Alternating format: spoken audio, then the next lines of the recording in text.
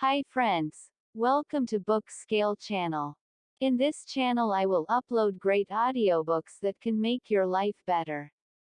Are you the guy who want to read books to make your life better and best but not having time to read it? Then no problem, you are in the correct place. In this channel I will upload great audiobooks. So you can just listen to them when you are in your bed, or while walking and many things. So hit the subscribe button and click the bell button to not to miss any audiobooks in our channel. Okay, wasting no time, we can start listening to the book. How to Win Every Argument. The use and abuse of logic. Introduction. Sound reasoning is the basis of winning at argument. Logical fallacies undermine arguments. They are a source of enduring fascination, and have been studied for at least 2.5 millennia. Knowledge of them is useful, both to avoid those used inadvertently by others and even to use a few with intent to deceive. The fascination and the usefulness which they impart, however, should not be allowed to conceal the pleasure which identifying them can give. I take a very broad view of fallacies. Any trick of logic or language which allows a statement or a claim to be passed off as something it is not has an admission card to the enclosure reserved for fallacies. Very often it is the case that what appears to be a supporting argument for a particular contention does not support it at all. Sometimes it might be a deduction drawn from evidence which does not sustain it. Many of the fallacies are committed by people genuinely ignorant of logical reasoning, the nature of evidence, or what counts as relevant material. Others, however, might be committed by persons bent on deception. If there is insufficient force behind the argument and the evidence, fallacies can add enough weight to carry them through.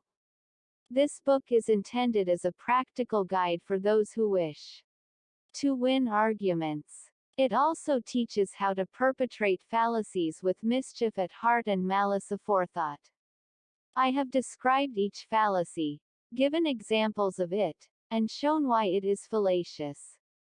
After any points of general interest concerning the history or occurrence of the fallacy, I have given the reader recommendations on how and where the fallacy may be used to deceive with maximum effect. I have listed the fallacies alphabetically, although a full classification into the 5 major types of fallacy may be found at the end of the book. It is well worth the reader's trouble to learn the Latin tags wherever possible. When an opponent is accused of perpetrating something with a Latin name, it sounds as if he is suffering from a rare tropical disease.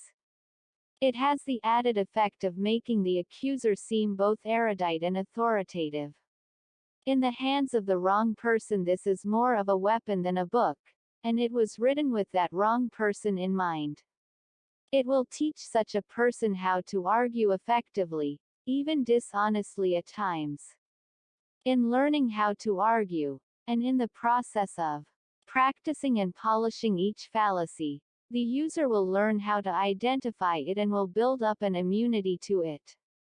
A working knowledge of these fallacies provides a vocabulary for talking about politicians and media commentators. Replacing the vague suspicion of double dealing will be the identification of the precise crimes against logic which have been committed.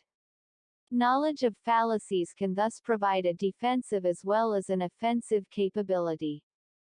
Your ability to spot them coming will enable you to defend yourself against their use by others, and your own dexterity with them will enable you to be both successful and offensive, as you set about the all-important task of making arguments go your way. Abusive analogy. The fallacy of abusive analogy is a highly specialized version of the ad hominem argument. Instead of the arguer being insulted directly, an analogy is drawn which is calculated to bring him into scorn or disrepute. The opponent or his behavior is compared with something which will elicit an unfavorable response toward him from the audience. Smith has proposed we should go on a sailing holiday, though he knows as much about ships as an Armenian bandleader does. Perhaps you do not need to know all that much for a sailing holiday. Smith can always learn. The point here is that the comparison is deliberately drawn to make him look ridiculous. There may even be several Armenian bandleaders who are highly competent seamen. The analogy may even be a valid one, from the point of view of the comparison being made. This makes it more effective, but no less fallacious, since the purpose is to introduce additional, unargued material to influence a judgment. If science admits no certainties, then a scientist has no more certain knowledge of the universe than does a Hottentot running through the bush. This is true, but is intended as abuse so that the hearer will be more sympathetic to the possibility of certain knowledge. The fallacy is a subtle one because it relies on the associations which the audience make from the picture presented.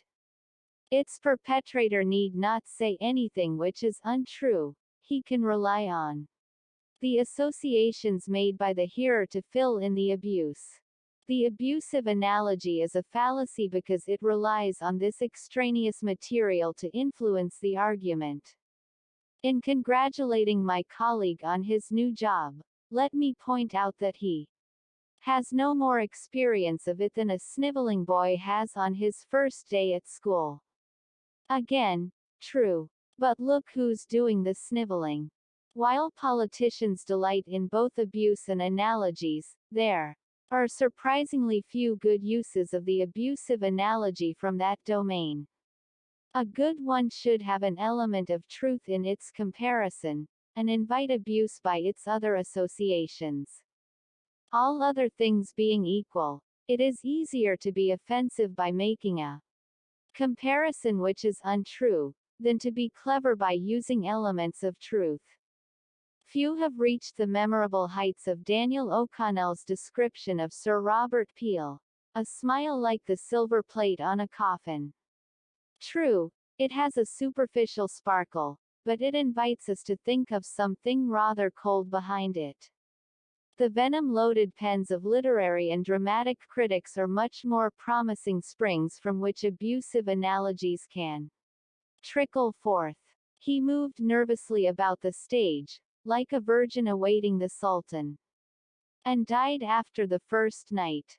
Abusive analogies take composition. If you go forth without preparation, you will find yourself drawing from a well-used stock of comparisons which no longer have the freshness to conjure up vivid images. Describing your opponents as being like straight-laced schoolmistresses, or sleazy strip club owners will not lift you above the common herd. A carefully composed piece of abusive comparison, on the other hand, can pour ridicule on. And congratulating my colleague on his new job, let me point out that he has no more experience of it than a sniveling boy has on his first day at school. Again, true. But look who's doing the sniveling. While politicians delight in both abuse and analogies, there are surprisingly few good uses of the abusive analogy from that domain. A good one should have an element of truth in its comparison, and invite abuse by its other associations. All other things being equal, it is easier to be offensive by making a comparison which is untrue, than to be clever by using elements of truth. Few have reached the memorable heights of Daniel O'Connell's description of Sir Robert Peel, a smile like the silver plate on a coffin. True, it has a superficial sparkle, but it invites us to think of something rather cold behind it. The venom-loaded pens of literary and dramatic critics are much more promising springs from which abusive analogies can trickle forth.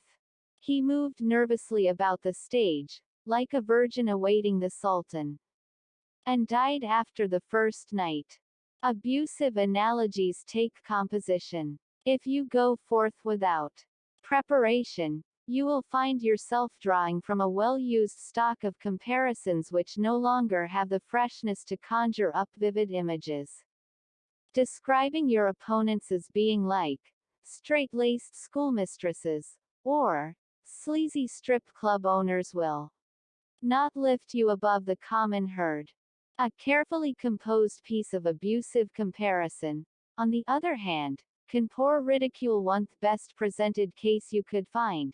A speech like a Texas Longhorn. A point here, a point there, but a whole lot of bull in between. Accent. The fallacy of accent depends for its effectiveness on the fact that the meaning of statements can change, depending on the stress put on the words.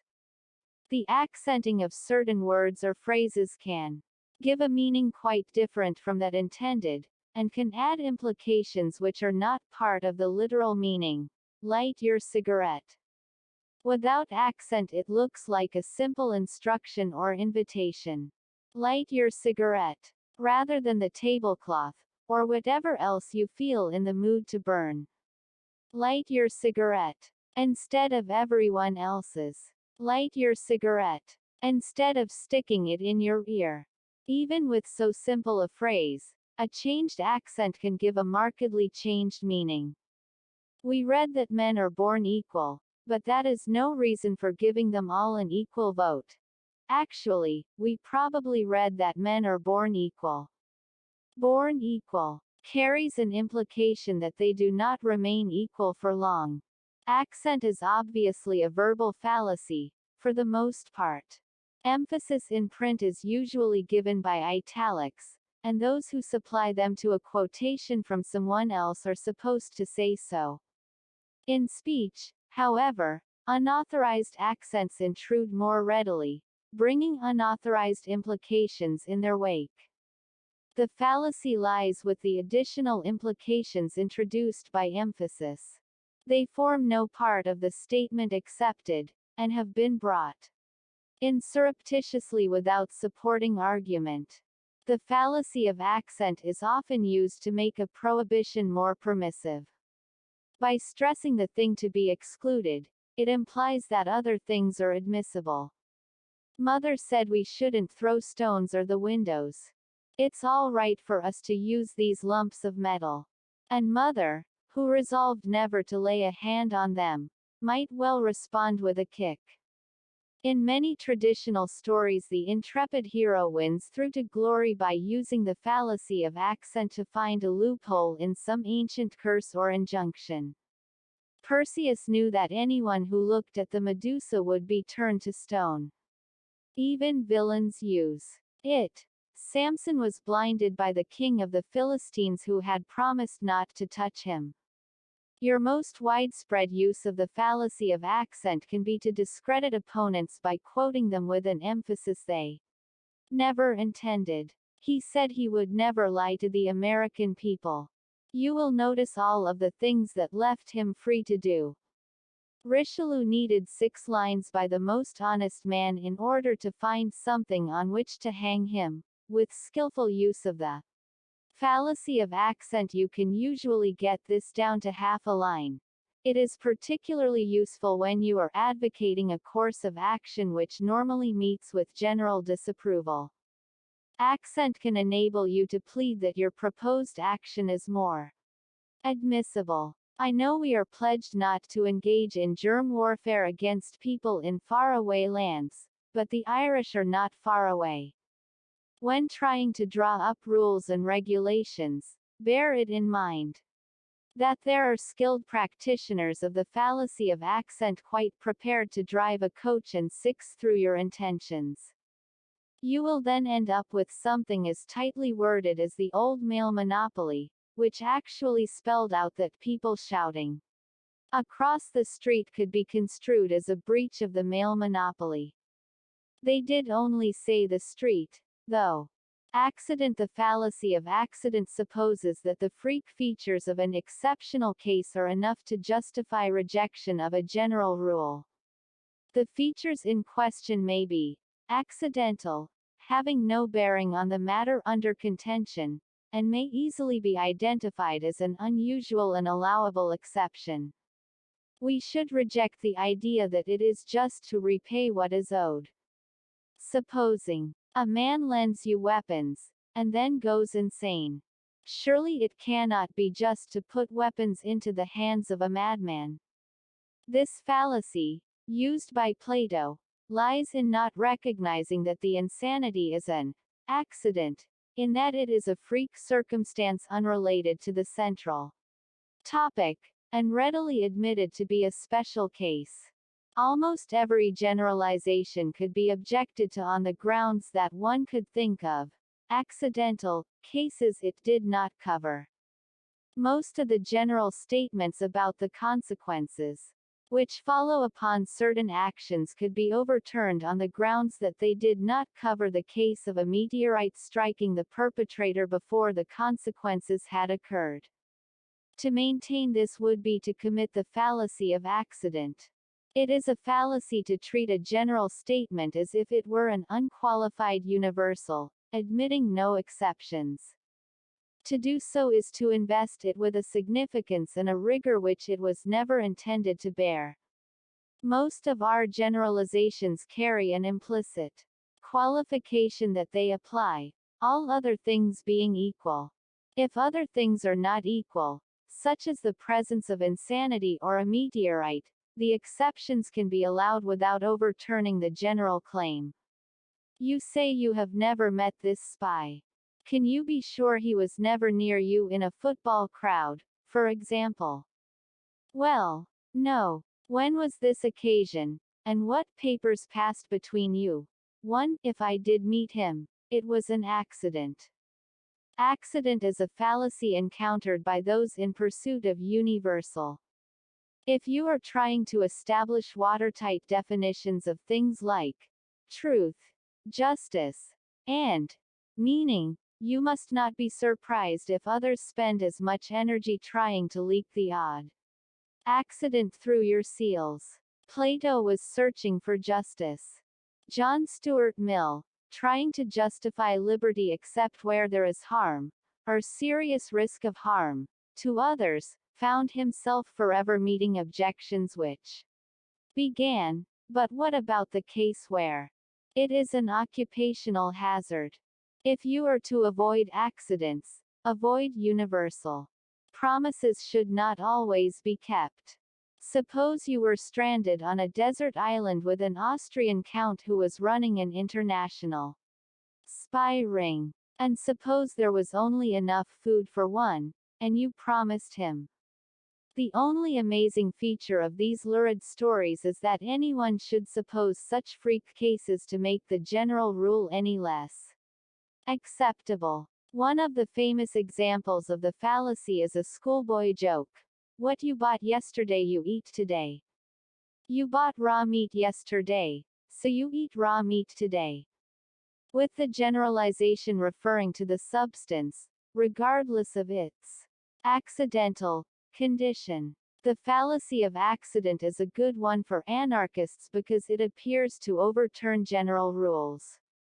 When it is claimed that you are breaking the rules, dig up the freakiest case your imagination will allow. If the rule does not apply in this case, why should it apply in yours? We all agree that it would be right to burn down a tax office if this were the only way to release widows and orphans trapped in the cellar. So what I did was not inherently wrong. Affirming the consequent to those who confuse hopelessly the order of horses and carts. Affirming the consequent is a fallacy which comes naturally. An occupational hazard of those who engage in conditional arguments. This particular fallacy fails to recognize that there is more than one way of killing a cat.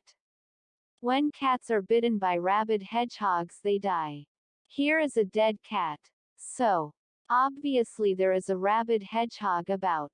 Before locking up your cats, reflect that the deceased feline might have been electrocuted, garroted, disemboweled, or run over. It is possible that a rabid hedgehog got him, but we cannot deduce it as a fact. The arguer has mixed up the antecedents and consequents. In an if-then construction, The if part is the antecedent, and the then part is the consequent. It is all right to affirm the antecedent in order to prove the consequent, but not vice versa. If I drop an egg, it breaks. I dropped the egg, so it broke. This is perfectly valid. It is an argument called the modus ponens, which we probably use every day of our lives. Compare it with the following version. If I drop an egg, it breaks. This egg is broken, so I must have dropped it. This is the fallacy of affirming the consequent. There could be many other incidents leading to a broken egg, including something falling upon it, someone else dropping it, or a chicken coming out of it. For valid logic, we must affirm the first part in order to deduce the second. In the fallacy, we affirm the second part in an attempt to deduce the first. Affirming the consequent is fallacious because an event can be produced by different causes. Seeing the event, we cannot be certain that only one particular cause was involved. If the Chinese wanted peace, they would favor cultural and sporting exchanges. Since they do support these exchanges, we know they want peace. Maybe. This conclusion might be the most plausible, but there could be other, more ominous reasons for their support of international exchanges. The cat can be killed in more ways than one. This fallacy receives a plentiful airing in our law courts, since it is the basis of circumstantial evidence. Where we have no eyewitness evidence, we work back from what is known to those actions which might have caused it. If he had been planning murder, he would have taken out extra insurance on his wife. He did take out extra insurance. If he intended poison, he would have bought some. He did buy some weed killer. If he had wanted to cut up the body, he would have needed a big saw. Such a saw was found in his toolshed. There could be alternative explanations, innocent ones, for all of these actions. It would be fallacious to say that any of them proved him guilty. But as they mount up, it becomes progressively easier for 12 good persons and true to eliminate reasonable doubts about coincidence. No doubt they are sometimes wrong, and thereby has hanged many a tale, together with the occasional innocent man. This is an extremely good fallacy to use when you wish to impute base motives to someone. Motives do not show, but the actions caused by motives do. You can always gain a hearing for your suggestion of less than honorable motives, by use of a skillfully affirmed consequent. She's just a tramp. Girls like that always flaunt themselves before men, and she did appear at the office party wearing a dress that was practically transparent. We can all see through this one. Amphibole is the fallacy of ambiguous construction. It occurs whenever the whole meaning of a statement can be taken in more than one way, and is usually the fault of careless grammar.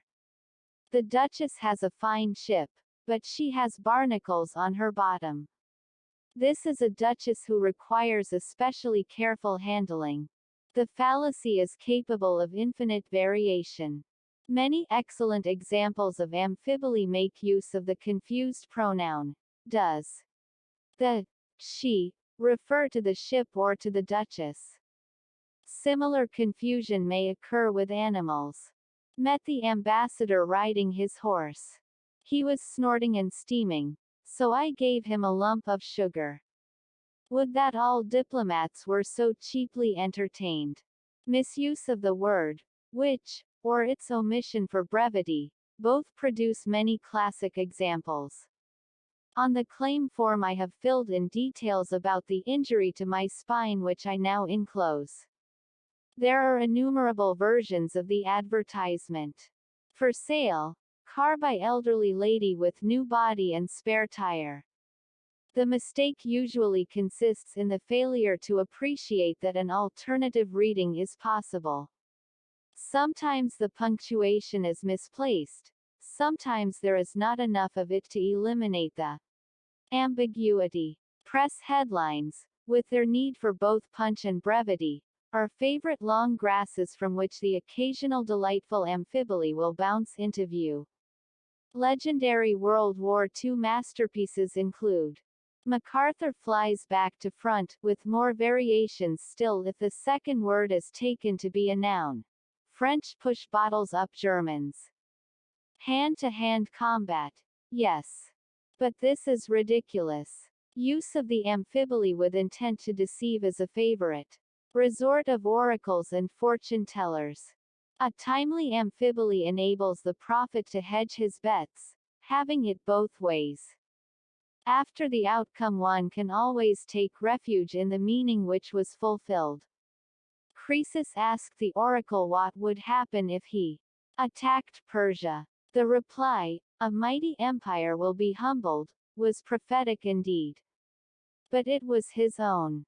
To become a skilled perpetrator of amphiboles, you must acquire a certain nonchalance toward punctuation, especially commas. You must learn to toss off lines such as, "I heard cathedral bells tripping through the alleyways," as if it mattered not a whit whether you or the bells were doing the tripping. You should acquire a vocabulary of nouns which can be verbs in a grammatical style which easily accommodates misplaced pronouns and confusions over subject and predicate. The astrology columns in popular newspapers provide excellent source material. The analogical fallacy. The analogical fallacy consists of supposing that things which are similar in one respect must be similar in others. It draws a comparison on the basis of what is known, and proceeds to assume that the unknown parts must also be similar. The body politic, like any other body, works best when there is a clear brain directing it. This is why authoritarian governments are more efficient. None of these false analogies likening the state to a human body ever seem to say much about its liver, pancreas, or waste disposal mechanism. Analogies are a useful way of conveying information. They enable us to talk about the new concept in terms which the audience already have experience of. The fallacy comes in the assumption of further similarities in the future on the basis of the ones already identified. Babies are like the weather in their unpredictability. They are also wet and full of wind. It is fallacious because analogies are tools of communication more than sources of knowledge. An analogy may suggest lines of enquiry to us, but it does not provide a basis for establishing discoveries. She had skin like $1,000,000. Green and crinkly. Analogical fallacies abound in the interpretation of history.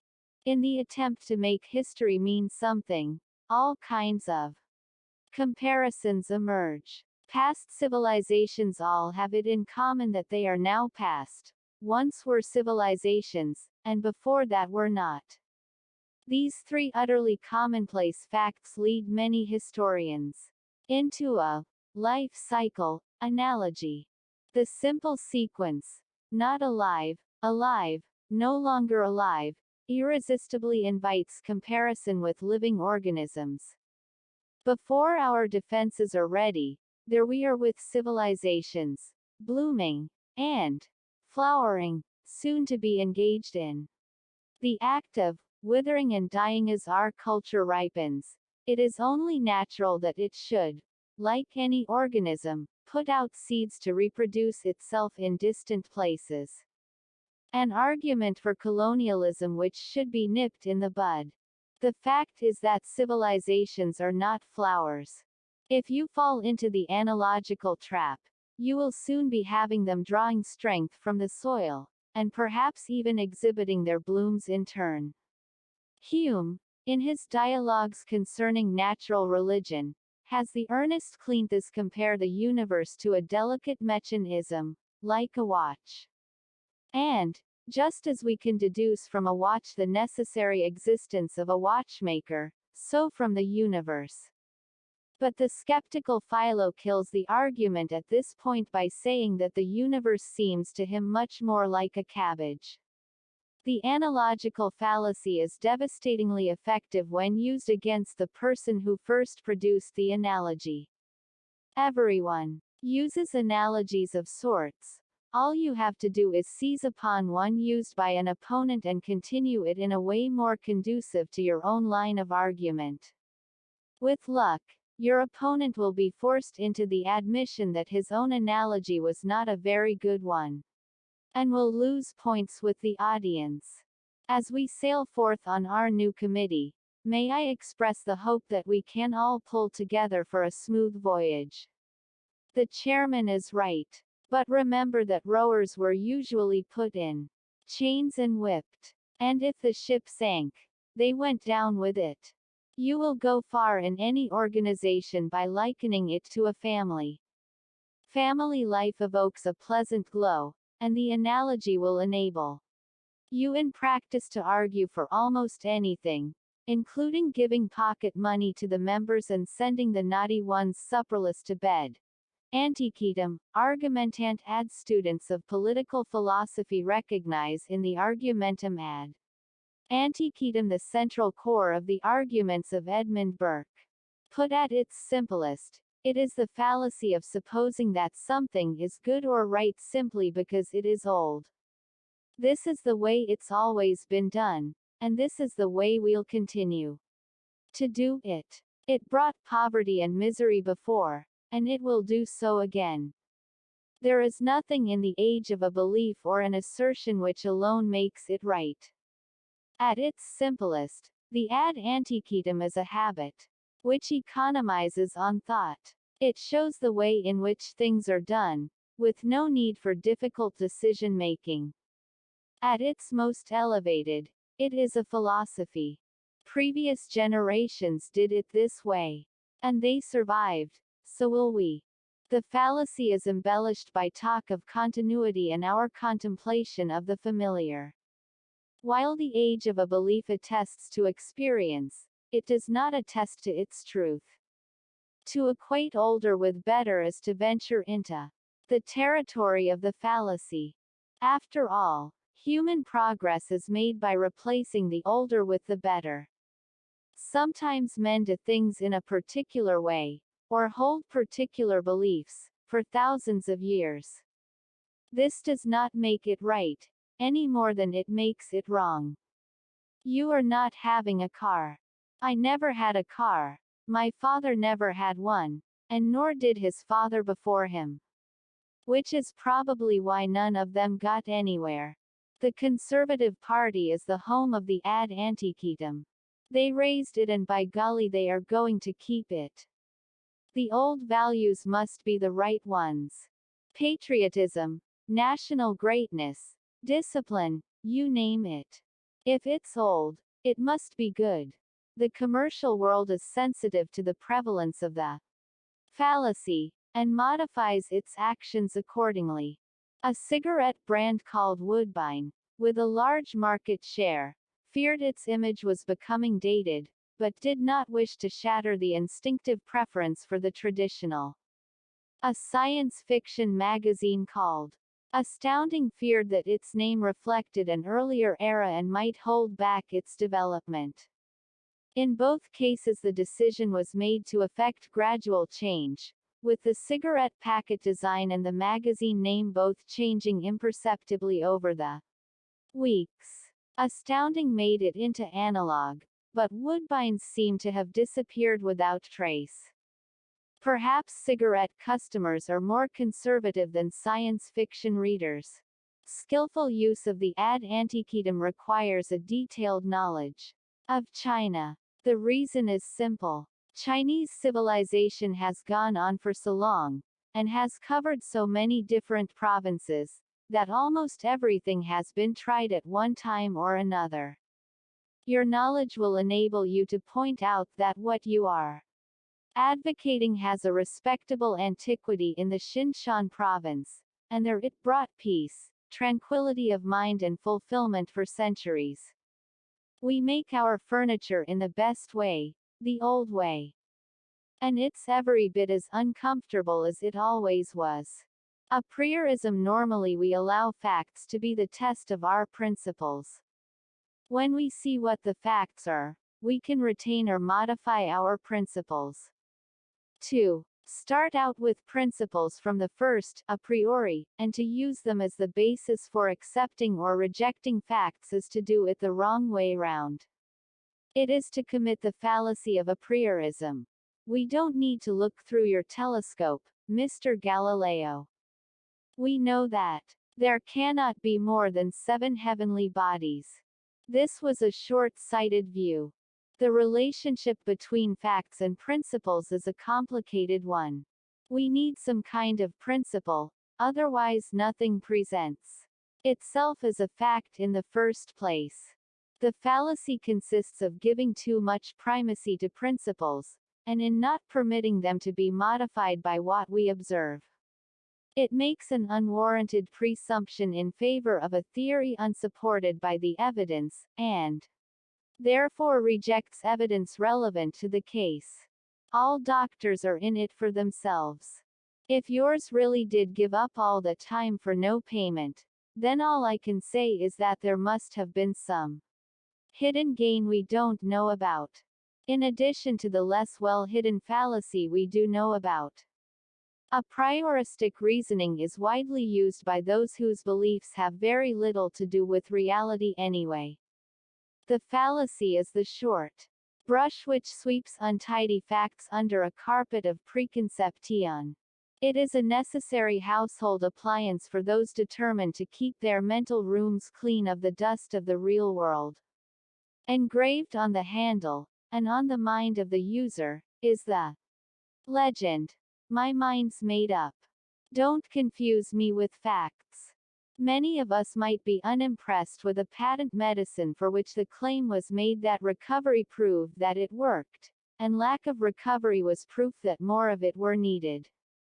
We might point out that the facts were being used to support the medicine, whichever way they turned out. Yet every day precisely the same claim is made for overseas development aid to poorer countries. If there is development, that shows it works. If there is no development, that shows we must give more of it. Heads they win, tails logic loses. The fallacy of aphorism can also be used to support a preconceived judgment against the evidence. If a politician we support is caught cheating in examinations, or in a compromising position with an intern, these are character-improving situations. They steal him and test him, making him a fitter candidate for office. For anyone else, of course, they would disqualify them from office. Since there are no cats in Tibet, this animal here, with the ears of a cat, the tail of a cat, the fur of a cat and the whiskers of a cat, shows that Tibetan dogs are pretty good actors. Not only that, they also catch mice and drink milk from a saucer. It is generally unproductive, when using a priorism, to dismiss the facts out of hand as untrue. After all, your audience might have been there to witness them. You will go much further by reinterpreting those facts, showing how they were not what they seemed. Far from contradicting your contention, they really support it. Still maintain that the books I recommended were the most popular ones. Of course I don't deny that they were the least read ones in the entire library, but I take that as a sign of their popularity.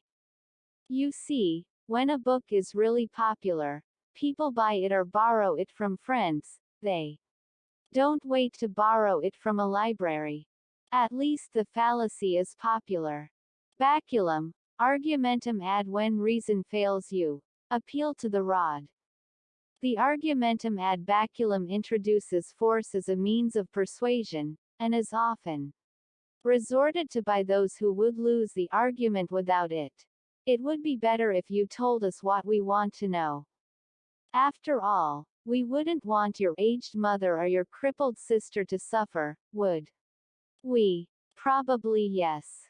The threatened force does not have to take the form of physical violence. The argumentum ad baculum is committed whenever unpleasant consequences are promised for failing to comply with the speaker's wishes. If you do not bring us the plans of the new missile, I regret I will be forced to send these photographs to the newspapers. The fallacy of the argumentum ad baculum lies in its introduction of irrelevant material into the argument. Strictly speaking, it leaves the argument behind, moving on to force as a means of persuasion. While force is undoubtedly effective sometimes in directing courteous attention to the speaker's wishes, its use represents the breakdown and subversion of reason. The ad baculum, alas, performs on the public stage of international relations. Powerful countries which fail to get their own way by reasoned discussion are not averse to tossing over an ad baculum to influence the talks. If even this fails, they toss over something a little larger. Joseph Stalin was a master of the ad baculum. Indeed, he made it his own to such an extent that his name is immortalized in a line of Khrushchev which sums up its potency. When Stalin says, "Dance, a wise man dances." Stalin himself appears to have taken the view that anyone without force to threaten had no business being involved in international affairs. His famous question, "How many divisions has the Pope?" was in response to a suggestion that the Pope should take part in an international conference. As Stalin's enemies often discovered, argument is not a very effective counter to an ad baculum. Political parties founded on an idealized view of human nature frequently accuse their rivals of too frequently resorting to ad baculum diplomacy. Sir William Browne delivered a well-wrought epigram on the subject. The king to Oxford sent a troop of horse, for Tories own no argument but force. With equal skill to Cambridge books he sent, for Whigs admit no force but argument. It would be a close thing today to decide whether it would be harder to find a Tory at Oxford than a literate man at Cambridge. You can use the ad baculum when you have the force to deploy and can escape the consequences of using it. The law is there to prevent arguments always being won by the stronger, and the many broken bones it would take to determine which was he. But your threats need not be strong physical ones to be effective. Many a speaker has gained his way by threatening to make an intolerable nuisance of himself until his demands were met. The Romans probably destroyed Carthage just to shut up Cato. Bifurcation. The presentation of only two alternatives where others exist is called the fallacy of bifurcation. Sometimes known as the black and white fallacy, it presents an either-or situation when in reality there is a range of options. If you are not with us, you are against us. Some people might think you partly right. Others might be with you on some things, against you on others. The vast majority probably do not care enough to have an opinion at all. Some situations in life have infinite gradations. Others offer a straightforward choice.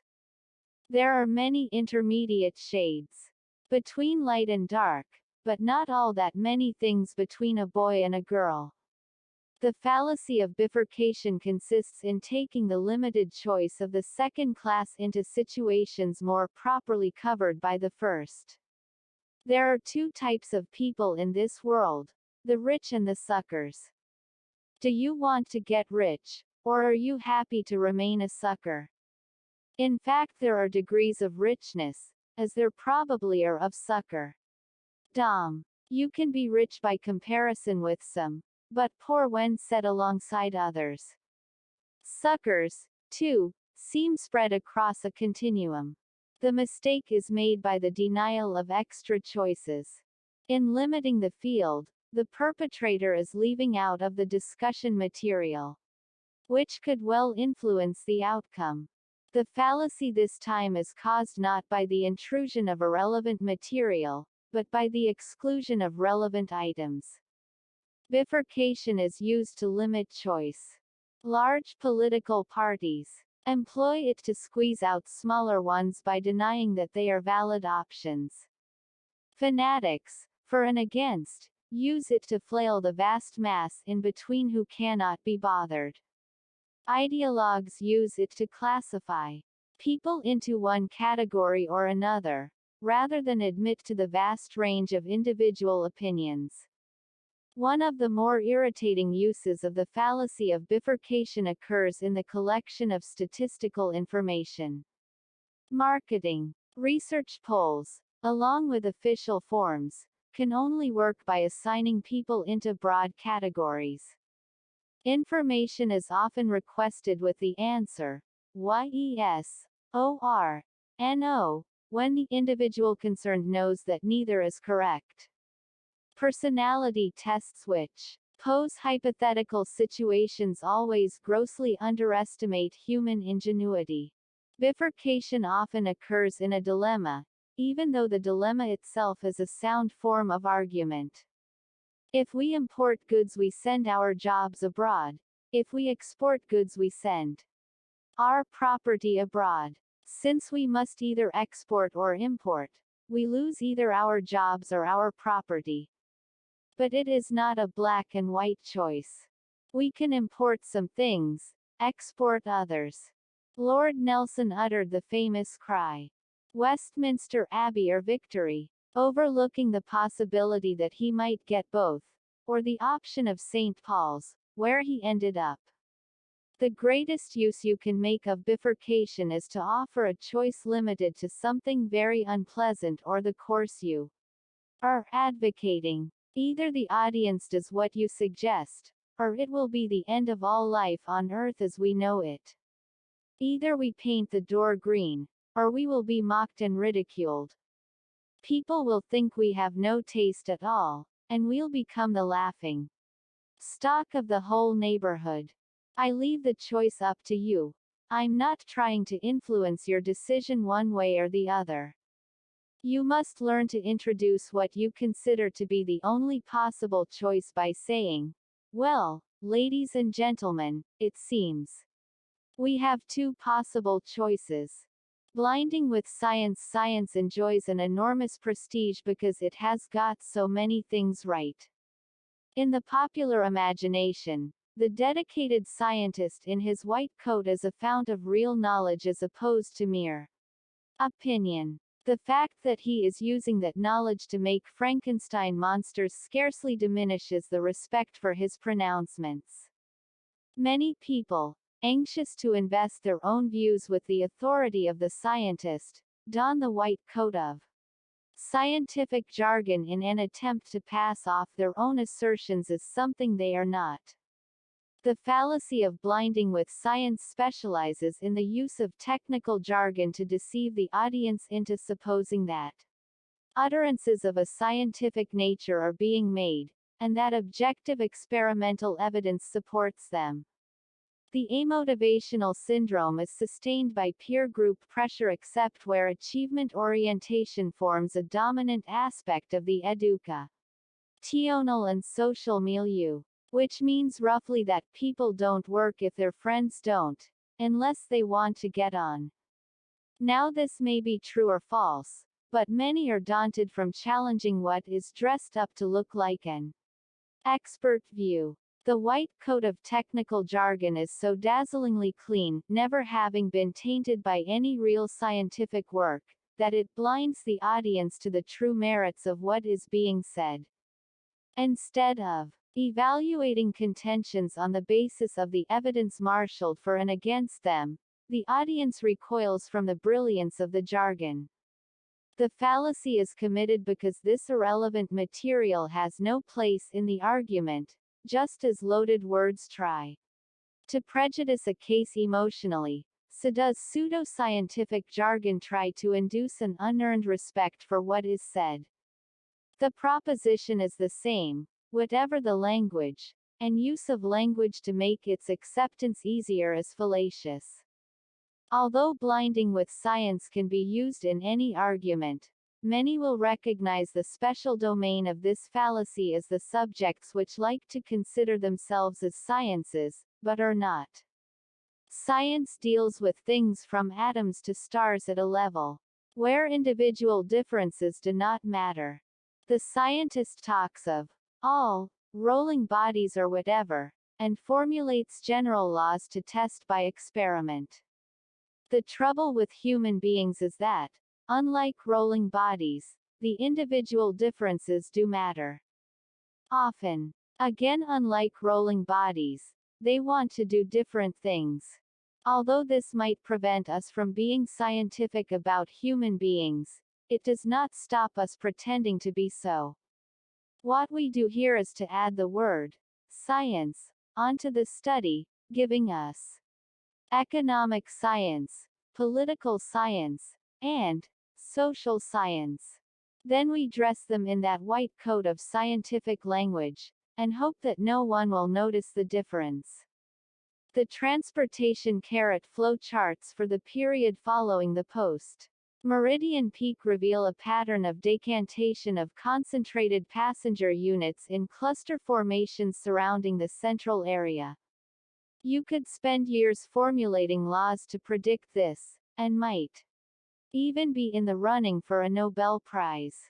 Just remember never to mention that people are coming into town to have a bite to eat, followed by a movie or a show.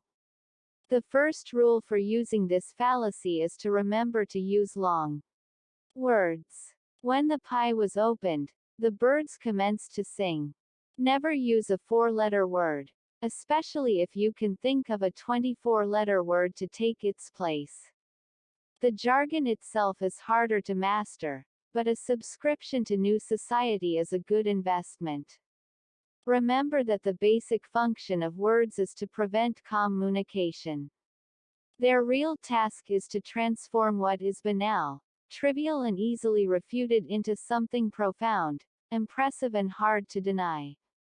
The small, domesticated carnivorous quadruped positioned itself in sedentary mode in superior relationship to the coarse textured rush-woven horizontal surface fabric, with its saucer of milk beside it. The fallacy of blinding with science is well worth the time and trouble required to master it. The years of work at it will repay you not only with a doctorate in the social sciences, but with the ability to deceive an audience utterly into believing that you know what you are talking about. The bogus dilemma. Quite apart from the casual use of the term to describe a difficult choice, the dilemma is also the name of an intricate argument. In a dilemma, we are told the consequences of alternative actions, and told that since we must take one of the actions, we must accept one of the consequences. A Greek mother told her son who was contemplating a career in politics, "Don't do it. If you tell the truth, men will hate you, and if you tell lies, the gods will hate you. Since you must either tell the truth or tell lies, you must be hated either by men or by the gods." The dilemma is a valid form of argument. If the consequences described are true, and if there really is a straight choice between them, then one or other of the consequences must follow. Very often, however, the information given is incorrect, and the choice is not as limited as is made out. In these cases, the dilemma is bogus. The bogus dilemma is the fallacy of falsely or mistakenly presenting a dilemma where none exists. In the above example, the son has several possible replies. He can claim that the dilemma is bogus by denying that the consequences follow. This is called grasping the dilemma by the horns. He can simply deny that men will hate him if he tells the truth.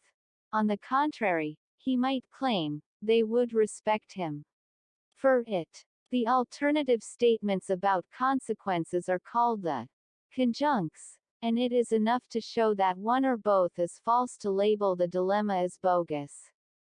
As another option, he might show that the choice is false. This is called going between the horns, and consists of showing that other choices are possible. Instead of limiting himself to truth or lies, he might be truthful at some times, deceitful at others. He might make statements which contain elements of both truth and falsehood. The dilemma is shown to be bogus if the choice, which is called the disjunct, is not an exhaustive one. A third way of dealing with a dilemma is to rebut it. This is an elegant technique which requires an equally ferocious beast to be fabricated out of the same elements as the original one, but sent charging in the opposite direction to meet it head-on. In the above example, the youth replied, "Shall do it, mother. For if I tell lies, men will love me for it, and if I tell truth the gods will love me. Since I must tell truth or lies, I shall be beloved of men or gods." This is so pretty that when one sees it done in debate, there is an urge to throw money into the ring. Protagoras, who taught law among other things, dealt with a poor student by agreeing to waive the fee until the man had won his first case. As time went by, and there was no sign of the youth taking on a case, Protagoras sued him. The prosecution was simple. If the court decides for me, it says he must pay. If it decides for him, he wins his first case and must therefore pay me. Since it must decide for me or for him, I must receive my money. The youth had been a good student, however, and presented the following defense: on the contrary, if the court decides for me, it says I need not pay. If it decides for Protagoras, then I still have not won my first case, and need not pay. Since it must decide for me or for him, either way I need not pay. The judge had a nervous breakdown and adjourned the case infinitely. He thereby proved the disjuncts false, and escaped between the horns of both dilemmas.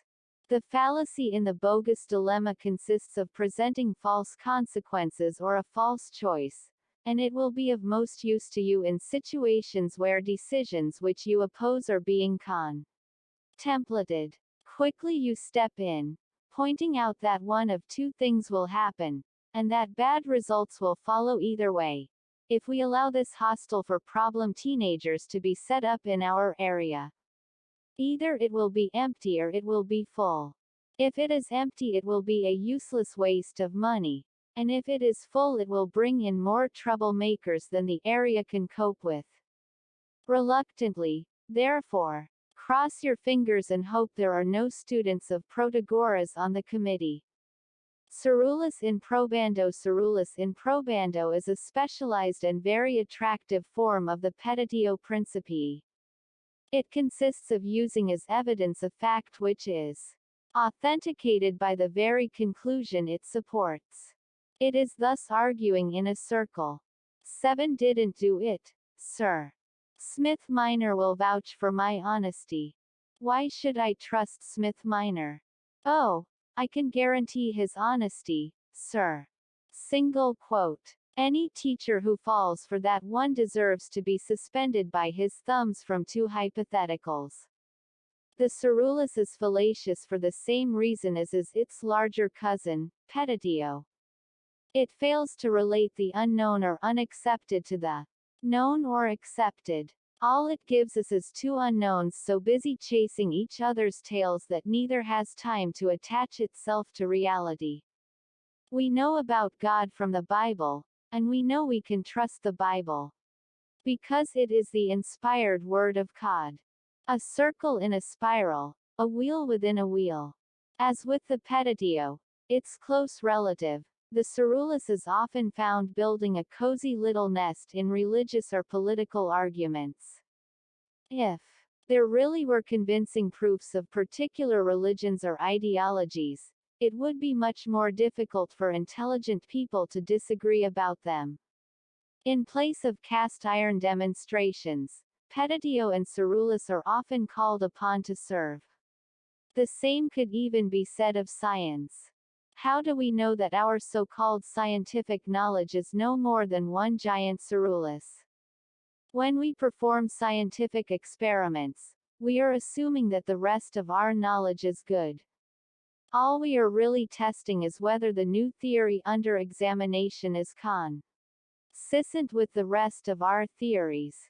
At no point can we test any of them against some known objective truth.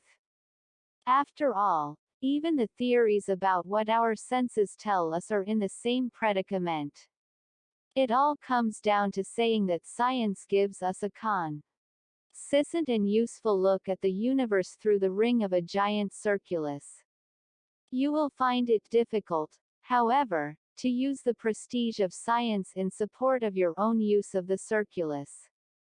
He is too easily spotted. For effective application in argument, being rather less wily than his big cousin, Petitio. 7 have the diamond, so I shall be leader. Why should you get to keep the diamond? Because I'm the leader, stupid. The more likely your conclusion is to be acceptable for other reasons, the more likely are you to get away with a circulus in support of it. When people are already half disposed to believe something, they do not examine the supporting arguments as closely. That said, circulus should be reserved for verbal arguments where memories are short. I'm asking you to do this because I respect you. How do I know that you respect me? Would I ask you to do it otherwise? If you want to do it, you'll believe it. The intelligent reader might suppose that fallacies such as circulus are too obvious to be more than debating tricks. Surely they could never seriously distort decisions of state by slipping through the massed ranks of civil servants, government committees and the cabinet. Not so. A major policy of Britain's government in the 1960s, adopted after the most serious public debate, was based upon a relatively obvious circulus in probando. This was the National Plan, an exercise in then fashionable national economic planning. Firms were asked to assume a national growth rate of 3.8%, and to estimate on that basis what their own plans for expansion would be.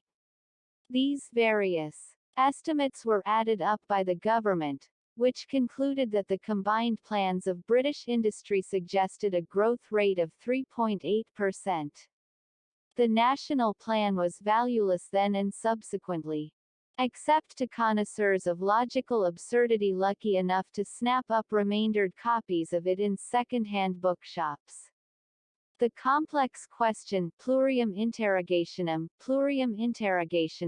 which translates as of many questions, is otherwise known as the fallacy of the complex question.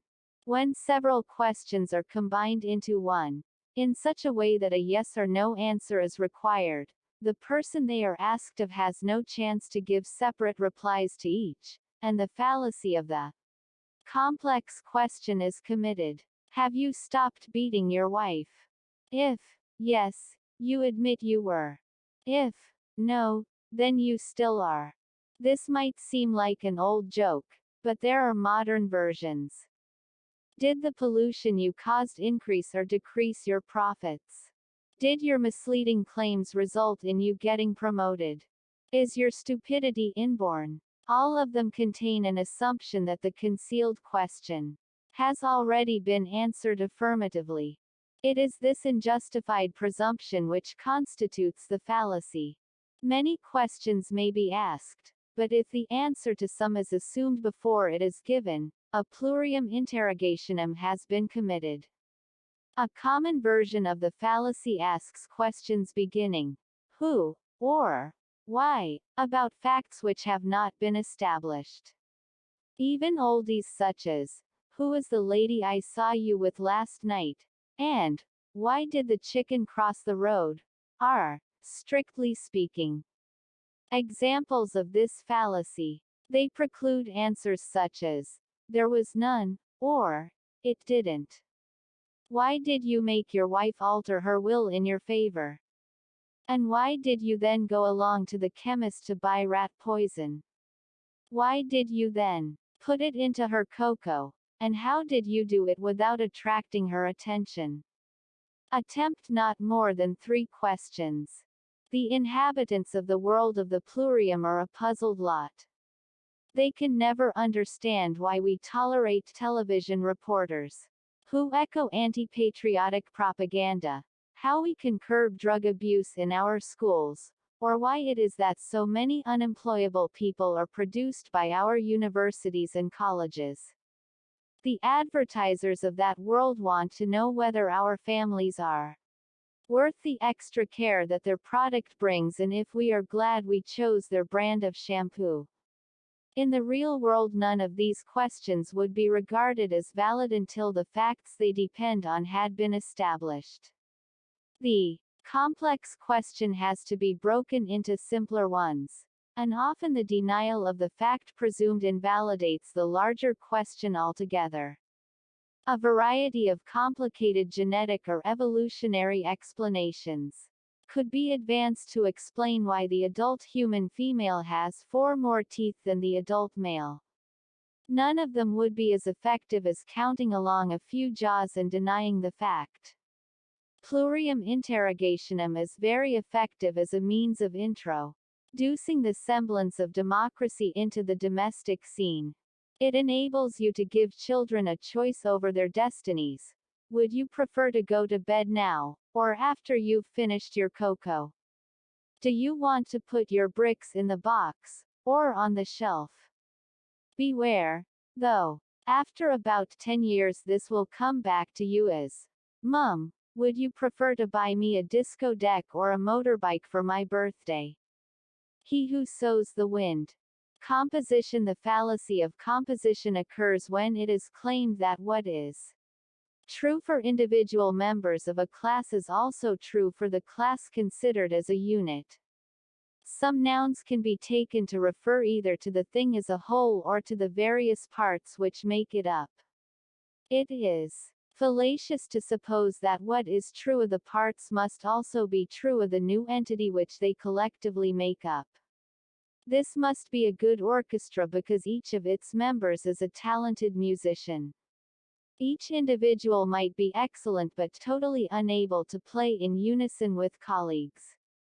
All of these virtuosos might be far too busy trying to excel personally to play as an effective team. Many a football manager has similarly transferred in many first-class players, only to find himself transferred out. Unless they can work as a team, it is easier to get the manager out of the ground than the ball into the net. Have gathered into one regiment all of the strongest men in the army. This will be my strongest regiment. I doubt it. The strength of a regiment depends on such factors as its morale and its teamwork, not to mention its speed, its ability to operate with minimal supplies, and similar attributes.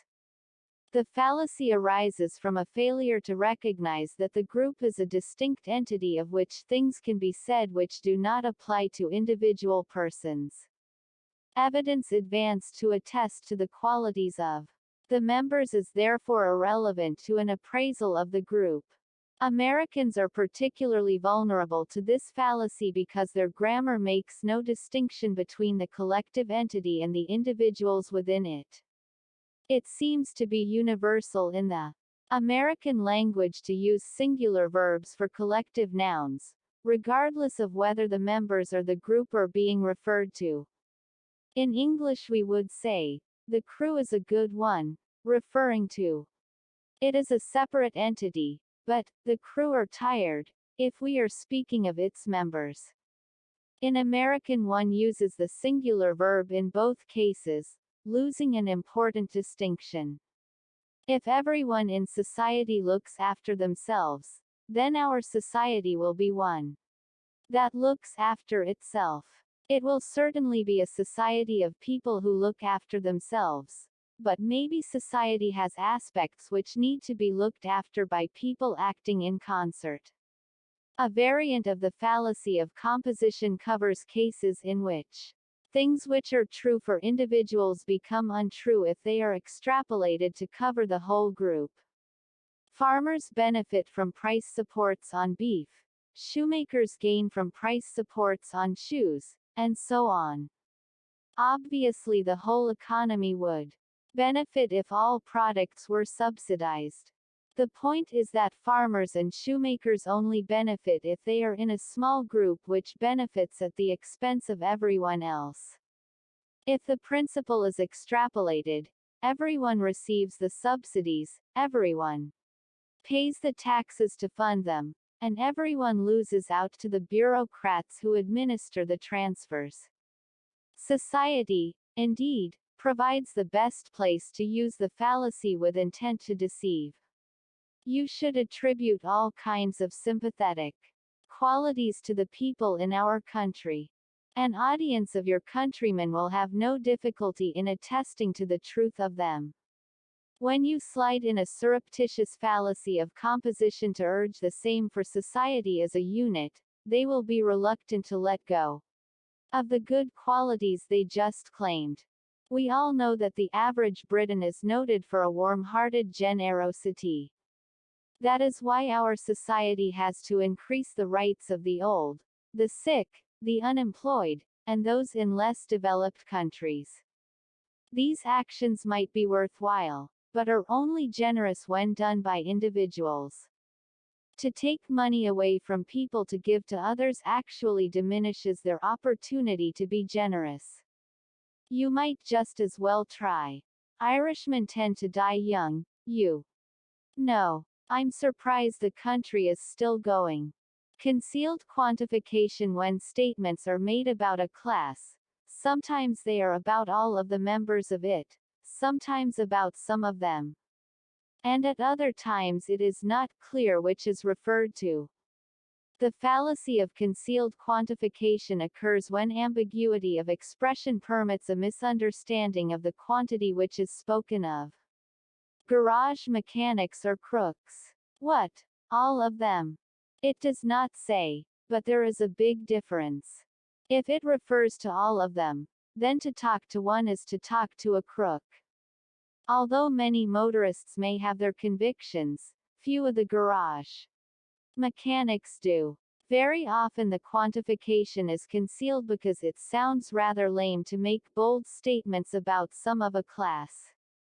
All is much better, but probably untrue. Rather than be limited by such a technicality, a speaker will often leave out the quantity in the hope that all will be understood. Someone might commiserate with a distraught parent by telling them, teenagers are troublesome. This can be accepted as some are, or even many tend to be so, but it could also be taken to mean that one has only to find a teenager to locate a troublesome person. This may not have been intended, however plausible it sounds. The fallacy comes with the ambiguity. The statement can be accepted with one meaning, yet intended with another. Of course, very different conclusions can be drawn from the two meanings. It is well known that members of the campaign for nuclear disarmament are communists. It is indeed, but not all of them, as seems to be implied. Even if some are communists, there is still room for others motivated by sincerity or stupidity. The fallacy is widely used to condemn whole groups on the basis of some of their members. Subversives teach at the Open University. This could mean that some do, but is unlikely to mean that all subversives are so employed. It could even be taken as telling us that only subversives teach there. The quality of the average BA would vary enormously, depending on which were true, as indeed might the course content. Concealed quantification can also be a prelude to tarring an individual with the characteristics of the group to which he belongs by hiding the fact that they apply only to some of that group. Have you ever noticed that bishops are fat? I suppose now that Johnson has been raised to a bishopric he'll expand a bit himself. Wait and see. You should use concealed quantification to make a weak case look stronger than it is. If you are trying to sow doubts about a person, you can use their membership of some group to cast general aspersions about them. Make reasonable sounding statements which are true of some, and allow your audience to supply the all, or the only, which are needed to brand him as, well, don't think we should hire Thompson. I see he's a keen fisherman. Idlers take up fishing, so I think it's a very bad sign. The audience take the bait, make it only idlers, and Thompson is already hooked. Conclusion which denies premises. The conclusion which denies its premises is one of the, oh dear, I forgot what else started to say, fallacies. It starts by maintaining that certain things must be true, and ends up with a conclusion which flatly contradicts them. If the conclusion is not consistent with the arguments used to reach it, then somewhere there is a hole in the reasoning through which the logic has slipped silently away. Son, because nothing is certain in this world, we have to hold on to what experience tells us. Are you sure, Dad? Yes, son. I'm certain. The fallacy is identified by the inconsistency. If the conclusion contradicts the premises, at least one of them must be wrong. This means that our conclusion is either false itself, or derived from false information. The conclusion which denies its premises constantly slips uninvited into religious arguments. People are so used to thinking of divine beings as exceptions to every rule that they tend to use the word everything when they mean everything except God. Everything must have a cause. That, in turn, must result from a previous cause. Since it cannot go back forever, we know that there must be an uncaused causer to start the process. But if everything must have a cause, how can there be such a thing as an uncaused causer? The fallacy has a most distinguished history, being used, although not identified as such, by Aristotle and Thomas Aquinas among many others. It has many faces. The uncaused causer can be a first cause, or even a first mover. It can be reworded in many ways, but never without fallacy. Attempts to make a divine being the allowable exception to the original claim usually beg the question or subvert the argument. Everything in the universe must have a cause outside of itself.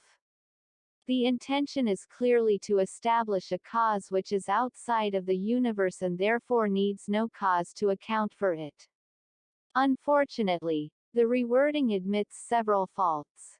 1. The new version is more complex and is not obviously true.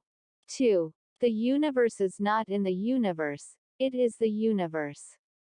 3. Everything in the universe is the universe. This allows us to translate the opening line as, the universe must have a cause outside of itself. Given such an assumption, it is hardly surprising that we go on to prove it. There are many simpler versions in popular currency, none of them free from the basic inconsistency of allowing the preferred answer to be the one permitted exception. No matter how many stages you take it back, everything must have had a beginning somewhere. God started it all. He, presumably, did not have a beginning somewhere. Nothing can go on forever. There must have been a God to start it. One who goes on forever, of course. When using the conclusion which denies premises, you should bear in mind three things. First, the more distance there is between your opening line and your conclusion, the less likely are your audience to spot the contradiction. Second, they will often allow a speaker to make statements about everyone, without applying them to the speaker himself. Third, if your conclusion is about things which are usually admitted to have exceptional properties, your fallacy has a better chance of escaping detection. Never believe what people tell you about patent medicine. They are always liars. It is because you know that I am truthful about this that you will know I am also telling the truth when I tell you that my snake oil here is the most remarkable. Remarkable. Contradictory premises. No matter how good the logic may be, you cannot rely on an argument which has certain falsity built into it. For a sound argument, true premises are needed, as well as valid logic. The problem with contradictory premises is that they cannot both be true. If one is true, the other must be false, and vice versa. In other words, we can be certain that at least one of them must be false, and cannot therefore generate a sound argument. Everything is mortal, and God is not mortal, so God is not everything. This might look like an argument against pantheism, but it is in fact an argument against common sense. Since the premises contradict each other, one must be false. This makes any conclusion unreliable.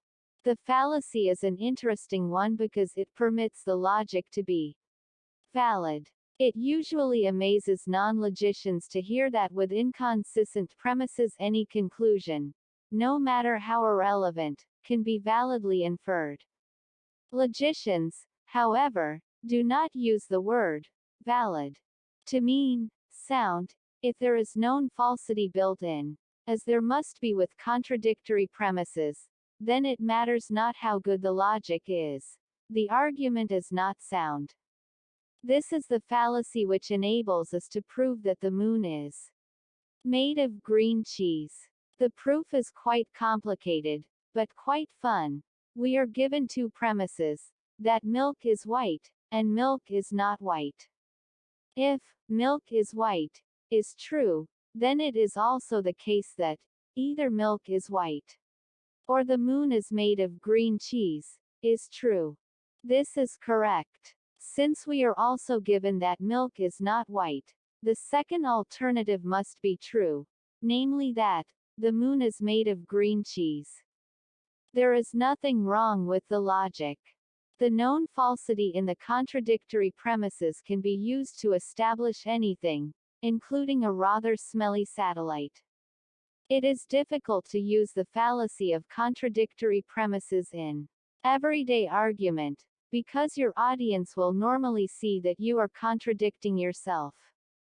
What you can do, however, is to use contradictions which are normally accepted in loose speech, and proceed to wrap them up in tight logic. He's a real professional, but a bit of an amateur at times. It sounds acceptable enough, but remember that from it you can literally prove that the moon is made of green cheese. Crumentum, argumentum ad. The argumentum ad crumentum assumes that money is a measure of tightness, and that those with money are more likely to be correct. If you're so right, why ain't you rich? Is the common form, but it translates poetically as the belief that truth is booty. There have been branches of Christianity which held that worldly success could be taken as a mark of divine favor, and there have been constitutions which loaded the franchise to the advantage of those with wealth and property. Note that those earning in excess of £100,000 per year tend to agree with me. Maybe so. He might have added that right-handed people disagreed with him, that 6-foot-tall people agreed, and that those with hazel eyes were evenly divided. These have about as much to do with being right as money does.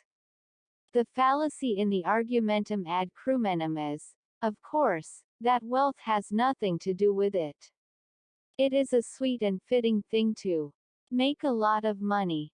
It is also a sweet and fitting thing to be right, but only an undistributed middle can relate the two because of this. Behind the argumentum ad crumentum there lies the vague feeling that God would not allow people who were wicked and wrong to scoop the pool of life's goodies. We know that money isn't everything, but we suspect, deep down, that it is 90 things out of 100, that it will buy 9 of the remaining 10, and even make the absence of the remaining one tolerably comfortable. Surely a man who can make £60 million in a year by recording 4 songs cannot be all wrong. He can. The world's most expensive beer. But it makes you no more drunk than does the cheapest. There are limited and artificial situations in which money is the measure of right. The customer is always right. This is because the customer has the money. It is true in America, but in Britain the convenience of the shopkeeper often comes first, and in France or Germany it always does. In the field of tipping, money can often bring right in its wake. Cabby, get me to the airport by 10 o'clock. This cab ain't got wings, mister. Here's £20 if you make it. Stand by for takeoff. My friend wants to know where Big M was last night.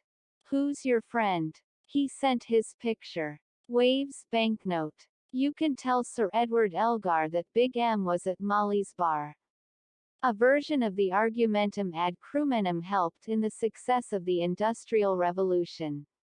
The belief that the virtues of thrift, perseverance and hard work are rewarded by wealth led Natu rally to its converse, that worldly goods were the hallmark of virtue. A society in which one needs to make money to be respected for moral worth is probably conducive to an expanding economy. Your own use of the fallacy is best reserved for situations where you personally can ensure that money not only talks, but positively monopolizes the conversation. 7 Say we do it this way, and I own 60% of the shares in this company. Chorus, you're right. G. This differs only in degree from the junior version. 7 Say it was a goal, and it's my football. Cum hoc ergo propter hoc. The cum hoc fallacy assumes that events which occur together are causally connected, and leaves no room either for coincidence, or for the operation of an outside factor which separately influences those events. A tourist met a Spanish peasant and his wife on a train. They had never seen bananas before, so he offered one to each of them. As the farmer bit into his, the train entered a tunnel. Don't eat it, Carmen, he shouted, they make you blind. Like the post hoc fallacy which links events because they occur consecutively, the cum hoc fallacy links them because they occur simultaneously. It is a fallacy because of its unwarranted assumption that either of the events would not occur without the other one. Things are happening all the time. Scarcely a day goes by without rain, electricity bills, televised show jumping, or the Guardian newspaper.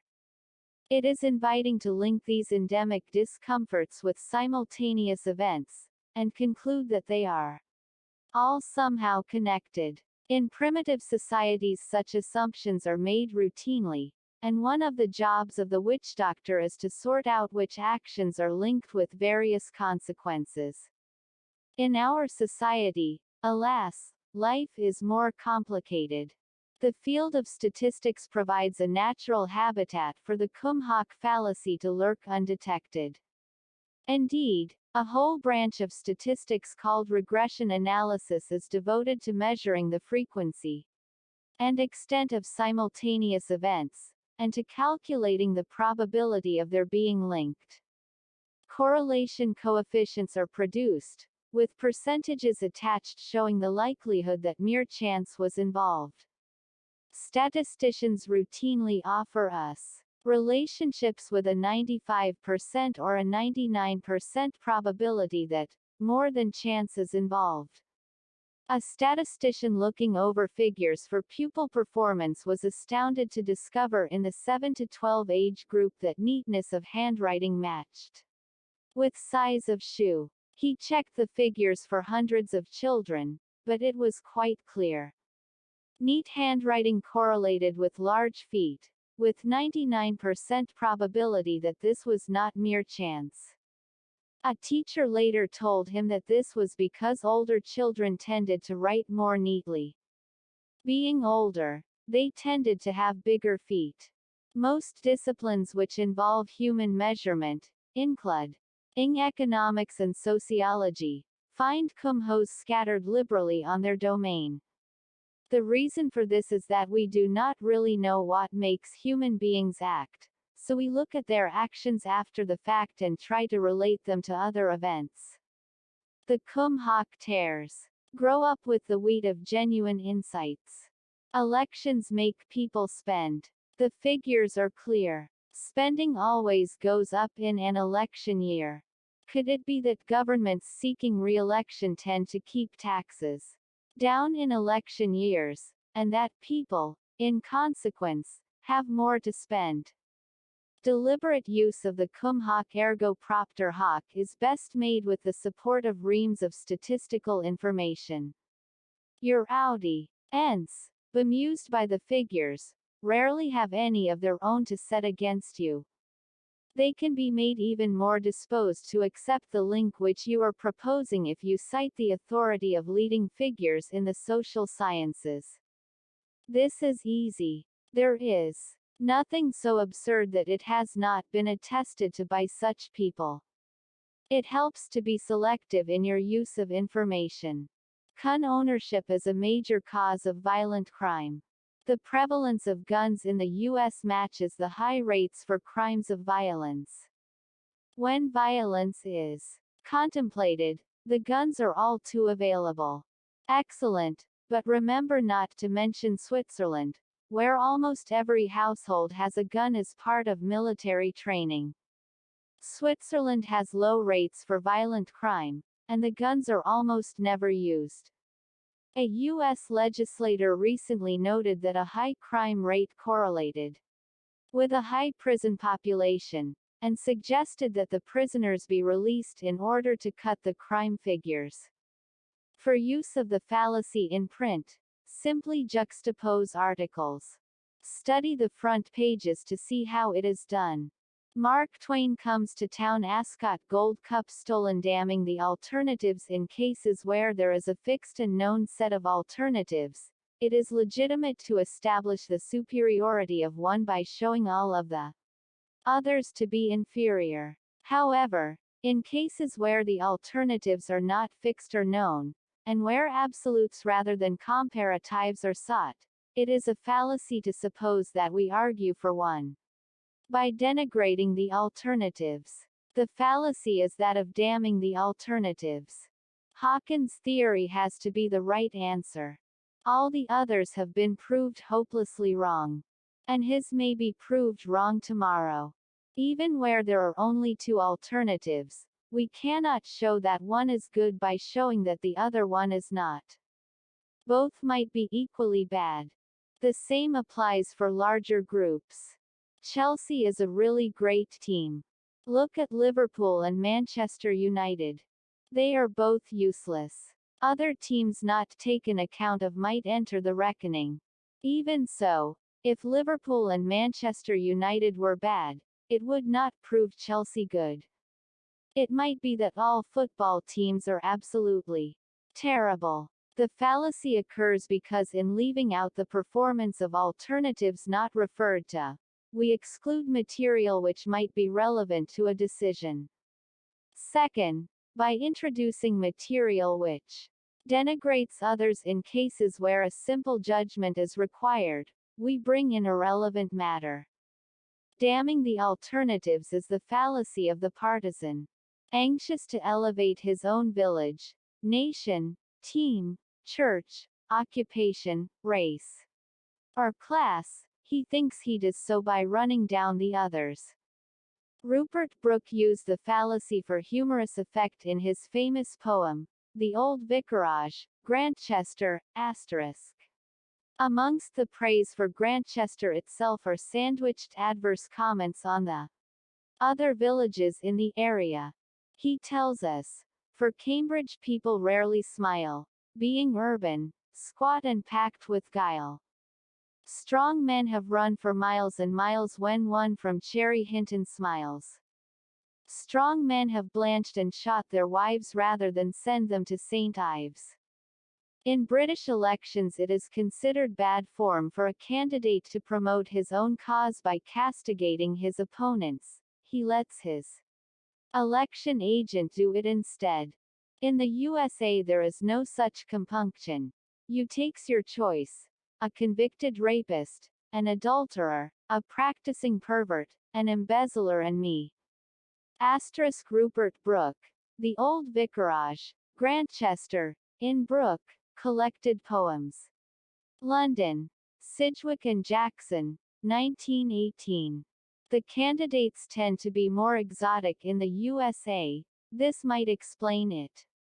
The fallacy will give you hours of innocent fun, and a fair amount of guilty fun, in running down the alternatives to what you are proposing. We appear to have a kind of double vision which leaves us short-sighted on virtue but hawk-eyed for faults. To you this is but opportunity. When you pick on a couple of alternatives and expose their imperfections, the audience will be turning those defective eyes away from your own proposal. They will assume that you would not run down everything else as mean, foolish, wrong and wicked if your own ideas were no better. They will be mistaken. No design for a new building ever meets with universal approval. But look at the alternatives. A glass-fronted matchbox, something with all the pipes on the outside, or a molded concrete monstrosity. Whereas the one you approve of lets in water, sheds tiles on passers-by and needs a king's ransom to maintain. But they won't see that if you keep them focused on the damned alternatives. Definitional retreat. A definitional retreat takes place when someone changes the meaning of the words in order to deal with an objection raised against the original wording. By changing the meaning, he turns it into a different statement. He's never once been abroad. As a matter of fact, he has been to Boulogne. You cannot call visiting Boulogne going abroad. What can you call it then? How about calling it sitting on a deck chair at Blackpool? Words are used with conventional meanings. If we are allowed to deal with objections to what we say by claiming that they mean something totally unusual, rational discourse breaks down altogether.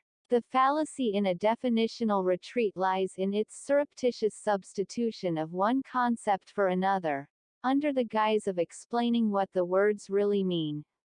The support advanced for the one position might not apply to its substitute. When I said I hadn't been drinking, officer, I meant that I hadn't had more than I get through in a normal social evening.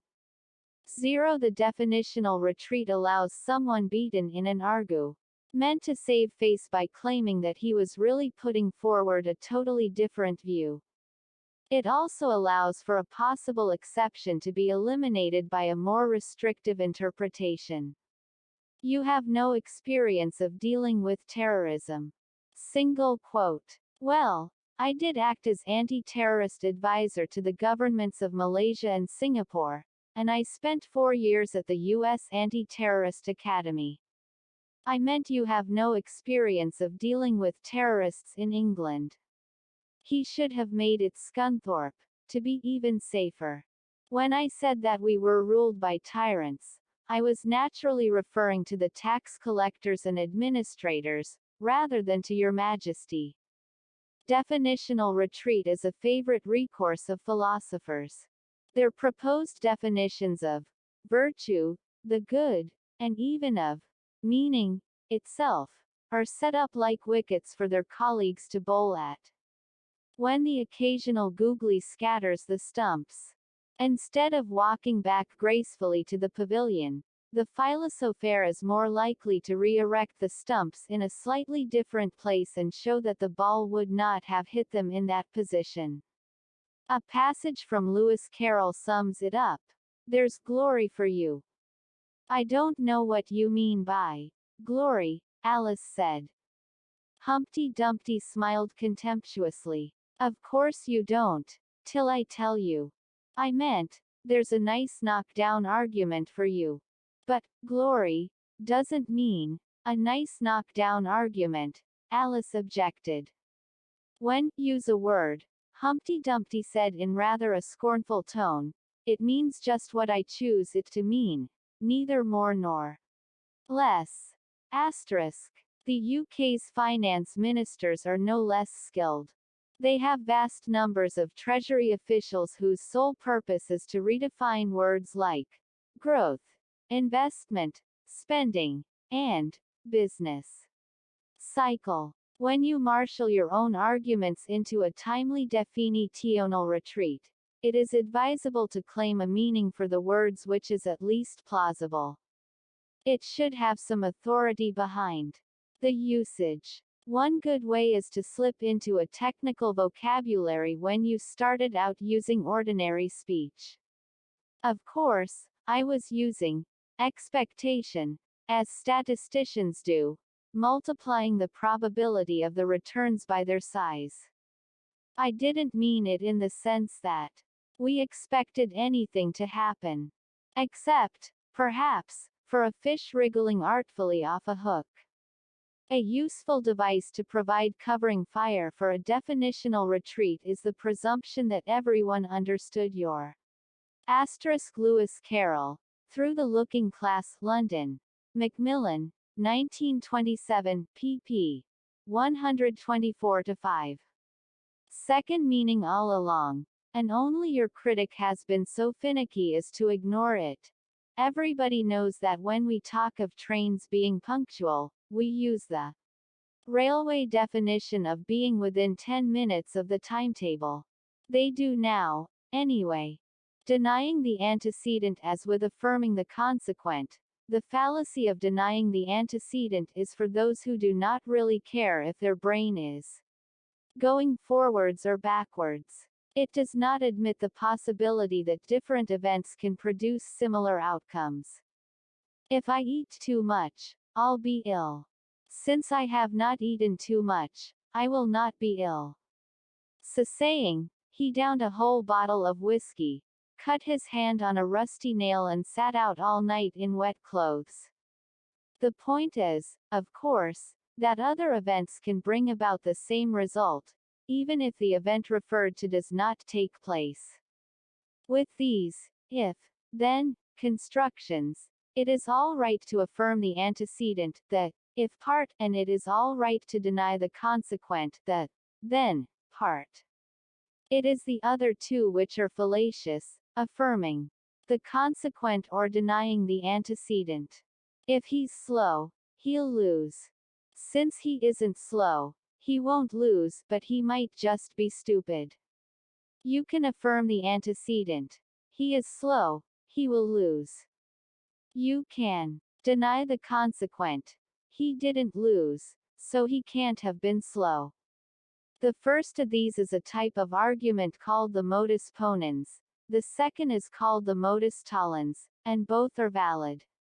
It is the other two which are fallacies, even though they resemble the valid forms. Denying the antecedent is a fallacy because it assigns only one cause to an event for which there might be several. It dismisses other possibilities which could occur. The fallacy commonly occurs where plans are being laid. It engenders the belief that if those things are avoided which bring harmful consequences, then a pleasant outcome can be expected. If I smoke, drink or have sex, it will shorten my lifespan. I shall give up cigars, booze and women and live another 100 years. No, it will just feel like 100 years. It occurs to no lesser degree on the international scale. Countries may calculate the courses of action which bring unpleasant consequences in their wake. What they are not able to do is ensure themselves against even worse outcomes simply by avoiding those actions. If we have a strong army, countries which fear it might attack us. So by disarming, we remove that risk. Possibly, but they might be more likely to attack because it brings no retaliation. You can use the fallacy of denying the antecedent very skillfully in support of the status quo. It is a natural conservative fallacy. Because most changes we make do not avert all of the evils of the world. By pointing to the likelihood that death and taxes will be the result of the proposed actions, you might lull an audience into rejecting them. The fact that death and taxes will result anyway should not impinge on your success. Dicto simpliciter is the fallacy of sweeping generalization. It consists of the application of a broad general rule to an individual case, whose special features might make it exceptional. To insist that the generalization must apply to each and every case, regardless of individual differences, is to commit the fallacy of dicto simpliciter. Of course you voted for the resolution. You're a dock worker, and your union cast 120,000 votes in favor. Carried unanimously, brothers, and by a clear majority. Many of our general statements are not universals. We make them in the full knowledge that there will be cases whose accidental features make them exceptions. We are apt to say that various things make people healthy, knowing that we do not necessarily have to mean all people. We make similar generalizations about foods, even though we recognize that some people have allergies to various foodstuffs. When we insist on treating a generalization as if it were a universal which admitted no exceptions, we commit a dicto simpliciter. The fallacy arises because we use information about the whole of a class, which has not been established or accepted. We bring in outside material, therefore, without justification. Everyone knows that hooded teenagers are criminals. Since this hooded one isn't breaking any laws, he must be older than he looks. Or maybe he's just having a day off. Dicto simpliciter arises whenever individuals are made to conform to group patterns. If they are treated in tight classes as teenagers, Frenchmen, or traveling salesmen, and are assumed to bear the characteristics of those classes, no opportunity is permitted for their individual qualities to emerge. There are political ideologies which attempt to treat people in precisely this way, treating them only as members of subgroups in society and allowing them only representation through a group whose values they may not, in fact, share.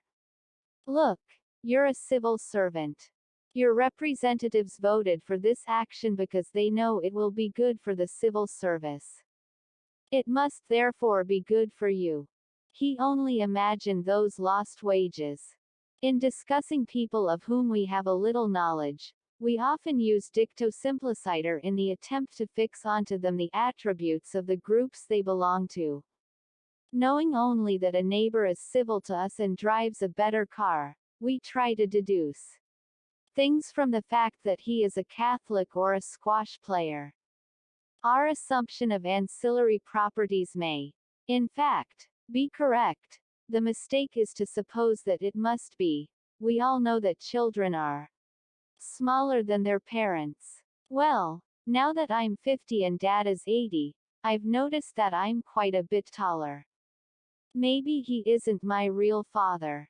Dicto simpliciter can be used to fit people into stereotypical molds. Since they belong to the class of Frenchmen, ballet dancers and horse riders, they must be great lovers, effeminate and bow-legged. You must appeal to generally accepted truisms in order to fill in details about individual cases which would otherwise be resisted. You should as a parent use dicto simpliciter to trick your child into doing what you want instead of what they want. Spinach is good for growing children. Eat it up. But beware of the construction which says that all good children do such and such. Your progeny might slip out of the group in question by recognizing themselves as bad. Division. The doppelganger of the fallacy of composition is that of division. When we attribute to the individuals in a group something which is only true of the group as a unit, we fall into the fallacy of division. Welsh speakers are disappearing. David Williams is a Welsh speaker. Therefore David Williams is disappearing. No such luck. Only the class of Welsh speakers is disappearing, not the individuals who make it up. We commit the fallacy by sliding our adjectives to describe the whole over onto the individuals who comprise it. The Icelanders are the oldest nation on earth. This means that Björk must be older than other pop stars.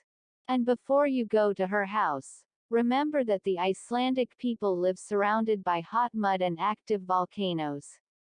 As with composition, the source of the error in the fallacy of division lies in the ambiguity of collective nouns.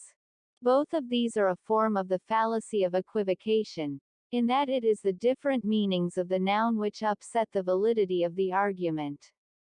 It would only be valid if the same meaning were retained throughout. The Gospels are 4 in number. St. Mark's is a Gospel, so St. Mark's is 4 in number.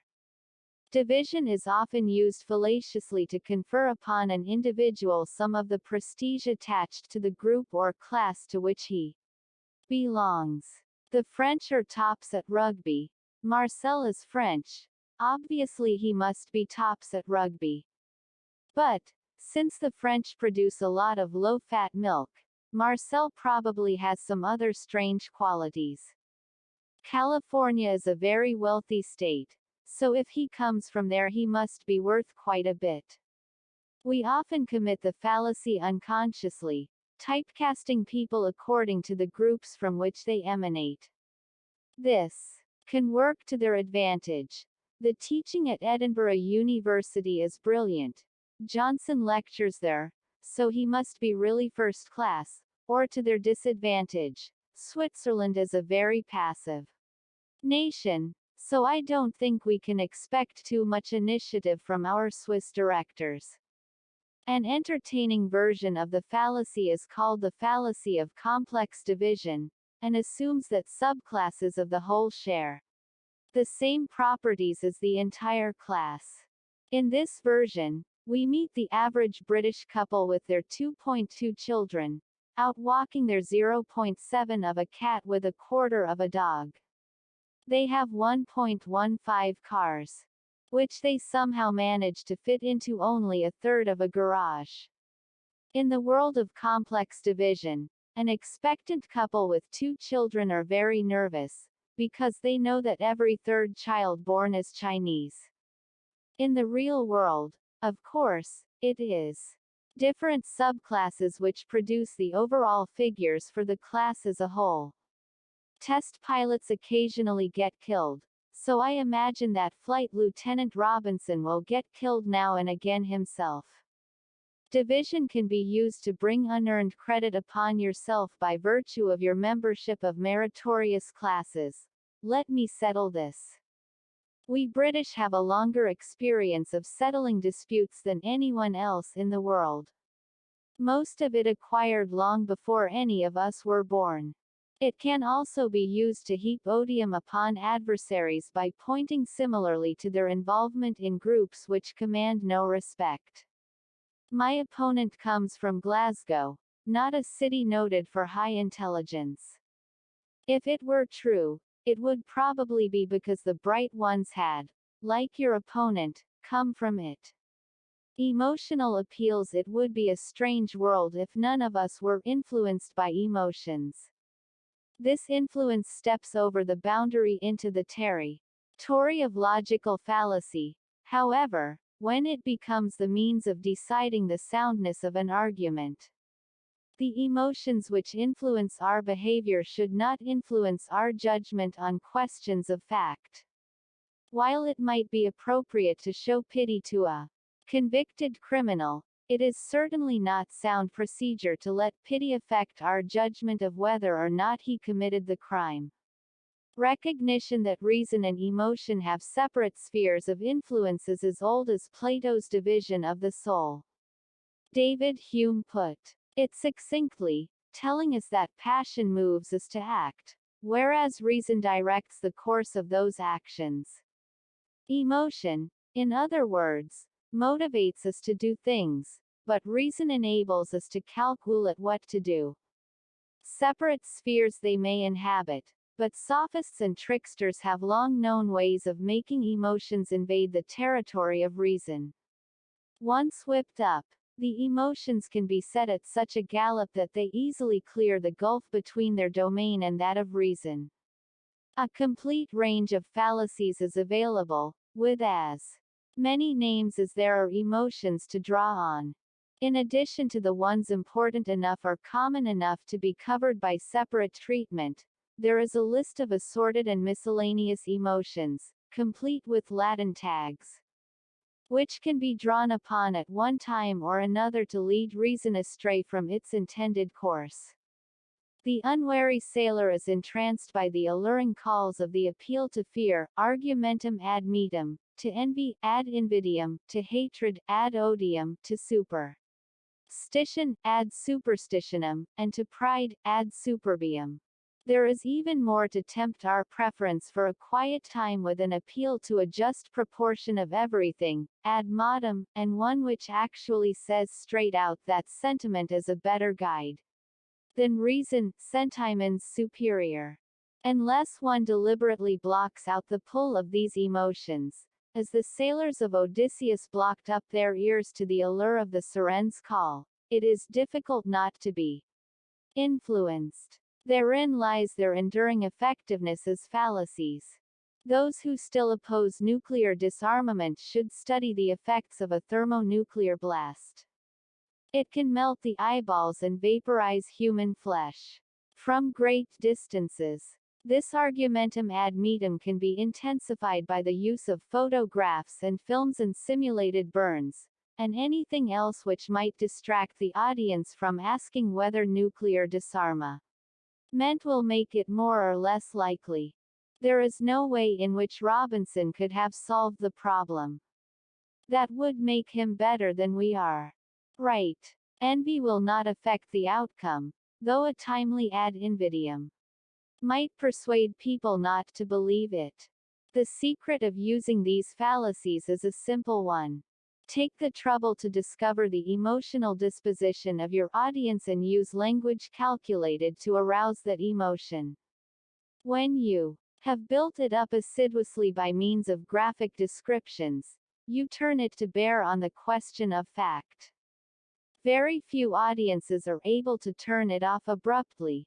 Most will allow it to flood out onto the area normally reserved for reasoned assessment. Whether your appeal is to fear, envy, hatred, pride or superstition makes no difference. Indeed, you can use them alternately. Pride in one's own race, class or nation can be appealed to, even as envy of others is built up, perhaps to the point where an ad odium becomes possible. The argumentum ad modum deserves a special mention because its appeal is to the audience's desire for gradualism. An audience is most vulnerable to it when they are trying to be reasonable. They equate reason with a quiet life, thinking that something admitted in due measure is more likely to be right. Like the argumentum ad temperantium, which urges the middle course between extremes, the ad modum appeals to that most ancient of maxims which recommends moderation in all things. You should always introduce your subtle appeal to lure them away from reason by urging your audience. Let's be reasonable about this. A strong emotional appeal for the quiet life. Sentiments is a clever fallacy. Its idiotic claim, that emotion is a better guide, is most alluring to an intelligent audience. Intelligent people are often afraid of being thought rather cold because they use reason so much. They do not want to appear to be emotionally deficient, and are easy prey to a speaker who assures them that they are just as sensitive, loving and compassionate as the next person, who is also a bit of a bore. This permits them the delusion that they are welcome into the common fold, instead of remaining aloof from it. They happily abandon reason as the price of their admission ticket to the human race. An individual can be ensnared with sentiments, and led to drop a carefully thought-out position after being assured that he or she cares just as much about humanity as the rest of us. A denial would hardly count as a good response. A crowd is even easier to lead by the nose on a sentimental string. I have rarely seen an international gathering which did not give a standing ovation to any gaga idiot who urged them to forget reason and concentrate on loving each other. Most of the troubles of this world are caused by people thinking things out, instead of responding naturally with warmth and humanity. We should ignore these facts about third world dictatorships, and reach out with love in our hearts and yuck. Equivocation. Equivocation means using words ambiguously. Often done with intent to deceive, it can even deceive the perpetrator. The fallacy of equivocation occurs when words are used with more than one meaning, even though the soundness of the reasoning requires the same use to be sustained throughout. Happiness is the end of life. The end of life is death, so happiness is death. The form of the argument is valid, but the end of life refers to its aim in the first line, and to its termination in the second. With this discovery, out go a million schoolboy conundrums. Half a loaf is better than nothing. Nothing is better than good health. So half a loaf is better than good health. Equivocal use of words is fallacious because it invites us to transfer what we are prepared to accept about one concept onto another one which happens to have the same name. Logic, which processes the relationship between concepts, is useless if the concepts themselves change. Elephants are not found in Britain, so if you have one, don't lose it or you will never find it again. The word found represents two different concepts here. Many of the equivocal uses are easy to spot. Many more of them are not. Clairvoyants specialize in equivocal expressions to give them cover in the event of quite different outcomes. Politics would be a totally different art if it had to forego the fallacy of equivocation. So would business correspondence.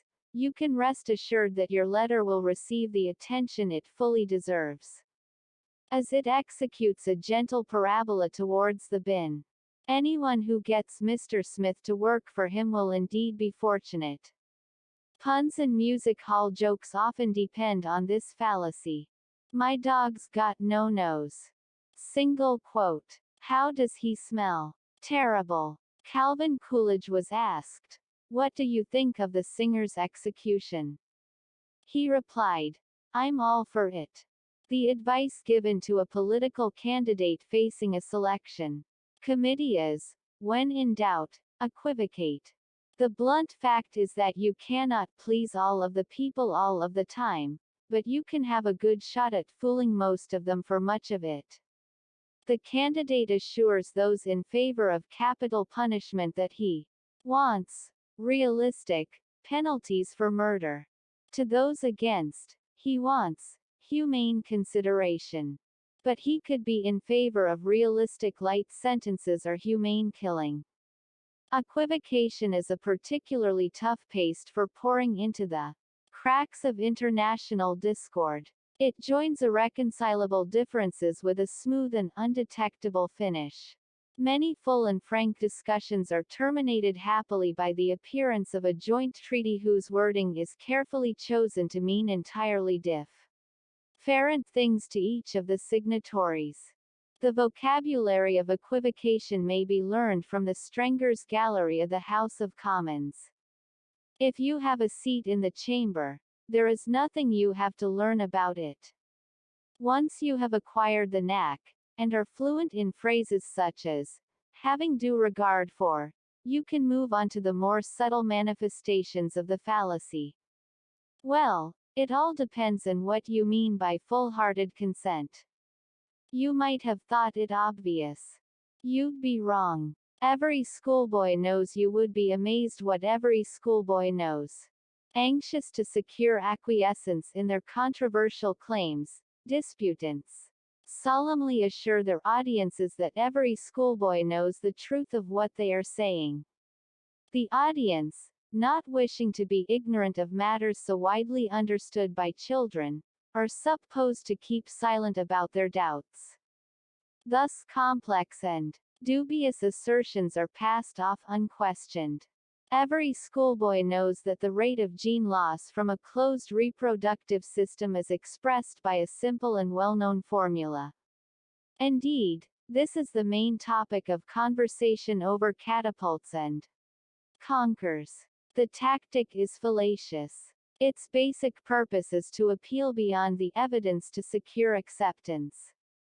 The audience is invited to assent not from conviction but out of shame and fear of being thought less knowledgeable than a mere child. The merits of the point are meanwhile overlooked. So widely used is the tactic that the hapless youth is now encumbered with several encyclopedias of knowledge. There is scarcely anything which he does not know. As my learned colleague is doubtless aware, every schoolboy knows that it was Rex v. Swanson which established in 1749 the precedents governing the use of coaching horns on the public highway. And you can be sure that the same gifted, if youthful, legal scholar is also aware of the judgment in Higgins v. Matthews 1807. The aforementioned schoolboy has an intuitive grasp of the obvious, and has been widely praised for this ability. Why? It is obvious even to a mere child that interstellar dust clouds would long ago have been excited to incandescence and be emitting black body radiation were it not for the expansion of the universe. It is not quite clear whether the mere child finds this obvious even before he becomes every schoolboy, or whether he picks it up after a few lessons. The fallacy is a special case of the more general fallacy of false advertisement, which consists of advance praising of your own views. Since you precede them by the information that they are known to every schoolboy and obvious to a mere child, you are scattering roses in their path. The fallacy may be perpetrated no less effectively by opening with, obviously, contentions which are by no means obvious. We hold these truths to be self-evident. So anyone who doesn't agree must be really stupid. To use the fallacy effectively, you should never enter an argument without taking half the kindergarten class along for the walk.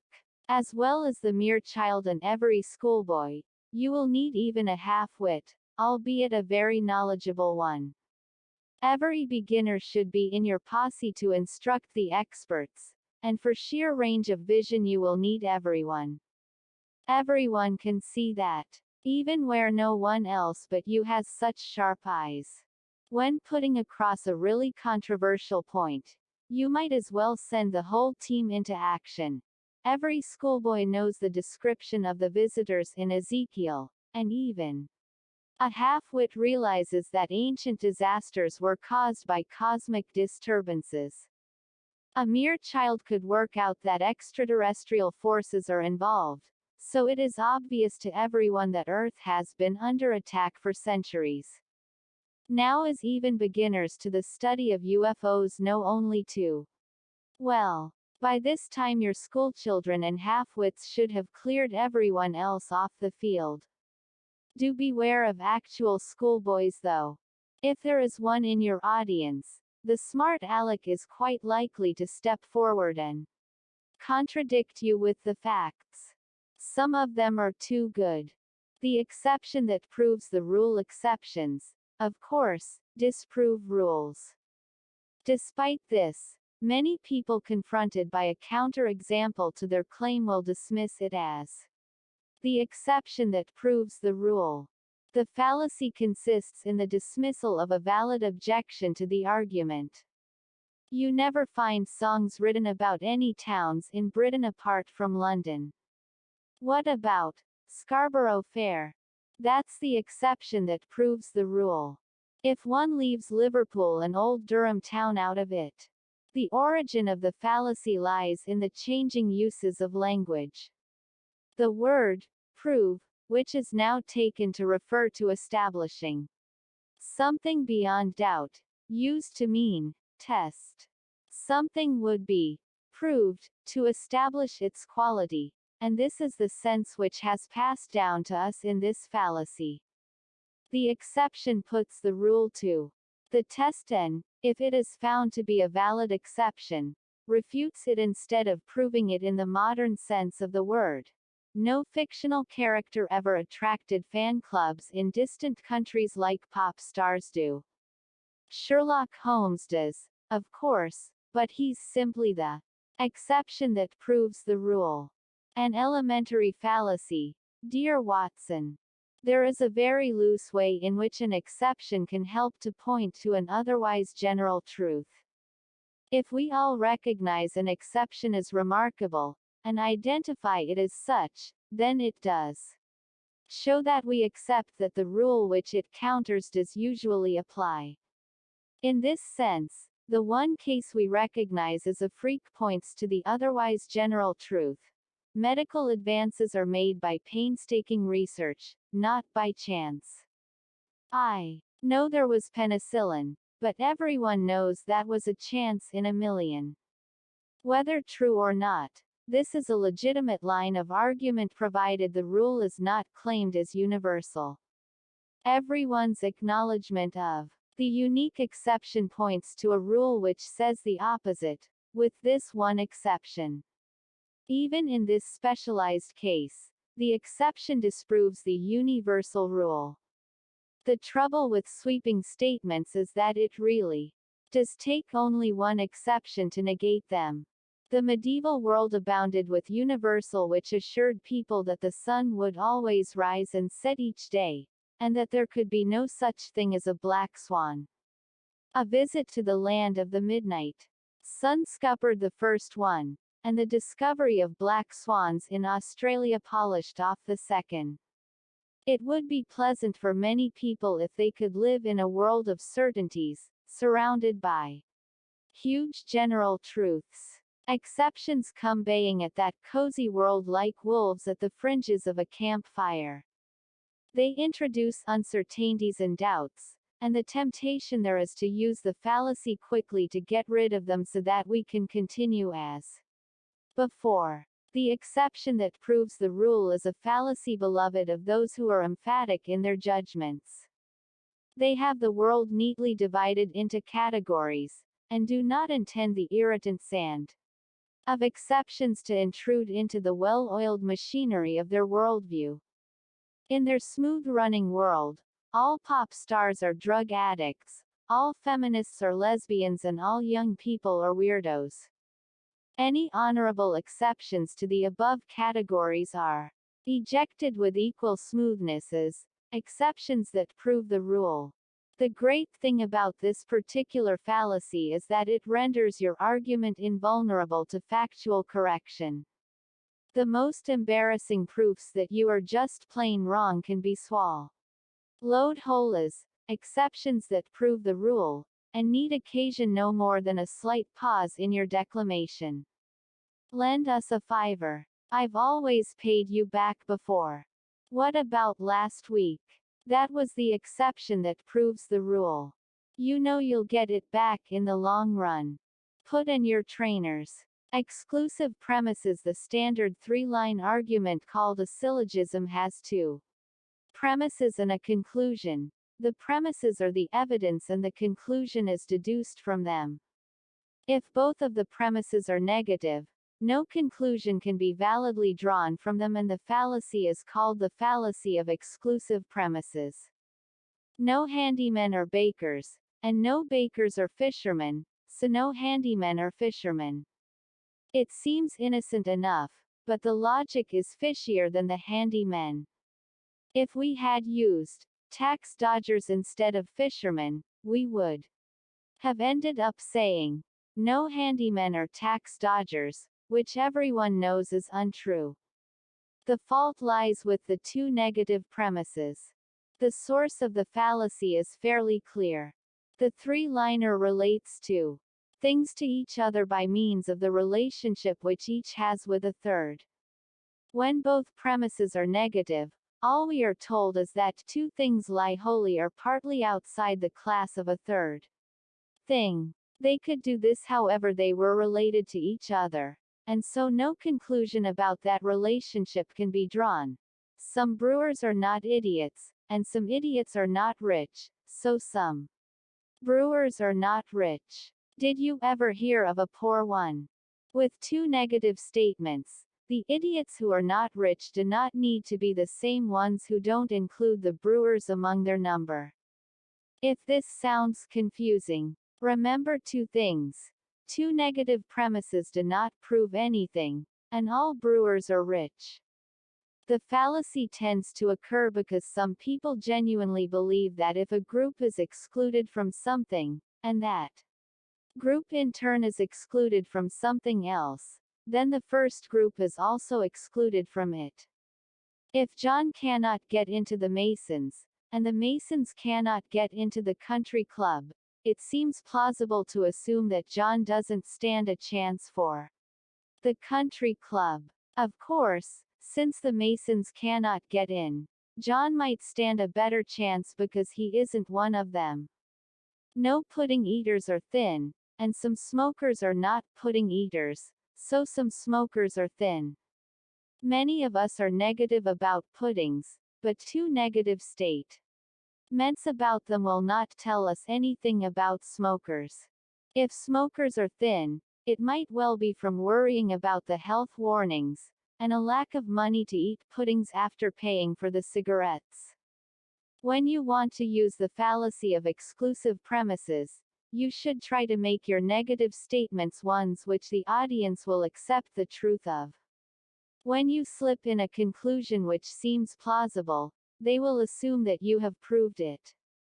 You will not get very far if you start out with statements such as, "No council workers are lazy," but should try instead to keep within the bounds of your audience's experience.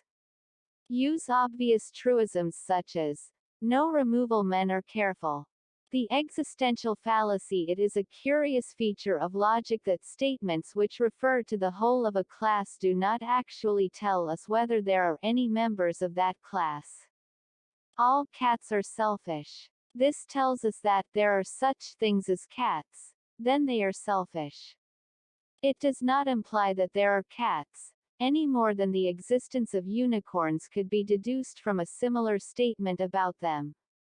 Statements which tell us about some of a class, however, do imply the existence of members of the class. Some cats are selfish. This tells us that there are such things as cats, and that some of them are selfish. The existential fallacy occurs when we draw a conclusion which implies existence from premises which do not imply that. If our premises are universal, telling us about all, or none, and our conclusion is a particular one telling us about some, we have committed the fallacy. All UFOs are spaceships, and all spaceships are extraterrestrial, so some UFOs are extraterrestrial. This seems harmless enough, but it is not valid. We could have said, all UFOs were extraterrestrial, but by limiting it to some we imply that they exist. It seems puzzling that we can be more entitled to say that all are, than to claim that only some are. We can console ourselves with the thought that perhaps we have to know some of them to start talking about the features which apply to some but not the others. The universal statements, by not sorting any out, carry no such implication. The fallacy consists of putting into the conclusion something for which no evidence was offered, namely the presumption that what is being talked about actually exists. By going beyond the evidence, we enter into the territory of the fallacy. All policemen are tall people, and no honest Welshmen are tall people, so some honest Welshmen are not policemen. Alas, No evidence has been produced to show that there is such a thing as an honest Welshman. A conclusion about all honest Welshmen would have been acceptable, because it would refer only to any who might exist. The existential fallacy is clearly the domain of those who wish to engage in rational discourse about astral forces and demonic entities but who suffer from the minor disadvantage that there is no evidence that any of these things exist at all. Statements are made telling what the things must be like if they do exist, and somehow we begin to encounter claims made about some of them. At that point, unknown to the audience, the assumption of real existence has been slipped in without evidence, like an ace dropped furtively from the sleeve. All psychic entities are affected by human emotions, but some of them are more sensitive than others, and tend to be aroused by fear and hatred. And the same is true of invisible frogs, spotted Saturnians and warm-hearted Swedes. Before you can start sorting them out, you must first catch your hare. Use of the existential fallacy is surprisingly easy. Most audiences will respect your modest claims if you move down from assertions about all things to claims made for only some of them. This readiness is the gate through which you can drive a coach and six loaded with fairies and hobbits, ectoplasm and dementals. The malleability of human nature and the perfectibility of man went through the same gate long ago. Ex post facto statistics. A statistician has been described as someone who draws a mathematically precise line from an unwarranted assumption to a foregone conclusion. It is not quite as bad as that, but there are innumerable statistical fallacies ready to trap the unwary and aid the unethical. The fallacy of ex post facto statistics is perpetrated when we apply probability laws to past events. I drew the ace of spades. It was only a 1 in 52 chance, but it came up. The same applied to all the cards, but one had to come up. We cannot draw too many conclusions from the low probability of certain past events. Something has to happen, and if the range of possibilities is large, the probability of each one occurring is small. Whichever one occurs thus has a low probability. The fallacy is committed when we go on to suppose, from the occurrence of events of low probability, that something supernatural was operating. Met my aunt in Trafalgar Square on Wednesday. Think of the hundreds of thousands going through the square that day, and you'll realize how unlikely it was that we should meet there. Maybe we are telepathic. And the same applies to the thousands of others you met. The probability of heads coming up 4 times in a row is only 1 in 16. The same is true of every other combination which might come up. Only one thing is certain, that a 1 in 16 chance will come up if you make 4 tosses. The fallacy goes beyond the evidence, using statistics in an inapplicable way to point to mysterious influences where none are needed. Ex post facto statistics often appear in speculations concerning the origins of life and the universe. Exotic calculations are trotted out showing the incredible unlikelihood that things could ever have happened as they did. How lucky we are that our planet has just the right temperature range for us, and just the right atmosphere for us to breathe. It has to be more than luck. 10-legged blue things breathing ammonia on the third planet of 70 Ophiuchi are even now saying the same thing. Similar claims are made of the probability of the right chemicals coming together to form life. The fact is that in our universe chemicals combine in certain ways. If they were different, no doubt different beings in a different universe would be congratulating themselves on their good fortune. The fallacy is a great prop for those who suppose themselves the children of destiny. Looking at the unlikely events which have led to their present position, they see the unseen but inexorable hand of fate behind them. never realizing that had things been different they could have said the same. Just think, if we hadn't happened to be staying in the same hotel, we might never have met and never have married. But they might have met and married other people, and thought themselves just as fortunate. Your use of this fallacy will depend a great deal on your temperament. It can be deployed at short range to convince others that you are a favored child of the universe and entitled to receive special consideration. Believe I was meant to get this job. I saw the advertisement for it in a paper. The wind blew against my face in Oxford Street. I feel that something put me in that place at that time so that I would get this job. I'm not saying that should influence your decision, but it should. Few of us like to confront the remorseless hand of destiny by stamping on its fingers. If you have the other temperament, you can always use the fallacy to gain some sympathy. Just my luck. Of all the parking meters in London she could have been checking, it had to be mine. And just at the worst possible time. If you can fit going to the pub in between being used as a punchbag by the universe, lines like this should be good for the odd sympathetic pint. Extensional pruning. We are guilty of extensional pruning if we use words in their commonly accepted meaning, but retreat when challenged into a strictly literal definition. The fallacy becomes possible because there are two ways of understanding what words mean. We can describe the properties of what we refer to, or we can give examples. The first is called the intention, and the second is the extension of the word. We could convey the sense of an expression such as movie star, for example, either by describing the role of lead actors and actresses in films, or by listing several well-known stars. Words carry nuances of meaning by their associations.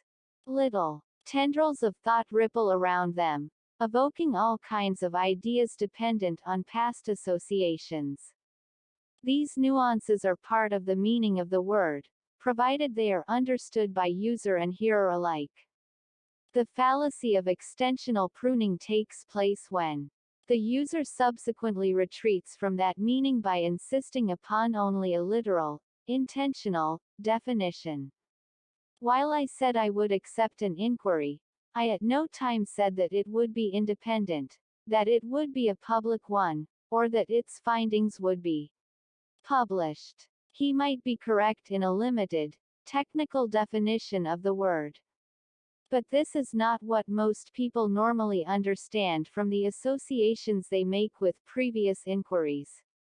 The fallacy is committed by saying one thing, but permitting another to be understood. A contention must be the same to both user and hearer, or no reasoned discussion is possible.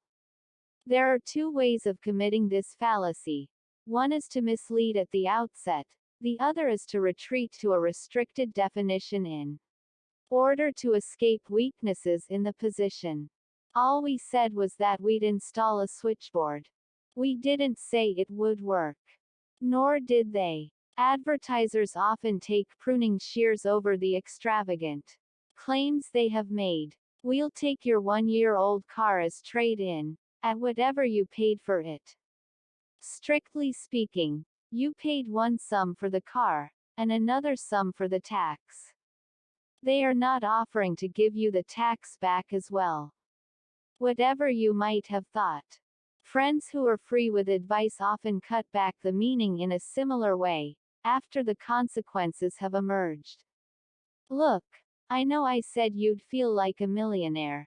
I know lots of millionaires who feel pretty miserable. Stop complaining. You would feel like a swine if you hit him, but you probably know lots of swine who'd enjoy it. The extensional pruner announces his activity. Like the bow wave of an advancing ship, his utterances mark his passage. The inevitable, all I said was, and, if you examine my exact words, show him to be a man of great qualifications.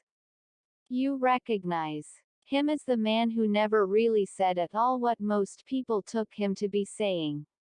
The fine print one always watches for is in this case in the dictionary. You can add extensional pruning to your repertoire once you are adept at making a limited statement pass itself off as a wider one. Gather yourself a collection of phrases whose meaning is understood by everyone, even though the words themselves are more restricted. Said I'd get you another drink if I was wrong. Water is another drink. I said I wouldn't have any more cigarettes until later in the week. 5 minutes afterwards was later in the week. Speak softly, and carry a big dictionary. False conversion takes place when we deduce from the fact that all cats are animals the additional information that all animals are cats. The converse of a statement, made by exchanging the subject and predicate, is true in some cases, false in others. When it is performed for one of the invalid cases, it is called false conversion. All rats are four-legged animals, so obviously all four-legged animals are rats. This one is obviously false. Others are less so. Some mortal beings are not cats, therefore some cats are not mortal beings. It would be remarkable if the existence of beings other than cats were sufficient to establish the existence of an immortal strain of cats. The rule is intricate, but worth learning. We can make statements about all or some, and we can make positive or negative assertions. This gives us 4 types of statement. 1. All or 2. Some or 3. None or 4. Some or not. The rule is that only types 2 and 3 give valid conversions. If you exchange subject and predicate for types 1 and 4, you commit the fallacy of false conversion. The reason for the fallacy is that you cannot swap a distributed term, covering the whole of its class, for an undistributed one. In type 2, both subject and predicate cover only part of the class, and in type 3 they both cover all of it. Types 1 and 4 cannot be swapped around because they mix distributed with undistributed terms. What the rule means in practice is that you can swap around statements of the form some is or bees and no is or bees, but you cannot swap those which tell us all is or bees or some is or not bees. If we know that no innovative people are bureaucrats, we can deduce perfectly correctly that no bureaucrats are innovative people. What we cannot do is deduce from the knowledge that some journalists are not drunks the alternative statement that some drunks are not journalists. It may happen to be true, but we cannot deduce it from a false conversion. In practice, most people can spot the obvious falsity of converting statements about all animals or all cats. The fallacy tends to be more common, and more deceptive, when it appears in the some or not form. Since we know that some Marxists are not school teachers, it follows that some school teachers are not Marxists. No, it doesn't. Your own willful use of this fallacy requires careful planning. It is a short-range tactical fallacy, and is best concealed by not letting the audience know if you are talking about some or all. The claim that Texas rabbits are animals which grow to more than a meter long is skillfully ambiguous. It is not clear whether it refers to some Texas rabbits or all of them. Your surreptitious false conversion would then leave your audience convinced that any animal in Texas more than a meter in length must be a rabbit. It would also leave any Texans hopping mad. False precision is incurred when exact numbers are used for inexact notions. When straightforward statements about experience are decked out in numbers well beyond the accuracy of possible measurement, the precision is false and can mislead an audience into supposing that the information is more detailed than is really the case. People say the Scots are mean, but they have been shown in surveys to be 63% more generous than the Welsh. What measurement of generosity allows for that kind of a figure to be put on it? Both mathematics and science make widespread use of numbers, and both have prestige as sources of authority. The extension of exact numbers into areas quite inappropriate to them is often little more than the attempt to invest certain statements with the aura and prestige attaching to mathematics and science. The fallacy derives from the use of unjustified material, and from the attempt to impart more confidence in the assertions than the evidence for them actually merits. Our mouthwash is twice as good, yes 2 times as good, as its leading competitor. On what instrument, do you suppose, can one read off the quality of a mouthwash, and in what units? There are several versions of this fallacy, all of which have it in common that the numbers used give a misleading impression of the confidence one can place in the claim. 4 out of 5 people can't tell margarine from butter. It may be true, but how is it established? If large numbers on a 1-against-1 test repeatedly fail to distinguish them, we might be impressed. If smaller numbers fail to pick out the one margarine sample from a plateful of crackers covered with different types of butter, we might be rather less impressed. Yet another version might talk about quantity, where quality was a highly important factor. Kills 99% of all household germs. A worthy claim, unless the rest happen to be typhoid. False precision is as necessary to the continued happiness of many academics as are public money and whiskey. Whole departments float upon it, just as some do on the other 2 ingredients. Those who are engaged in the study of human beings, for example, find few measuring rods scattered about. Because the real qualities of people cannot be measured, indices are constructed which can be measured, and then the indices are passed off as the real thing. Birmingham children are more racist than their London counterparts. A study of essays written by 10-year-olds showed that the London group used 15% less racial epithets than their peer group in Birmingham. The assumptions here are manifold. Maybe one can identify and agree upon what constitutes a racial epithet. Maybe their appearance in essays reflects their importance in the lives of children. Maybe the use of them by children is evidence of racism. Maybe the cultural differences between Birmingham and London are not important, etc. etc. None of these doubts qualify the opening line. Macroeconomists happily report that growth rates were only 1.4%, instead of the predicted 1.7%, without telling us that some measurements of GDP cannot be taken within 5% accuracy. Some figures for growth of GDP could be out by up to 10%. Psychologists measure the ability of children to solve set problems and call their answers intelligence. Social scientists measure how people respond to questions and describe the answers as a measurement of attitudes.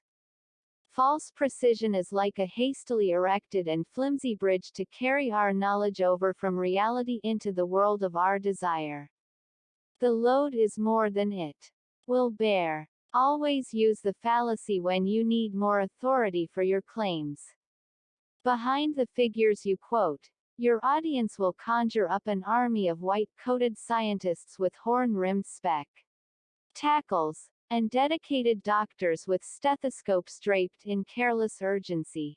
The invisible army will nod sagely in support of each precise statement you make, and if the audience might have doubted you, they will be reassured by the phantom legions who underwrite your figures. Whatever the academic merits, single-stream schooling certainly produces more balanced children. Surveys have revealed 43% fewer psychological abnormalities among groups which Just don't tell them that the abnormalities included self-esteem, competitiveness and the desire to learn. Remember to be exact, especially when you are being vague. We can be 90% certain that blogs is the guilty man, and 100% certain that you cannot prove it.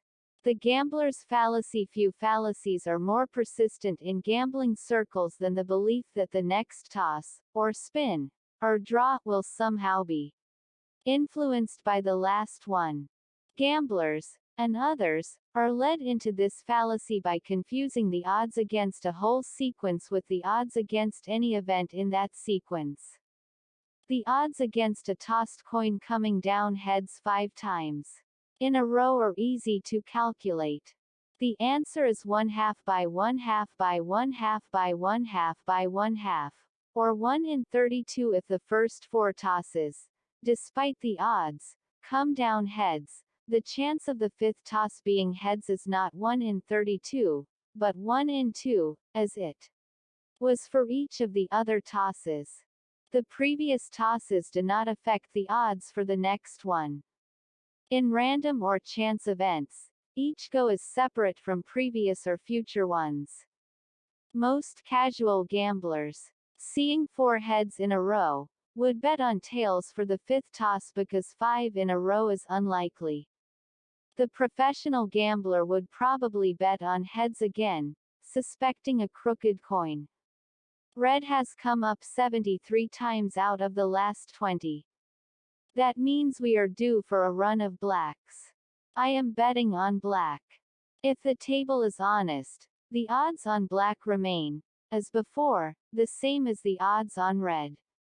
There is widespread belief in everyday life that luck will somehow even out. The phrase, "third time lucky," is indicative of a general feeling that after 2 failures the odds for success improve. Not so. If the events are genuinely random, there is no reason for supposing that 2 losses improve the chances of a win. If, as is more common, the results reflect on the character and competence of the performer, the 2 losses begin to establish a basis for judgment. I'm backing Hillary Clinton on this one. She can't be wrong all the time. Oh yes, she can. One area where previous events do influence subsequent ones is in the draw of cards from a limited pack. Obviously, if one ace is drawn from a pack of 52 cards containing 4 aces, the chances of another ace being drawn are correspondingly reduced. Professional gamblers are very good at remembering which cards have been drawn already, and how this bears upon forthcoming draws. Still other gamblers are very good at making up from their sleeves what the laws of chance and probability have denied them from the deck. Many so-called systems of gambling are based on the gambler's fallacy. If betting on a 1 in 2 chance, you double the stake after each loss, then when you do win you will recover your losses and make a modest gain. The trouble with this is that the rules of maximum stake, if not your own resources, will soon stop you doubling up. Try the trick of doubling up ears of wheat on each square of a chessboard, and see how quickly you reach the world's total harvest. Furthermore, the odds are that the sequence which it takes to beat such a system will occur with a frequency sufficient to wipe out all of the winnings you made waiting for it. Only one rule is worth betting on. The house always wins. You can use the gambler's fallacy by appealing to a quite unfounded general belief that the universe is somehow fair. My argument for avoiding the west of Scotland is that it has rained there on about half the summers this century. Since it was fine for the last 2 years, the odds are that it will rain this year. Things change, even in the west of Scotland. You may find the gambler's fallacy particularly useful in persuading people to go along with you, despite a previous record, which indicates that luck was not involved. Propose this candidate for our new secretary. I know that the last 3 I chose were pretty useless, but that's all the more reason to suppose of. Had my share of the bad luck and will be right this time. This sounds like bad judgment disguised as bad luck. The odds are that the new choice will be both pretty and useless. The last 4 lawyers I had dealings with were all crooks. Surely this one must be better. No chance. The genetic fallacy has nothing to do with Darwin or Mendel, but a great deal to do with not liking where an argument comes from. People give less credence to views which emanate from those they detest, regardless of the actual merit of the views themselves. Every time you dismiss an argument or opinion because you dislike its source, you commit the genetic fallacy. The fallacy is sometimes called damning the origin, and we can take it that the argument is sent to hell along with its source. Don't be obsessed with punctuality. It was Mussolini who wanted the trains to run on time. Mussolini's views on trains, whatever they were, are hardly an argument on punctuality. Bad men, especially verbose ones, are almost bound to say something right occasionally, much as a chimpanzee typing at random might produce Hamlet. No doubt Hitler favored road safety and disapproved of cancer. Mussolini might have hit it lucky on the subject of trains. The genetic fallacy makes the mistake of supposing that the source of an argument affects its validity. Utterly wicked people sometimes utter worthy arguments, while saints are not immune from silliness. The argument stands alone, drawing neither strength nor weakness from its source. This particular fallacy is often found basking in the hothouse world of fashionable ideas. A view from a currently fashionable source is given credence, but the same view would be rejected if it emanated from someone less modish. The objections to the council's new bus timetable come only from private property developers, and can be ignored. Why? Private developers might well have legitimate opinions or insights on such matters. They are, alas, still bête-noires in the world of local politics. Had the same objections come from friends of the earth, they might have found more sympathetic ears. The genetic fallacy is nowhere more widely seen than in connection with the alleged views of a few universally detested figures. The association of Adolf Hitler with a viewpoint is generally sufficient to damn it. His predecessors, Genghis Khan and Attila the Hun, left fewer writings, but have many views attributed to them. In rare cases the hated name becomes adjectival, with the simple epithet Machiavellian or Hitlerian being sufficient to remove an idea from consideration by decent people. Tinkering with genes is fascist talk. That's what Hitler tried to do. Actually, he did favor breeding from what he saw as superior stock, which is not necessarily the same as trying to eliminate certain disorders by gene splicing. In view of his known association, one is surprised that the bloodstock industry and dog breeding have gone as far as they have. For that matter, Volkswagens and Autobahns seem to have caught on quite well, too.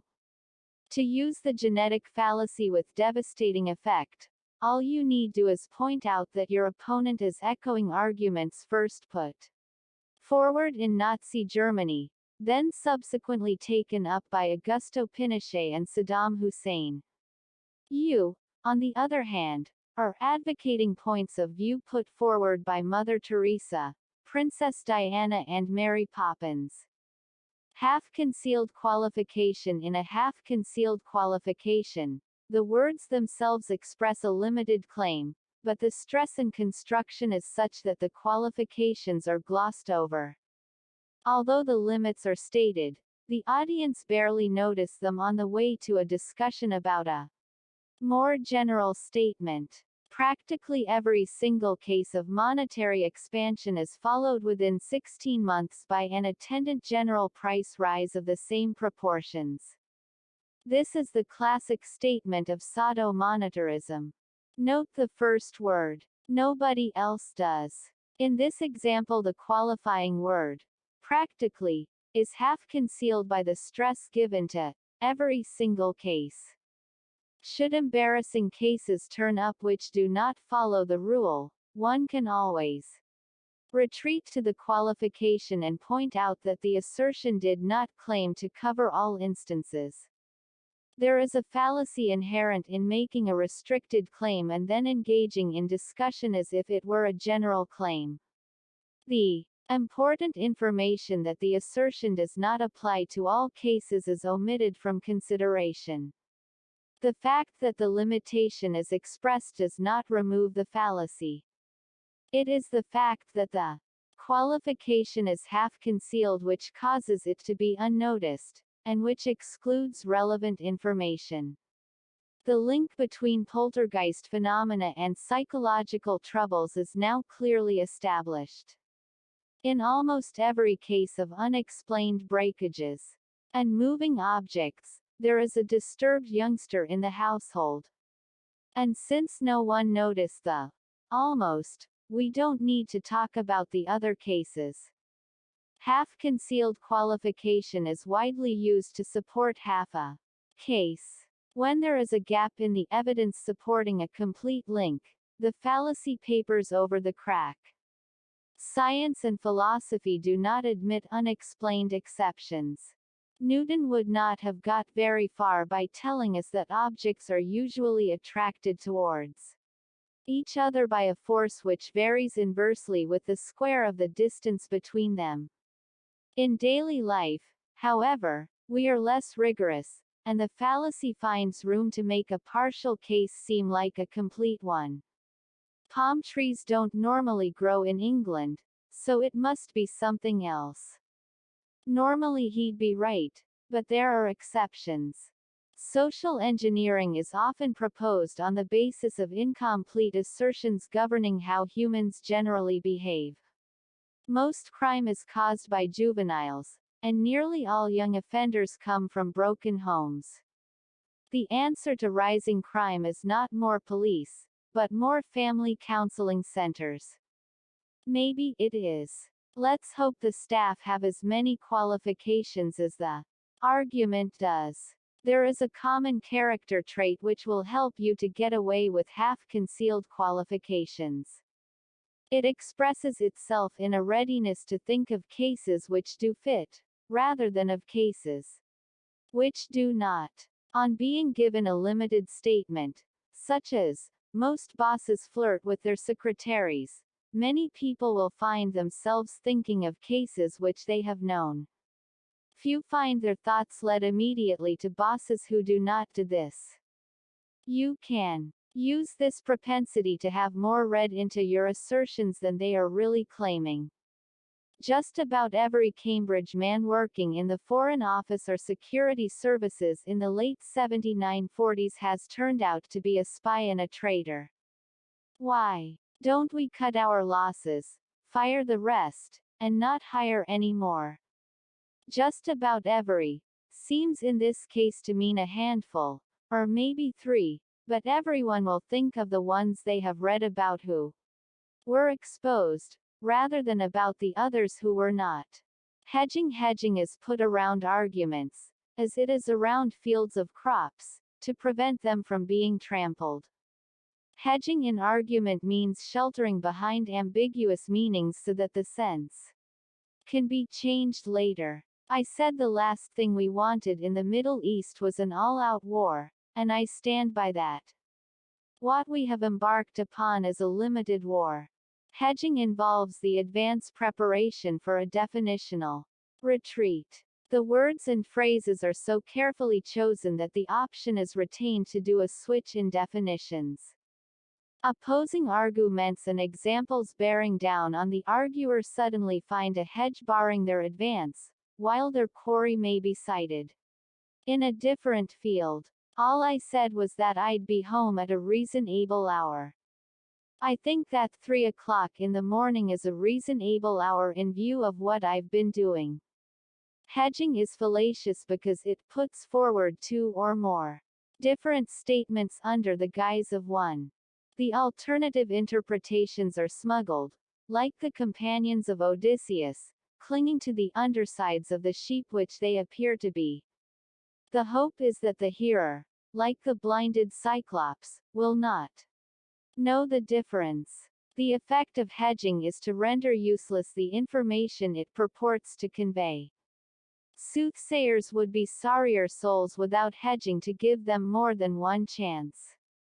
Just as you hedge bets in a race by backing more than one horse, so in prophecy you can bet on more than one outcome. Be bloody, bold and resolute. Laugh to scorn the power of man. For none of woman born shall harm Macbeth. The hedge was that the witches failed to tell Macbeth that this description did not apply to those such as Macduff, born by William Shakespeare. Macbeth, IV, I, 79-81. Caesarean section. He found this out after a very large hedge had moved from Burnham to Dunsinane. Most oracles and insurance agents are notorious for their use of hedging. Some take it to unimagined lengths.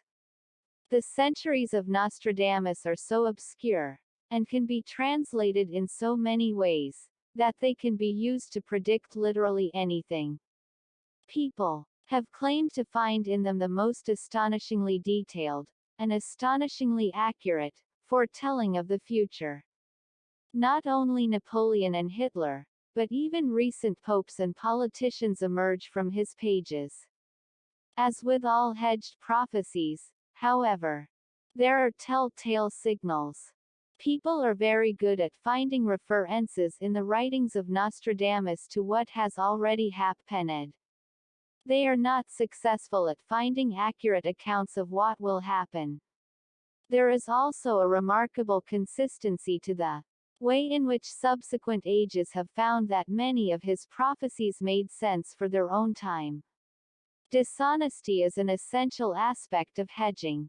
The ambiguity is inserted deliberately with intent to deceive, and for the purpose of proving the perpetrator correct, whatever the outcome. The fairground fortune teller shelters harmlessly behind her hedge by telling you that you are destined to travel, even if only on the No. 36 bus home. The economist hides rather more willfully behind the hedge that things will get worse, barring a major change in the world economy. When they get better, it is because there was a major change in the world economy. Hedging requires planning. Few people can toss off ambiguous phrases on the spur of the moment. We expect to find them in the prepared statement which is issued, rather than in the off-the-cuff remark. You should accumulate a stock of phrases which look plain enough from one angle, but are bedecked with hedges as you approach them. You will find the check paid directly into your bank account. When hominem, abusive, argumentum ad. If you cannot attack the argument, attack the arguer. While an insult itself is not fallacious, it is if made in a way calculated to undermine an opponent's argument, and to encourage an audience to give it less weight than it merits. When this is done, the famous argumentum ad hominem abusive is committed. Dr. Green argues very plausibly for fluoridation. What he does not tell us is that he is the same Dr. Green who 10 years ago published articles in favor of both euthanasia and infanticide. Unless his argument is that fluoride will kill off the old people and infants more effectively, it is hard to see how this bears on the arguments for or against fluoride. The fallacy here, as with most fallacies of relevance, is that the argument is not treated on its merit. Arguments should stand or fall by their own qualities. Strictly speaking, the merits of the arguer do not come into it. Even the public relations industry is not always in error. It is only because we are reluctant to suppose that a good and sensible argument can come from a bad and stupid source that the ad hominem abusive has any effect. Now I come to Professor Robinson's argument in favor of amalgamating the two colleges. Far be it from me to reopen old wounds by referring to the professor's conviction 3 years ago for drunk driving. But we have to ask ourselves. Note the ritual denial. It is usually the signal for an ad hominem abusive. I don't wish to be catty, but, meow. There are many forms of this fallacy, some so specialized that they are identified and named as separate fallacies. Effective use demands a bold attempt to make the abuse appear to have some bearing on the issue under consideration. The use of personal attacks to cast doubt on the arguer's judgment gives one pause. Cybele Avenue. Lawyers when cross-examining hostile witnesses tread a fine line between establishing the character of a witness and a simple ad hominem abusive to discredit the testimony. Similarly, the use of witnesses on the character of the accused can often venture over the line into the territory of the fallacy. The political arena is fertile territory in which some fallacies grow like weeds and others like carefully cultivated blossoms. The ad hominem abusive is one of the staples of parliamentary question time. Would remind the House that when my questioner was in office unemployment and inflation doubled, and wages went down almost as fast as prices went up. And he has the temerity to ask me about the future of the mining industry. No comment, which is what he is saying in a more circumlocucious form.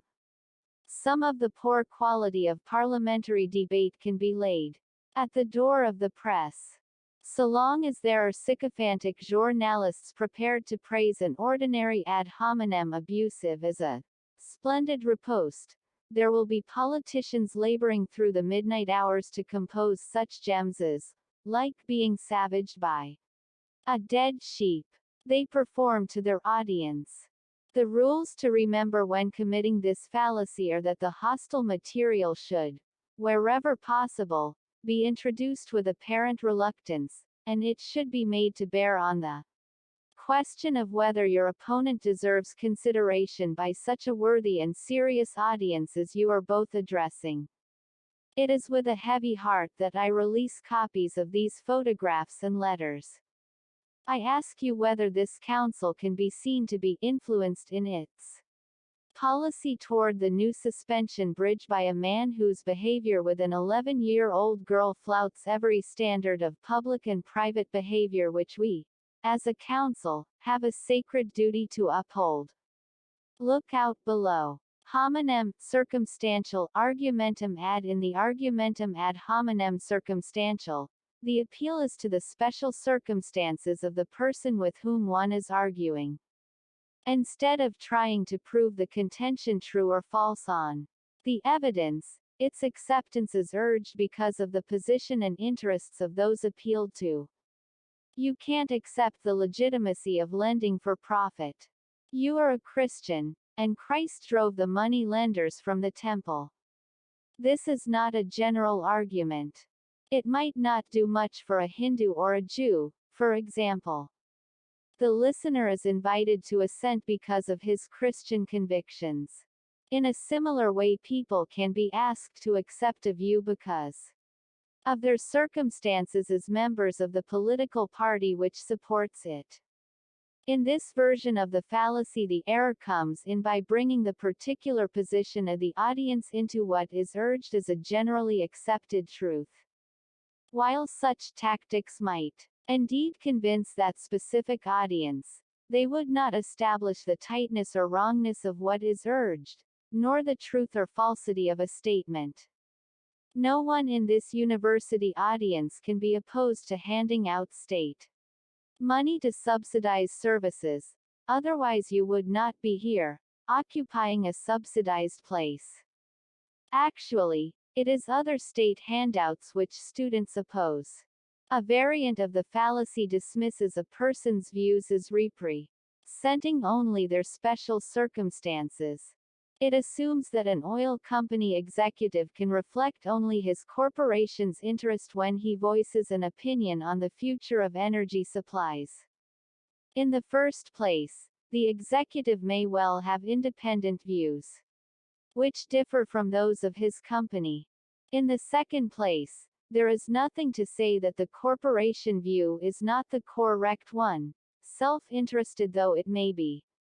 The fallacy arises in this version by the wanton dismissal of possibly relevant material, as much as by bringing in irrelevant matters such as the circumstances of the audience.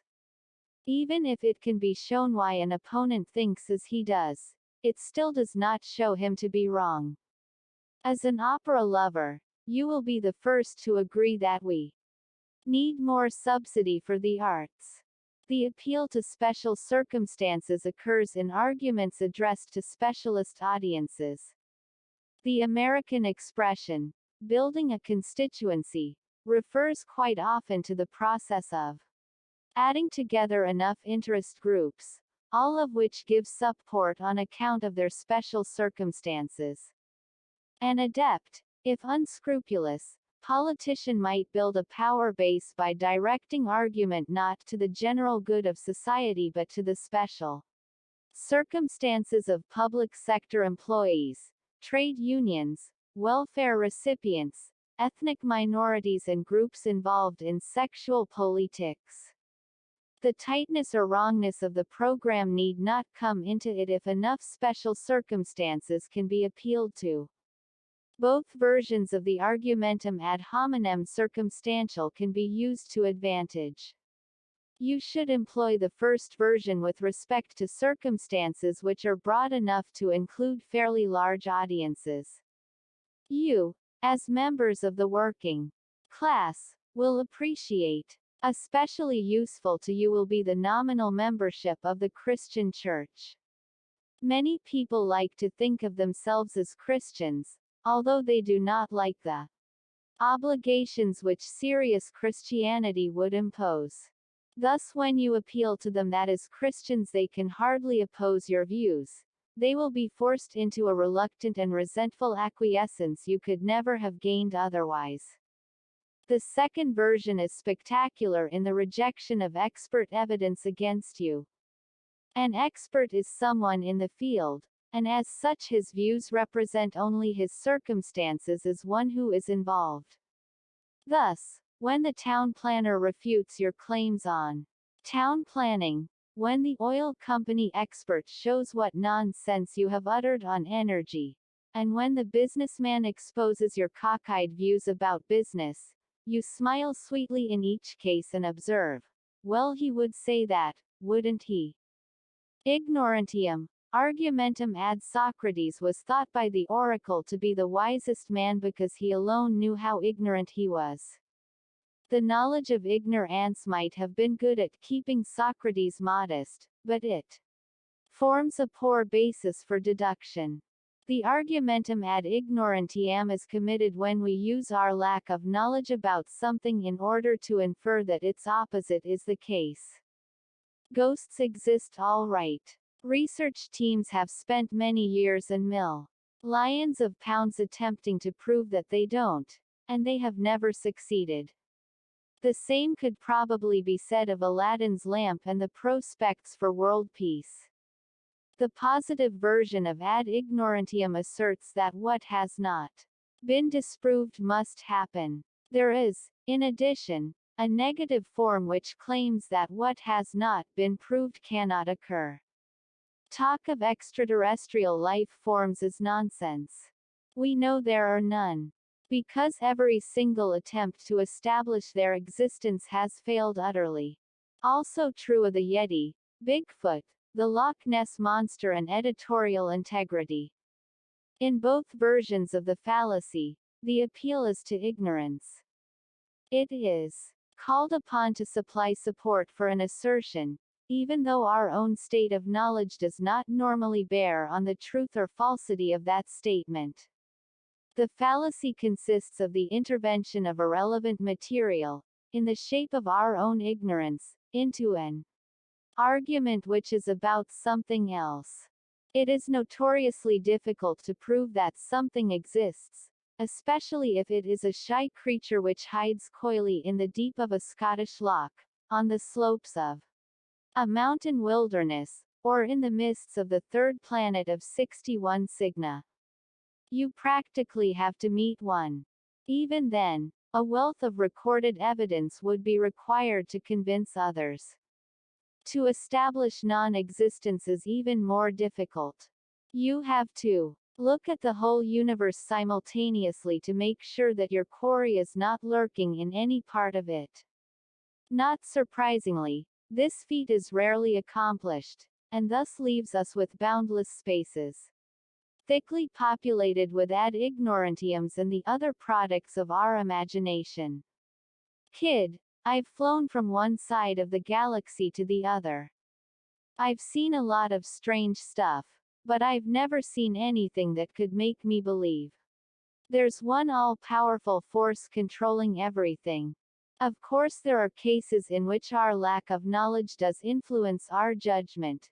They occur where we would expect to have that knowledge if the thing were true.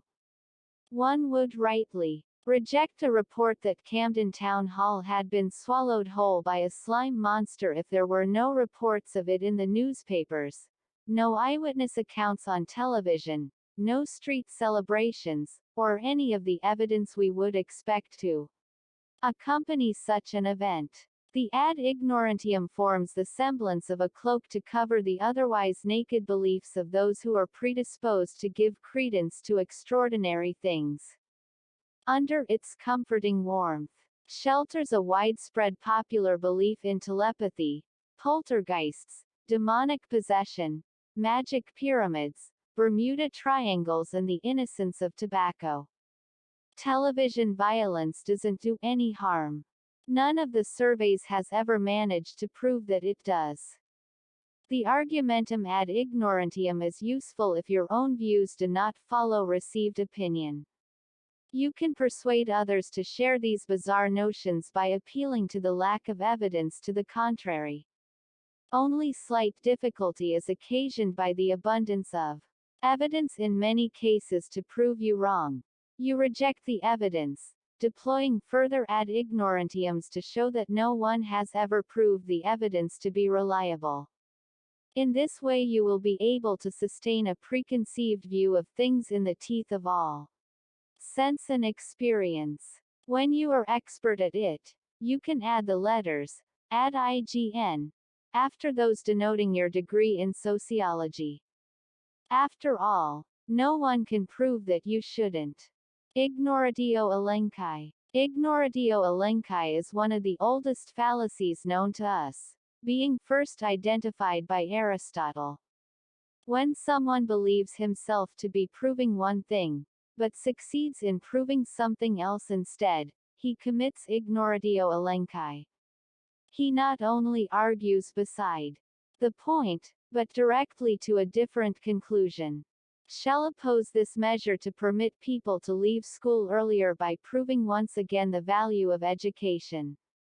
Proving the value of education does not prove the case against permitting earlier leaving. Perhaps it takes education, as opposed to schooling, to see the difference.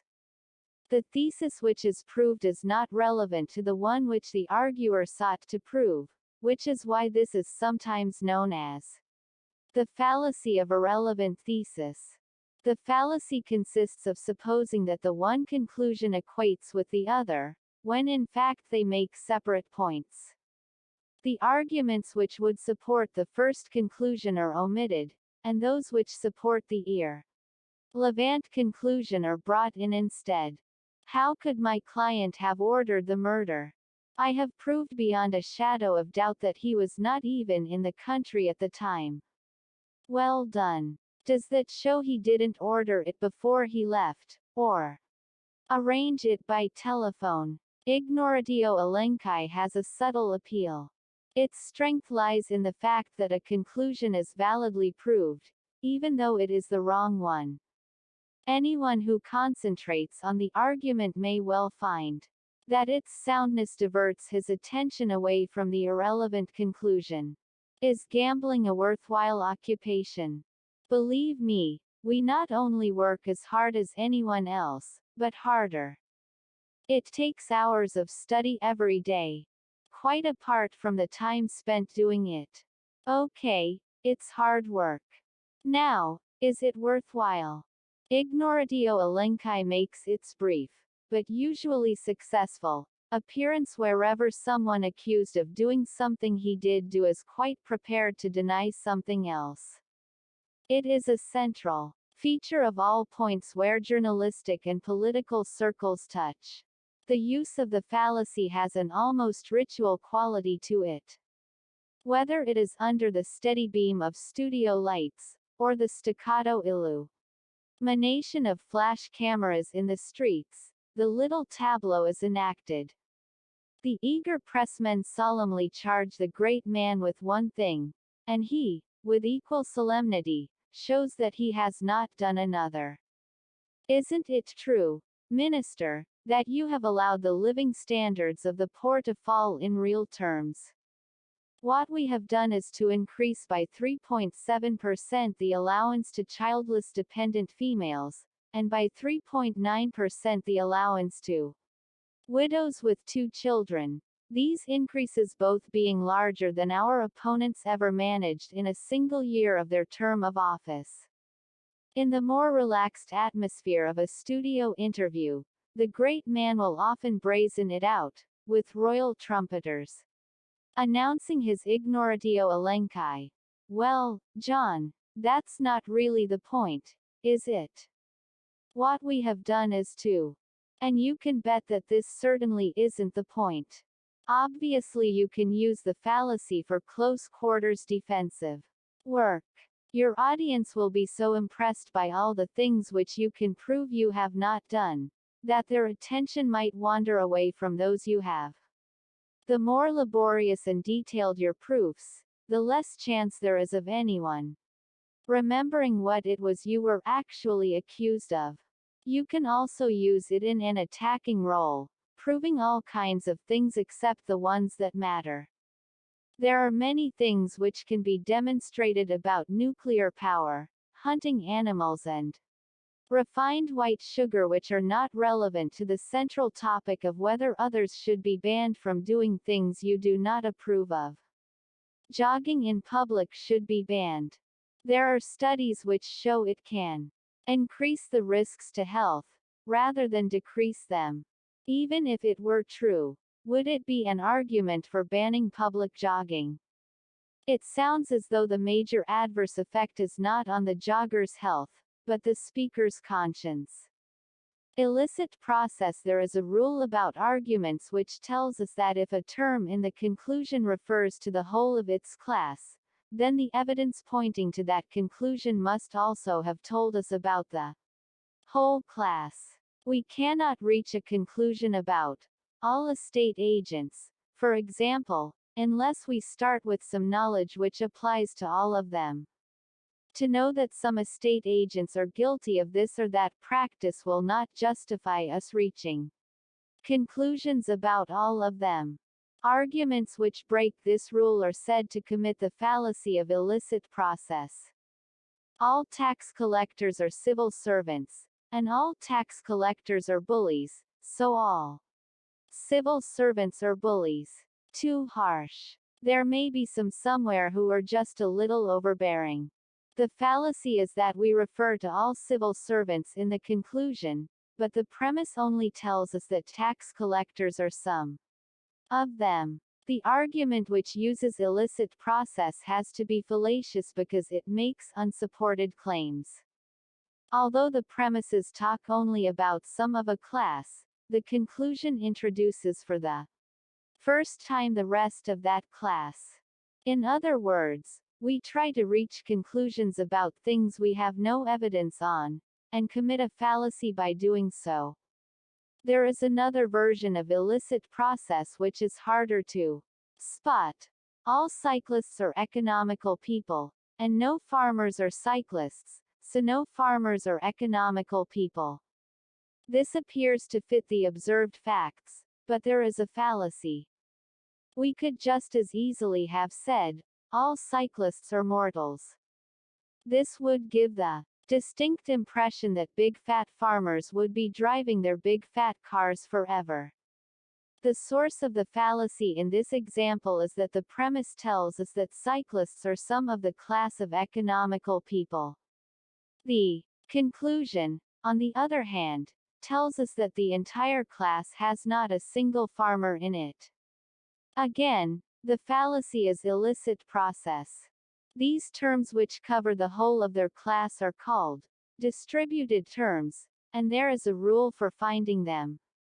Universal, which talk about all, or none, have distributed subjects. Negatives, which tell us what is not the case, have distributed predicates. In the example above, the term economical people is distributed in the conclusion, since it is the predicate of a negative statement. In the premise, however, it is undistributed, being neither the subject of a universal nor the predicate of a negative. It sounds complicated, but the rule makes it simple. You will soon be seeing which conclusions try to cover all of a class without any information to justify it. To dazzle your friends. Totally, you should call the fallacy illicit minor when the subject of the conclusion is unjustifiably distributed, and illicit major when the predicate of the conclusion is so treated. To use illicit process requires a good deal of homework. You should deploy it in support of conclusions which look plausible but have the minor technical drawback that you cannot prove them. Your expertise at illicit process will enable you to construct arguments based on what some of the class do, and slide smoothly into conclusions about all of them. Some Australians are pleasant fellows, and some con men are not pleasant fellows, so some Australians are not conmen. Who knows? It may even be true, but it takes a lot more than this to prove it. Irrelevant humor. The fallacy of irrelevant humor is committed when jocular material irrelevant to the subject under review is introduced in order to divert attention away from the argument. My opponent's position reminds me of a story, which will not remind the audience of the argument. While humor entertains and enlivens discussion, it also distracts. The fallacy does not lie in the use of humor but in its employ. Meant to direct attention away from the rights and wrongs of the matter in hand. A joke might win an audience, but it does not win an argument. A member of Parliament, Thomas Massey, was introducing a motion to change the name of Christmas to Christtide, on the grounds that Mass is a Catholic festival, inappropriate to a Protestant country. He was interrupted by a member opposite who asked him how he would like to be called. The tide tidy tidy. The bill was forgotten in the uproar.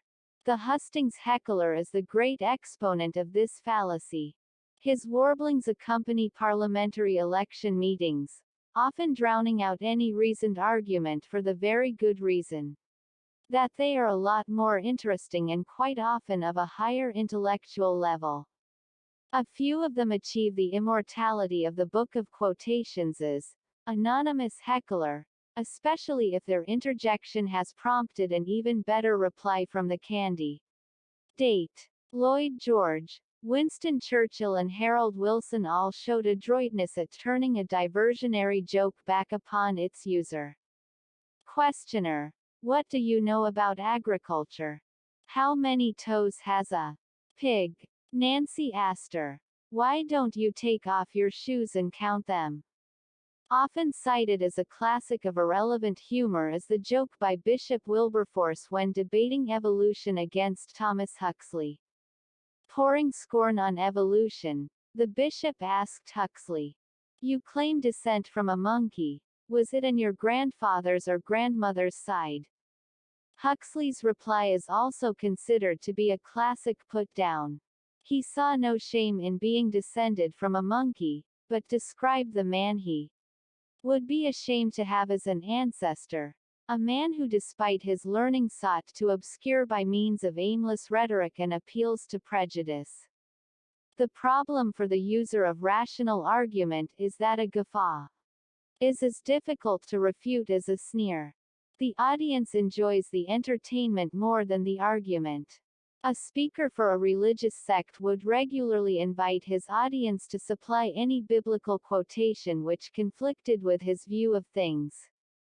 When members of the audience obliged, as they often did, he would always reply, "That sounds more like Guinness's talking than Genesis." The volunteer was invariably discomfited by the gale of laughter. Those who set out upon the trail of public debate should carry a knapsack full of custom-built jokes ready to toss before an audience in times of need. At the very least, the wave of mirth washing over your victim slightly lowers his authority, even while it gives you time to think.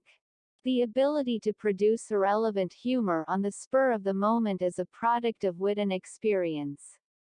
Many years spent in the debating chamber of a university will sharpen your ability to think on your feet. The joke need not even be a clever one if delivered with style.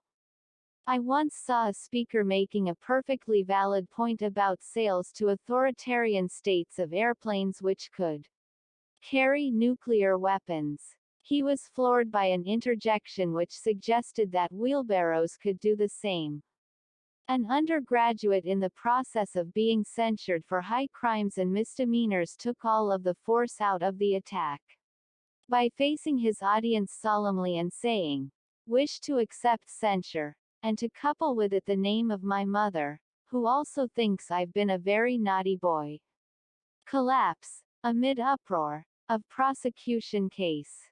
Lapidem, argumentum ad Bishop Berkeley expressed the view that matter does not exist separately from the perception of it.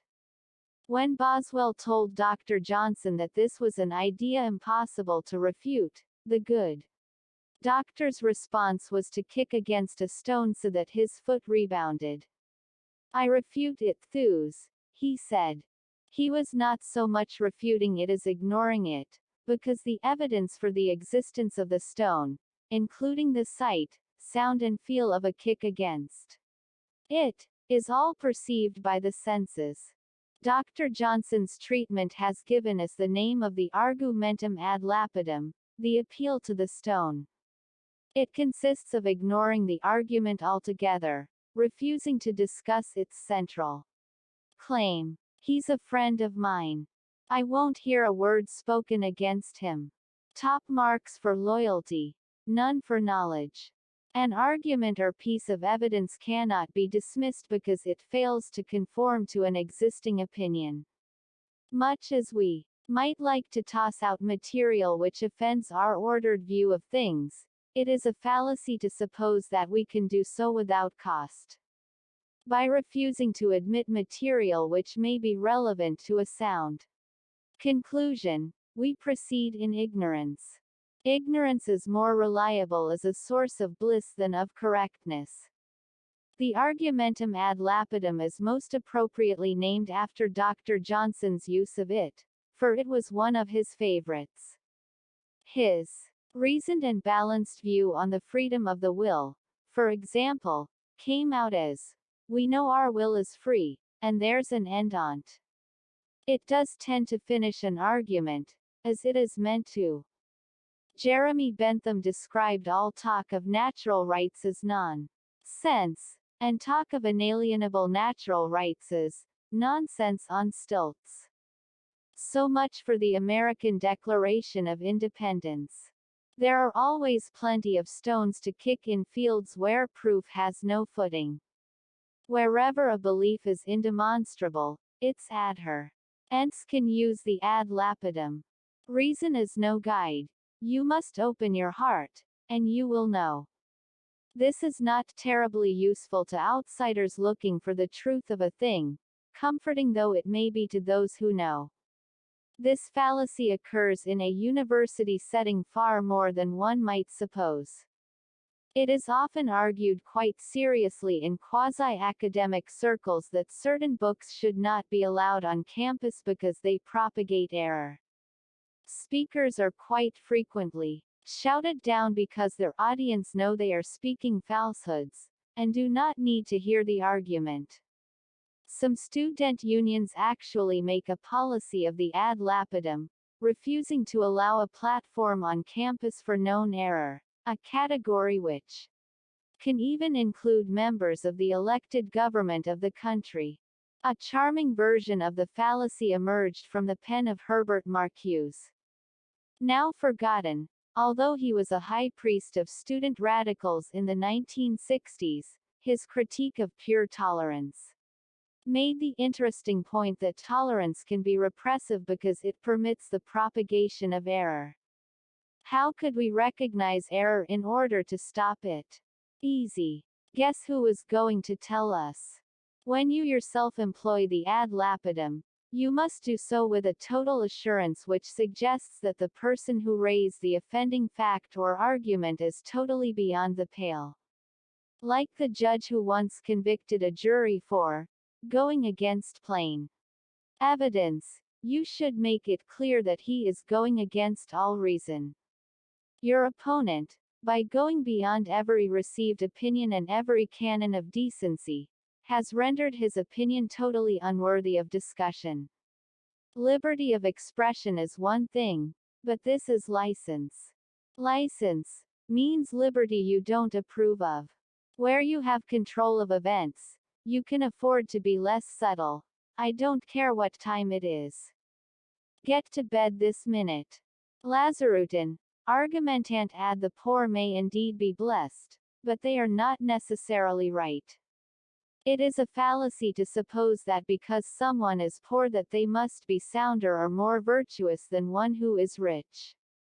The argumentum ad Lazarum, after the poor man, Lazarus, takes it that the poverty of the arguer enhances the case he or she is making. The guru has nothing to gain by lying or fooling anyone. All he has are the nuts that he lives on, and the ones that he teaches. Poverty does not contribute to the soundness of an argument, any more than riches do. The fallacy consists of giving attention to the person instead of to the contentions which he or she is putting forward. It may well be that the poor are less exposed to the temptations of affluence, but it may equally be that the rich are less distracted by disease, hunger and degrading toil, and the temptations to escape them. Even if we take it that a person who eschews wealth is not acting for material gain, we should remember that there are other ways of achieving satisfaction. All power is delightful, we are told, and absolute power is absolutely delightful. Although we should not take account of the circumstances of the arguer, the ad Lazarum is deeply ingrained into our thinking. We tend to suppose that the poor have less opportunities for error, having less opportunity, full stop. The literature of our culture compensates them for their poverty with extra measures of wisdom and virtue, sometimes of beauty. With her clogs and shawl she stood out from the others. It could just have been malnutrition, though. The poor are probably more likely to prefer the means of acquiring real education, health and respite from an arduous life than to want the phantoms wished on them in the rose-tinted imaginations of detached observers. The politician who astutely recognizes that most of his constituents are poor will often go to extraordinary lengths to feign a similar poverty, thereby hoping to command respect. His limousine is left at the frontier with his well-cut suit, as he changes down to the car and clothes of his constituents. Those self-same electors, did he but know it, probably regard him as no better than themselves, and reserve their admiration for the guy with the flash car and the swanky outfit. The point is that the argumentum ad Lazarum is a fallacy which appeals to the well-to-do. The real poor have no time for it.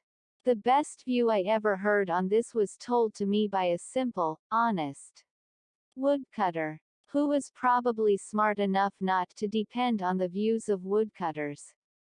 Woodcutters, like aged peasants with weather-beaten faces, should be lined up in orderly squadrons in support of your arguments. A few simple fishermen should act as outriders, with a score or two of wise old washerwomen in reserve. Their faces, lined by experience, should nonetheless reflect an inner placidity and acceptance of life. The views which you put forward were, of course, gained from sources such as these. He puffed reflectively on his pipe, then looked at me with those strangely quiet eyes. He told me that, although poor himself and honest, he had always reckoned that deficit spending by government could stimulate production by priming demand, and similarly. If he's so sincere, how can he be wrong? Loaded words. It is possible to influence the outcome of a judgment by the deliberate use of prejudiced terms. When the words used are calculated to conjure up an attitude more favorable or more hostile than the unadorned facts would elicit, the fallacy used is that of loaded words. Hitler summons warlords. M. Daladier consults defense chiefs. The two headlines tell us the same thing, that the leaders of Germany and France had seen the heads of their armed forces. In Germany these are warlords, but in France they are defense chiefs. The German leader is simply Hitler, without title, and he summons his men imperiously. Daladier, however, is a monsieur, and being a good Democrat, consults. Near synonyms carry subtle nuances of meaning which can be used to influence attitudes to the statement which bears them. The fallacy derives from the fact that these attitudes are not part of the argument.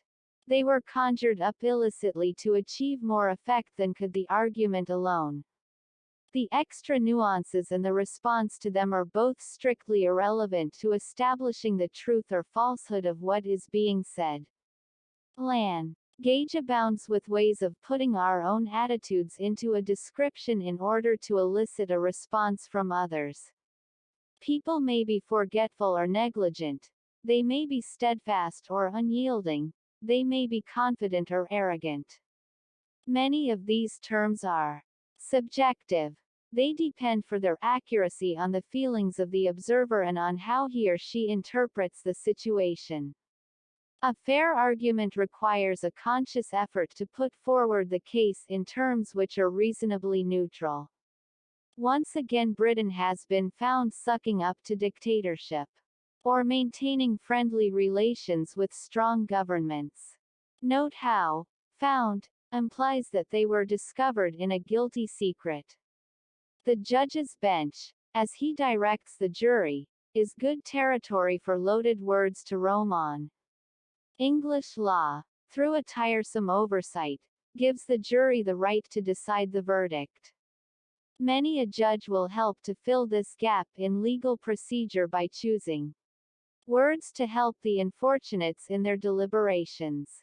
Are we to believe the word of this sniveling, self-confessed pervert, or that of a man whose reputation is a byword for honor and integrity? If you had thought of doing so, this is a good point at which to change your mind. There is a series of verb conjugations which brings out the different loading a speaker will apply to words describing him, the person he speaks to, or an absent third party. Thus, I am firm, you are stubborn, he is a pig-headed fool. Descriptions of contests can invite us to take sides by the choice of terms, rather than by the events they report. Scotland stole a goal in the first half, but England's efforts were well rewarded in the second half when. Guess which side of the border the reporter comes from. What goes for the sports section applies even more to the leader page. The public can distinguish Labour bribes from Tory pledges. They can certainly distinguish whose side the writer is on. Public affairs programs on television are great fun for the connoisseur of loaded words. There is an unfortunate conflict of interests. They want to present material to make you share their prejudices. Their authority requires at least some semblance of objectivity and balance. While blatant bias does occur, the satisfaction comes in spotting the loaded words at a slightly more insidious level. Which side has terrorists, for example, and which has freedom fighters?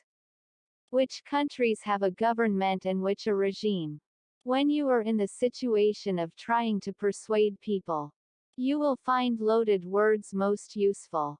Your verbal picture shows the bleak outlook of one alternative, and contrasts it with the rosy setting which results from the other.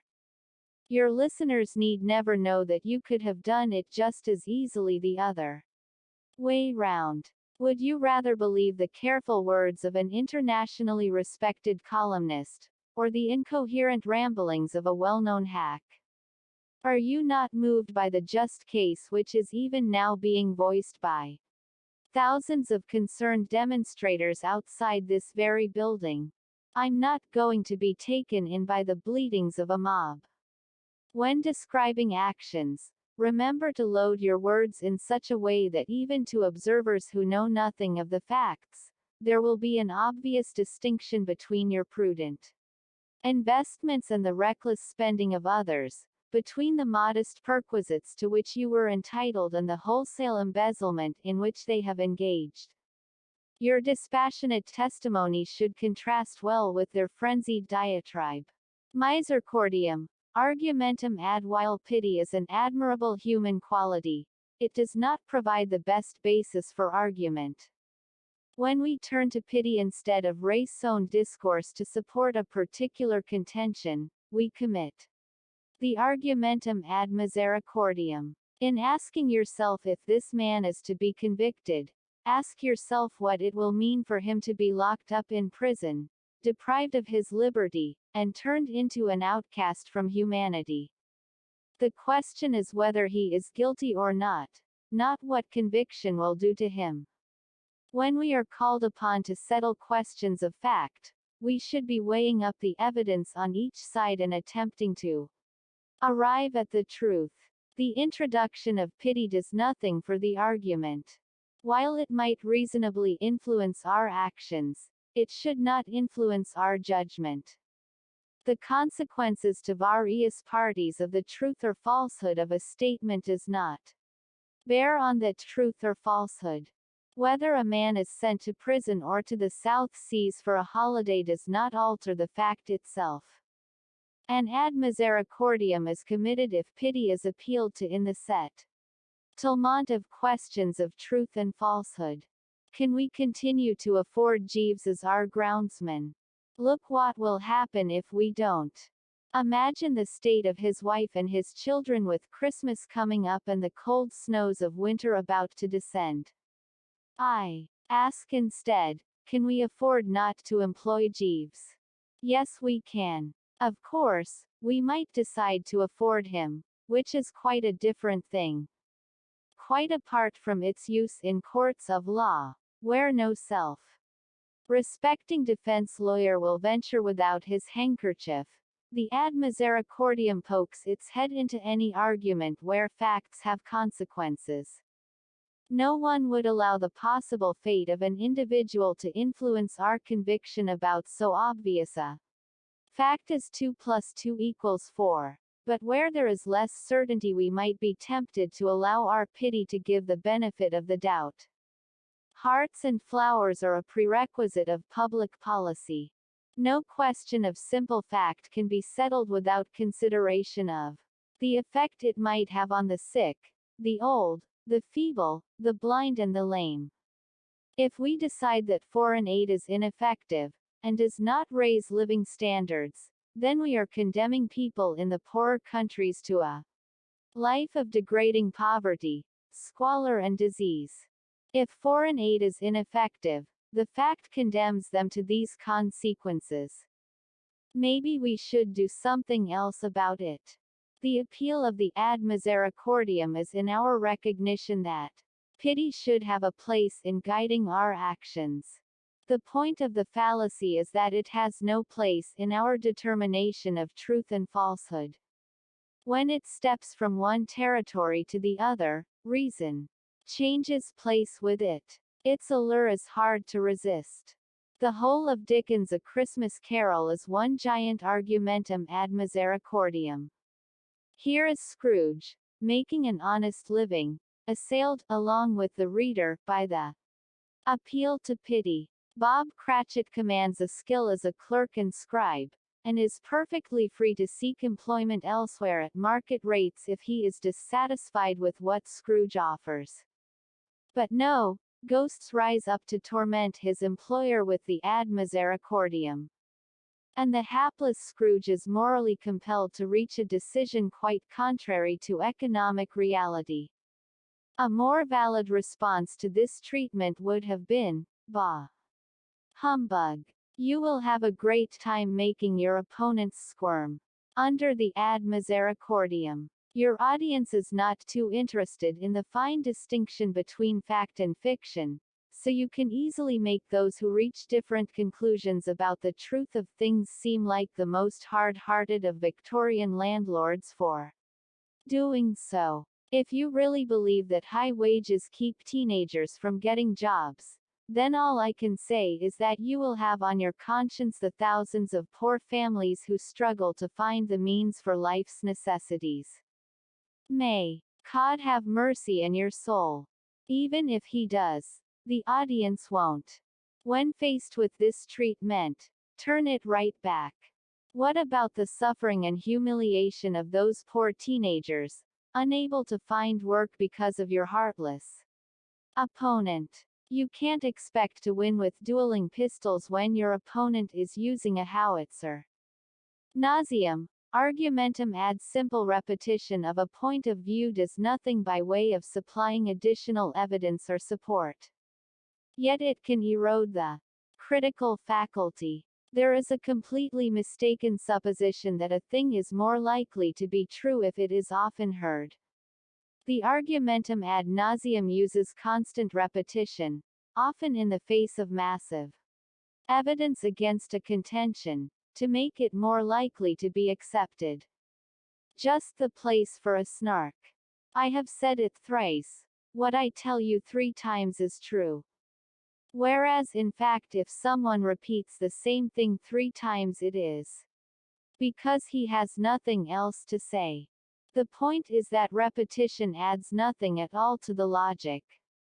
It is done in an attempt to persuade an audience, either by wearing down their resistance, or by deceiving them into supposing that objections have somehow been dealt with. Since they add nothing, the extra versions are irrelevant to the consideration, and fallaciously appeal to psychological factors rather than to reason. Please sir, it wasn't me. But this is your catapult, Smith Minor. Please sir, it wasn't me. And witnesses saw you pick up the stone. Please sir, it wasn't me. This could go on indefinitely, unless the heavy hand of an ad baculum cuts it short.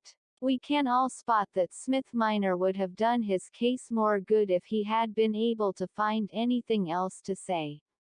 Would we spot it if he simply kept saying, "Socialism means rule by the workers"? However, utterly discredited political credos, which adherents cling to for other than intellectual reasons, are supported by the ad nauseam fallacy.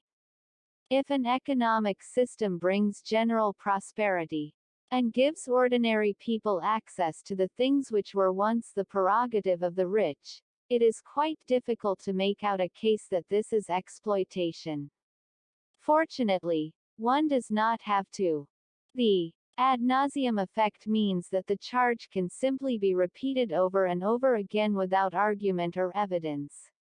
Eventually, some people will fall for it. Advertisers have long been life members of the ad nauseam society. They know that a specious claim acquires credibility and force if it is repeated often enough. They know the importance of building up not a rational conviction but a habit of association.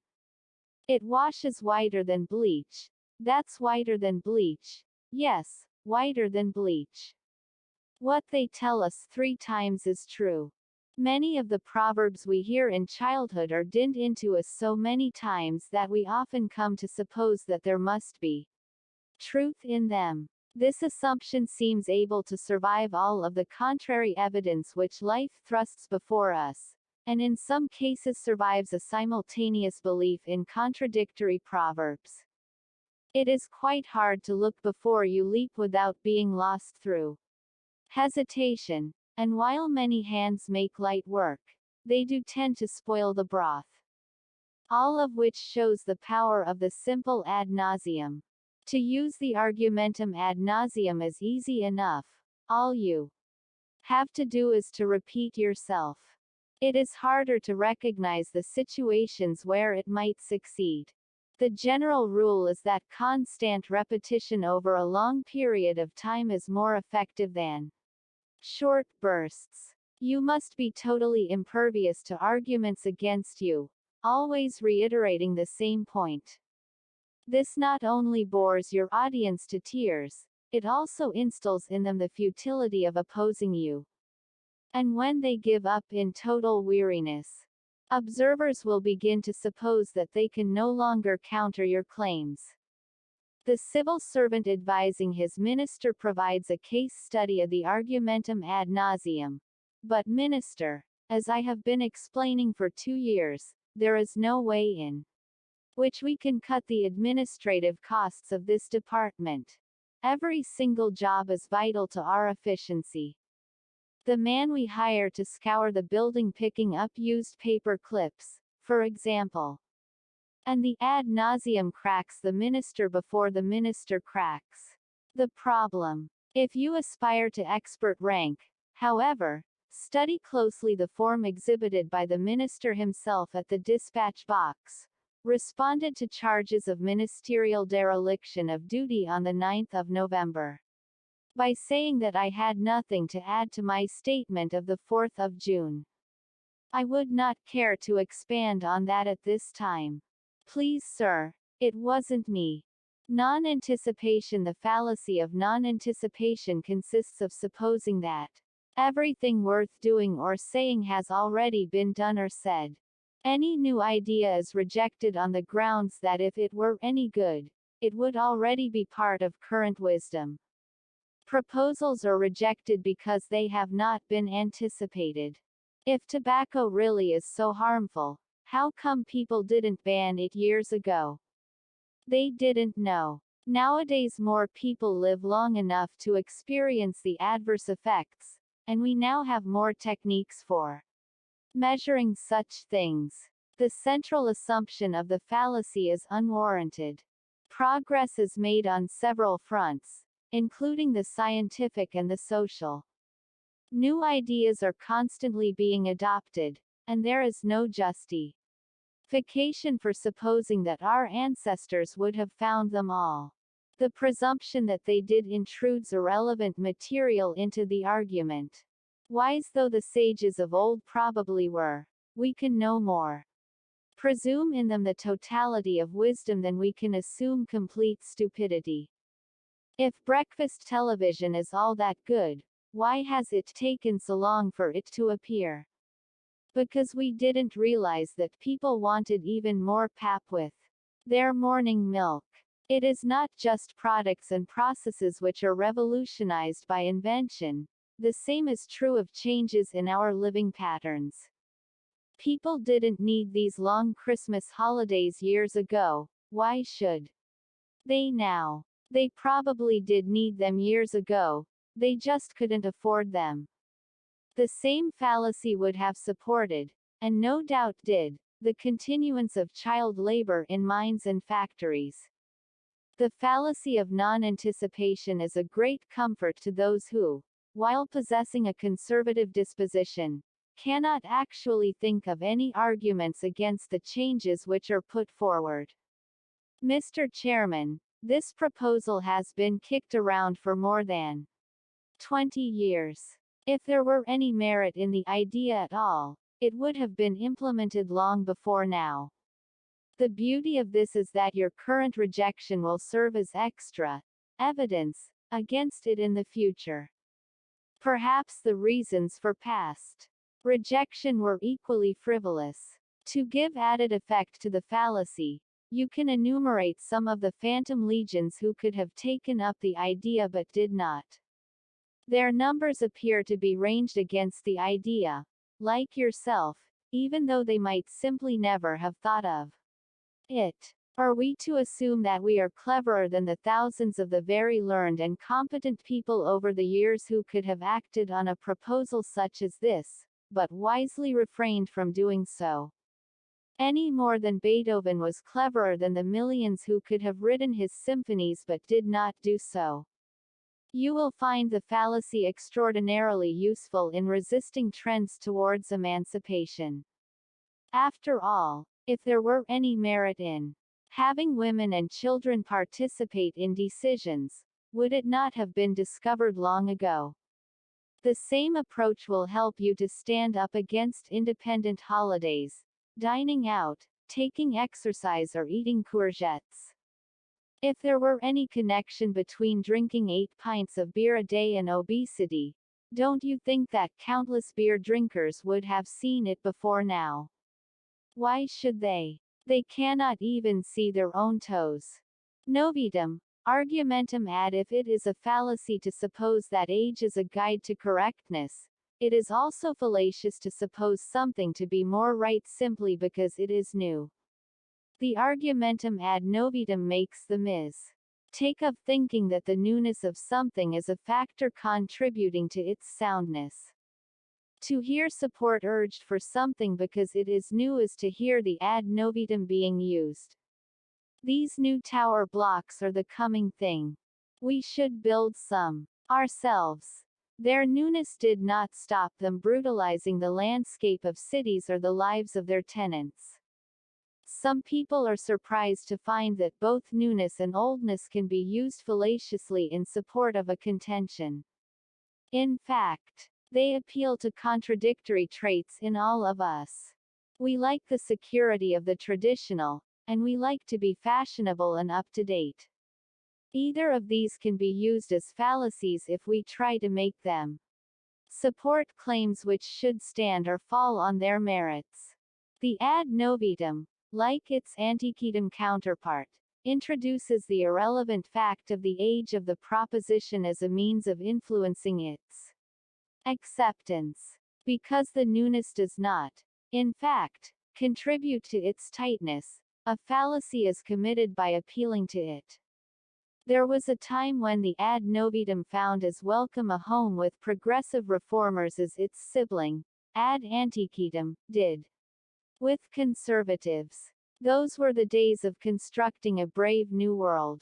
Times change, however, and the ad novitum now builds its nest amongst conservatives.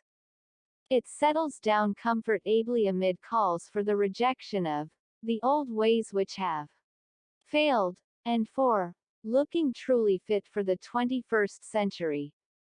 Meanwhile, the argumentum ad antecedent stirs uneasily as it sees progressives looking back to the good old days of social reform. Advertisers have used the word new as a reflex appeal to the ad novitum for many years. Assuming that the public equated new products with new progress, everything from washing powder to toothpaste has been new, improved. Breakfast cereals were forever new, with the main innovation being the increasing resemblance of the contents to the cardboard of the packet. Great were the shock waves in the advertising world when cereals started to appear which were positively old in style. In faded brown packets, they promised old-fashioned goodness, and rapidly gained sales. The bold attack of the ad antecedent sent the ad novitums back on the ropes. All kinds of products came out with old-fashioned presentation, just as it used to be, was the slogan, with sleepy scenes and pictures of cobwebs on the packets. In Britain, Hovis bread, instead of being new and improved, featured sepia-tinted ads of rural simplicity. Both fallacies have powerful appeal, but ad novitum had gone too far. Now there is a balance between the two. The simplest country boy wears clothes looking roughly like a space suit, while those brought up in Glasgow tenements now look back on entirely false childhood memories of country smells and fresh brown eggs. When using the ad novitum, remember the conflicting appeal of the two fallacies, and confine it to areas where the ad antiquatum is unwelcome. You cannot support housing because it is new, since people will prefer the old. But you can support eco-nomic theories because they are new. After all, what good ever came of the old ones? Just as yours is the new economies, so are your social and moral convictions part of the new awareness. An audience would much prefer to be brought up to date and given new information, rather than being hectored to change their minds. Are we to continue in the ways of the old acquisitiveness by allowing commercial development on the site, or are we to respond to a new awareness of social needs by building a modern community center for the unemployed? With arguments like this, you'll win easily. You'll get a community center for those who would have been employed by the commercial development. Numerum argumentum ad. Not many people like to be out on a limb. Many prefer instead the comfort of solid numbers behind them, feeling there is less possibility that so many others could be mistaken. The argumentum ad numerum wrongly equates the numbers in support of a contention with the correctness of it. Ideas which have mass support are not necessarily more likely to be right, but the ad numerum supposes that they are. 50 million Frenchmen can't be wrong. A glance at the history of that nation will show that they very often have been. The fallacy lies in the fact that the tightness or wrongness of a contention is neither helped nor hindered by the numbers in support. Many people are quite often wrong about even simple things, and received wisdom is not to be equated with factual knowledge. Simple observation, such as that which shows planets and stars turning across the skies, can be an unreliable guide, no matter how many millions attest to its truth. Everybody's smoking whifters. Why don't you? Because he thinks everybody is stupid. The ad numerum can appeal to general numbers, or more insidiously, to the numbers of those you respect. You might be more impressed by the proportion of top people taking the Times, than by the numbers backing Britain's biggest daily sale. The question to ask yourself is whether the numbers add anything to the claim. We have an argument here about whether Ballesteros ever captained a European golf team. Let's settle it democratically. And before you jump off a building, make sure you have enough votes to carry repeal of the law of gravity. If ideas were decided by numbers, no new ones would ever be admitted. Every new idea starts out as a minority viewpoint and gains acceptance only if the evidence for it wins converts over from the prevailing view. If numbers are the test, then Giordano Bruno was wrong when he said the Earth moved around the Sun, and the authorities were right to burn him at the stake. We have to give him a fair trial before we string him up. All those who say he did it shout, "Aye! Amazing proof." Sounds kinda unanimous to me. The ad numerum provides an excellent defense of established attitudes.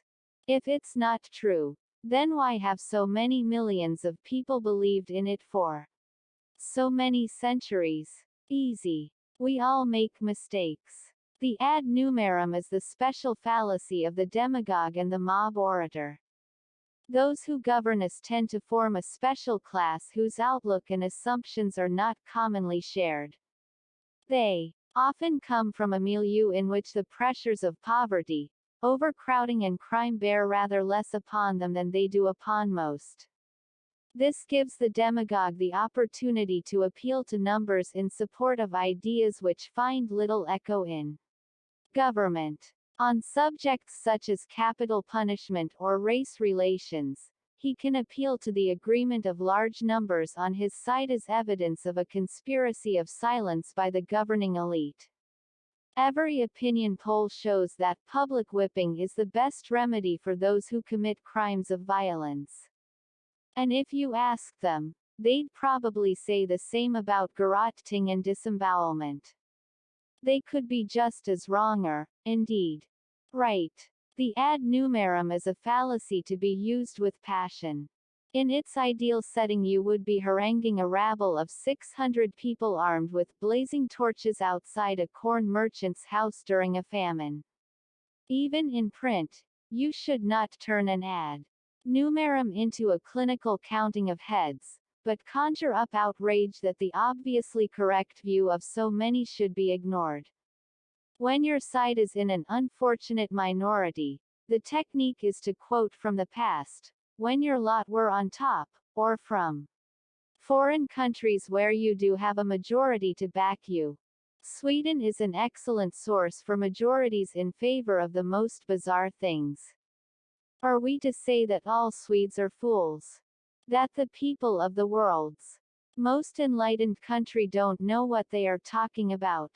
Yes. One-sided assessment. Many of the decisions we are called upon to weigh up have both advantages and drawbacks. The fallacy of one-sided assessment is fallen into when only one side of the case is taken into consideration. Decisions usually require both pros and cons to be taken account of, and a preference made for the side that wins on balance. To look at one side only is to avoid judgment of that balance. I'm not going to get married. There would be all that extra responsibility, not to mention the loss of my freedom. Think of the costs of raising children and putting them through college. Then there are the increased insurance premiums. If that really were all, no one would ever do it. It is equally possible to look only at the positive side. This encyclopedia is one you will be proud to own. Your friends will admire it. Your children will benefit. You will learn from it. It will complement your bookshelf. On the other hand, it will cost you a lot of money. Either way, the fallacy of one-sided assessment is committed. By looking only at the objections, or only at the advantages, we are excluding material which bears on the decision, and which should be taken account of. The omission of this relevant material from the argument is what is fallacious about one-sided assessment. One-sided assessment is not a fallacy when space is allocated for the other side to be presented similarly.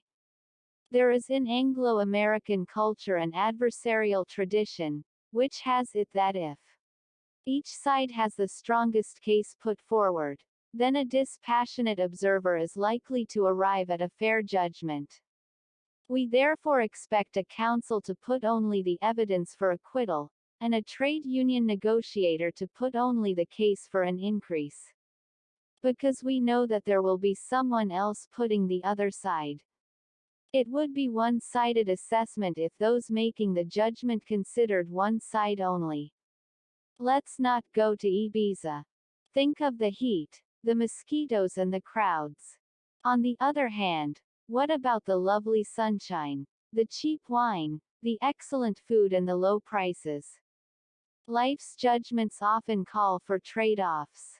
Those who have made their balance and come down in favor are apt to try to persuade others by emphasizing only the positive side.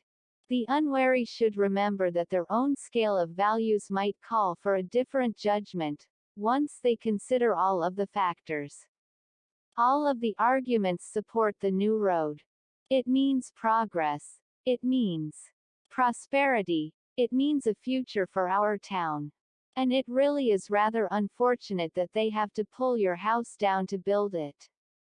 There is a clever version of one-sided assessment which you should use when persuading others to agree with your judgment.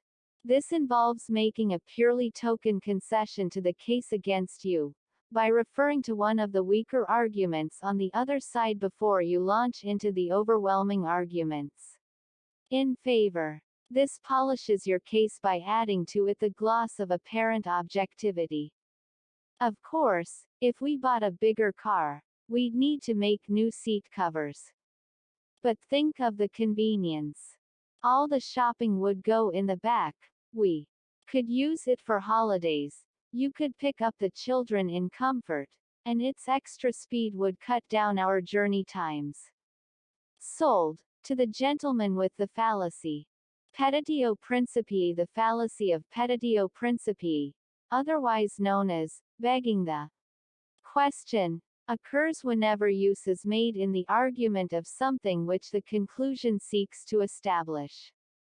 The petitio is a master of disguise and is capable of assuming many strange forms. One of its commonest appearances has it using a reworded conclusion as an argument to support that conclusion. Justice requires higher wages because it is right that people should earn more. Which amounts to saying that justice requires higher wages because justice requires higher wages. It might seem to the novice that petitio is not a fallacy to take for a long walk. It seems too frail to go any distance. Yet a short look at the world of political discourse reveals petitios in profu scion, some still running strongly after several hundred years. It is quite difficult to advance arguments for a commitment which is in essence emotional. This is why politicians deceive themselves accidentally, and others deliberately, with a plethora of petitios. The political petitio usually appears as a general assumption put forward to support a particular case, when the particular case is no more than a part of that same assumption. The British government should prohibit the sale of the Constable painting to an American museum because it should prevent the export of all works of art. It looks like an argument, but the same reason could be advanced for each particular work of art. Adding them up would tell us no more than that the government should prevent the export of all works of art because it should prevent the export of all works of art. Argument is supposed to appeal to things which are known or accepted, in order that things which are not yet known or accepted may become so. The fallacy of the petitio principii lies in its dependence on the unestablished conclusion. Its conclusion is used, albeit often in a disguised form, in the premises which support it. All arguments which purport to prove the unprovable should be carefully scrutinized for hidden petitios. Arguments in support of ideologies, religions or moral values all have it in common that they attempt to convince skeptics. They also have it in common that petitios proliferate in the proofs. Everything can be defined in terms of its purpose. Never be surprised when a discussion starting like this ends up proving the existence of a purposive being. If things are admitted at the outset to have a purpose, then a being whose purpose that is has already been admitted. This is a petitio principii disguised as a proof. When using the petitio yourself, you should take great care to conceal the assumption of the conclusion by skillful choice of words. Particularly useful are the words which already have a hidden assumption built into them. Words such as purpose fall into this group. Philosophers always go into battle with a huge stockpile of these words, especially when they try to tell us how to behave. The obligations they wish to impose upon us are hidden away in words like promise. It looks like a straight, factual thing, but it has an ought tucked away in its meaning. The important thing to remember about the petitio is that it is supposed to look like an argument in support of a case. You should therefore spatter it with argument link words such as because, and, therefore, even if it is no more than a simple rewording. When pushed into a corner, you can often effect a dramatic escape with a well-chosen petitio by combining both the assumption of a general truth and a rewording of the conclusion. We should not sell arms to Malaysia because it would be wrong for us to equip other nations with the means of taking human life. This looks and sounds like an argument, but it is really just a clever way of saying that we should not sell arms to Malaysia because we should not sell arms to anyone. Poisoning the well. The most attractive feature of poisoning the well is that the opposition is discredited before they have uttered a single word. At its crudest, the fallacy consists in making unpleasant remarks about anyone who might disagree with a chosen position. When some willing victim steps forward to dispute that position, he only shows that the unpleasant remarks apply to him. Everyone except an idiot knows that not enough money is spent on education. When someone comes forward to suggest that enough money is being spent, he identifies himself to the audience as the idiot in question. The whole discussion is fallacious because it invites acceptance or rejection of the proposition on the basis of evidence which has nothing to do with it. The claim is only an insult, offered without evidence, and does not have to be accepted. Even if it were true, we would still have to examine the argument on its merits. Closer inspection shows that poisoning the well is a highly specialized version of the ad hominem abusive. Instead of insulting the arguer in the hope that the audience will be led to reject his argument, the well poisoner sets up the insult for anyone who might argue. It is cleverer than simple abuse because it invites the victim to insult himself by drinking from the poisoned well. In doing so, it discourages opposition. Of course, there may be those with defective judgment who prefer buses to trains. There may be those who take into account such factors as price, cleanliness, convenience, and running on time. To admit the preference now, however, would be owning up to defective judgment. In its crude and simple form, poisoning the well is seen to be great fun and can engender spectacular coups of withering scorn. A version which is only slightly more subtle appears in a game called Sociology of Knowledge. To play the game, one player starts by asserting that everyone else's view about society and politics is only the unconscious expression of their class interest. Next, he shows that for specialized reasons this analysis does not apply to him because he is unprejudiced and can see things objectively. When another player disagrees with any of his views, the first player triumphantly shows that the opinion of his opponent can be ignored as the mere expression of class interest. Choice in education is only a device by which the middle classes can buy advantage for their children.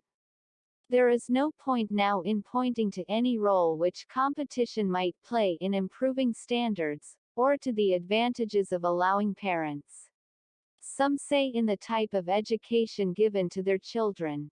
You have already been convicted of trying to buy advantage. The rest is just cover. Skillful use of poisoning the well should employ both of its main characteristics. The poison should not only incite ridicule from the audience, it should also act as a deterrent to anyone tempted to disagree with you. Only an idiot will put off some, but there will be others who think they could shrug it off. A better poison would be one sufficiently dreadful or embarrassing to deter anyone from drinking willingly. Only those who are sexually inadequate themselves now advocate single-sex teaching in our schools. Any volunteers? Well, poisoning is recommended whenever your claim might not survive sustained scrutiny. It is also useful for dealing with an opponent whose point goes against received opinion but is, unfortunately, valid. Judicious poisoning will make such an opponent look so foolish that people will ignore the validity. It will also make you look witty and confident, and may even serve to conceal the fact that you are wrong. Populum. Argumentum ad. The argumentum ad populum appeals to popular attitudes instead of presenting relevant material. In other words, it is based on prejudice. It exploits the known propensity of people to accept that which fits in comfortably with their preconceptions. The popular prejudices may or may not be justified, but the speaker who makes his case depend solely upon them is guilty of an ad populum fallacy. In recommending Higginbottom, I'd point out that the smart money is on him. Few people think they belong with the stupid guys. The ad populum is often equated with mob appeal, with inflaming passions and prejudices more appropriate to mass hysteria than to rational discourse. Mob orators make a career of the ad populum, choosing words calculated to raise the emotional temperature. Are we to see the streets of this ancient land of ours given over to strange faces? The prejudice is xenophobia, and the implication is that the strange faces do not fit in our streets, but no argument is advanced. Those who commit the fallacy take the easy way out. Instead of building up a case which carries conviction, they resort to playing on the emotions of the multitude. This is not sound logic, although it may be very successful. Conceivably, Mark Antony might have developed a case for punishing Brutus and the other assassins, and restoring Caesar's system of government. What he did was more effective. By appealing to popular rejection of disloyalty and ingratitude, and to popular support for public benefactors, he turned a funeral crowd into a rampaging mob. For several centuries, the traditional villains of the ad populum appeal were landlords and corn merchants. Although they play a negligible role in society nowadays, so powerful was their hold on popular prejudice that I expect you could still raise a lusty cheer by castigating opponents as profiteering landlords and corn merchants. Their disappearance has left a gap in the ad populum only partly filled by the mysterious speculators. They are somewhat more nebulous because whereas letting property and dealing in corn were respectable occupations which could be identified, few people would write speculator in the space for their occupation. Still, their elusiveness imparts a shadowy and sinister quality to enhance their evil. Oppose enterprise zones because they will become sleazy red light areas, characterized by sharp dealers and speculators. You have to be careful, though. Some audiences would like the sound of this. Your own ad populums will come naturally, since you are basically in support of the little man, the underdog, the local boy. The people against you are the big bosses, the money men of the financial district and the bureaucrats on their index-linked pensions. Rich bankers has lost its effect these days. Most people equate it with their local bank manager who is not all that rich. Remember to use code words where people feel the prejudice is not respectable. Racial minorities, for example, should be referred to as newcomers or strangers, even when they have been here longer than you have. If we allow the corner shop to close, it will mean hard-earned money going out of the community to rich businessmen in flash cars. The corner shop is part of our locality. It's a friendly presence in the neighborhood. It's the focal point of the community we grew up in. People will do anything for it, except shop there. Positive conclusion from negative premise. An argument which draws a conclusion from two premises is not allowed to have two negative premises, but it is allowed one, provided the conclusion is also negative. A fallacy is committed whenever a positive conclusion follows from two premises which include a negative one. Some cats are not stupid, and all cats are animals, so some animals are stupid. Even though some of them are smart enough not to be cats, the conclusion does not follow. One premise is negative, so any valid conclusion would also have to be so. Although two things can be related to each other by means of the relationship which each has with a third, if one of the relationships is concerned with what is not true for one, the deduction must show that the other one is also wholly or partly excluded from some class. In other words, if they each enjoy a different relationship with a third thing, they cannot both be in the same class. The fallacy of drawing a positive conclusion from negative premises persuades us that things do belong to a class by telling of things which do not.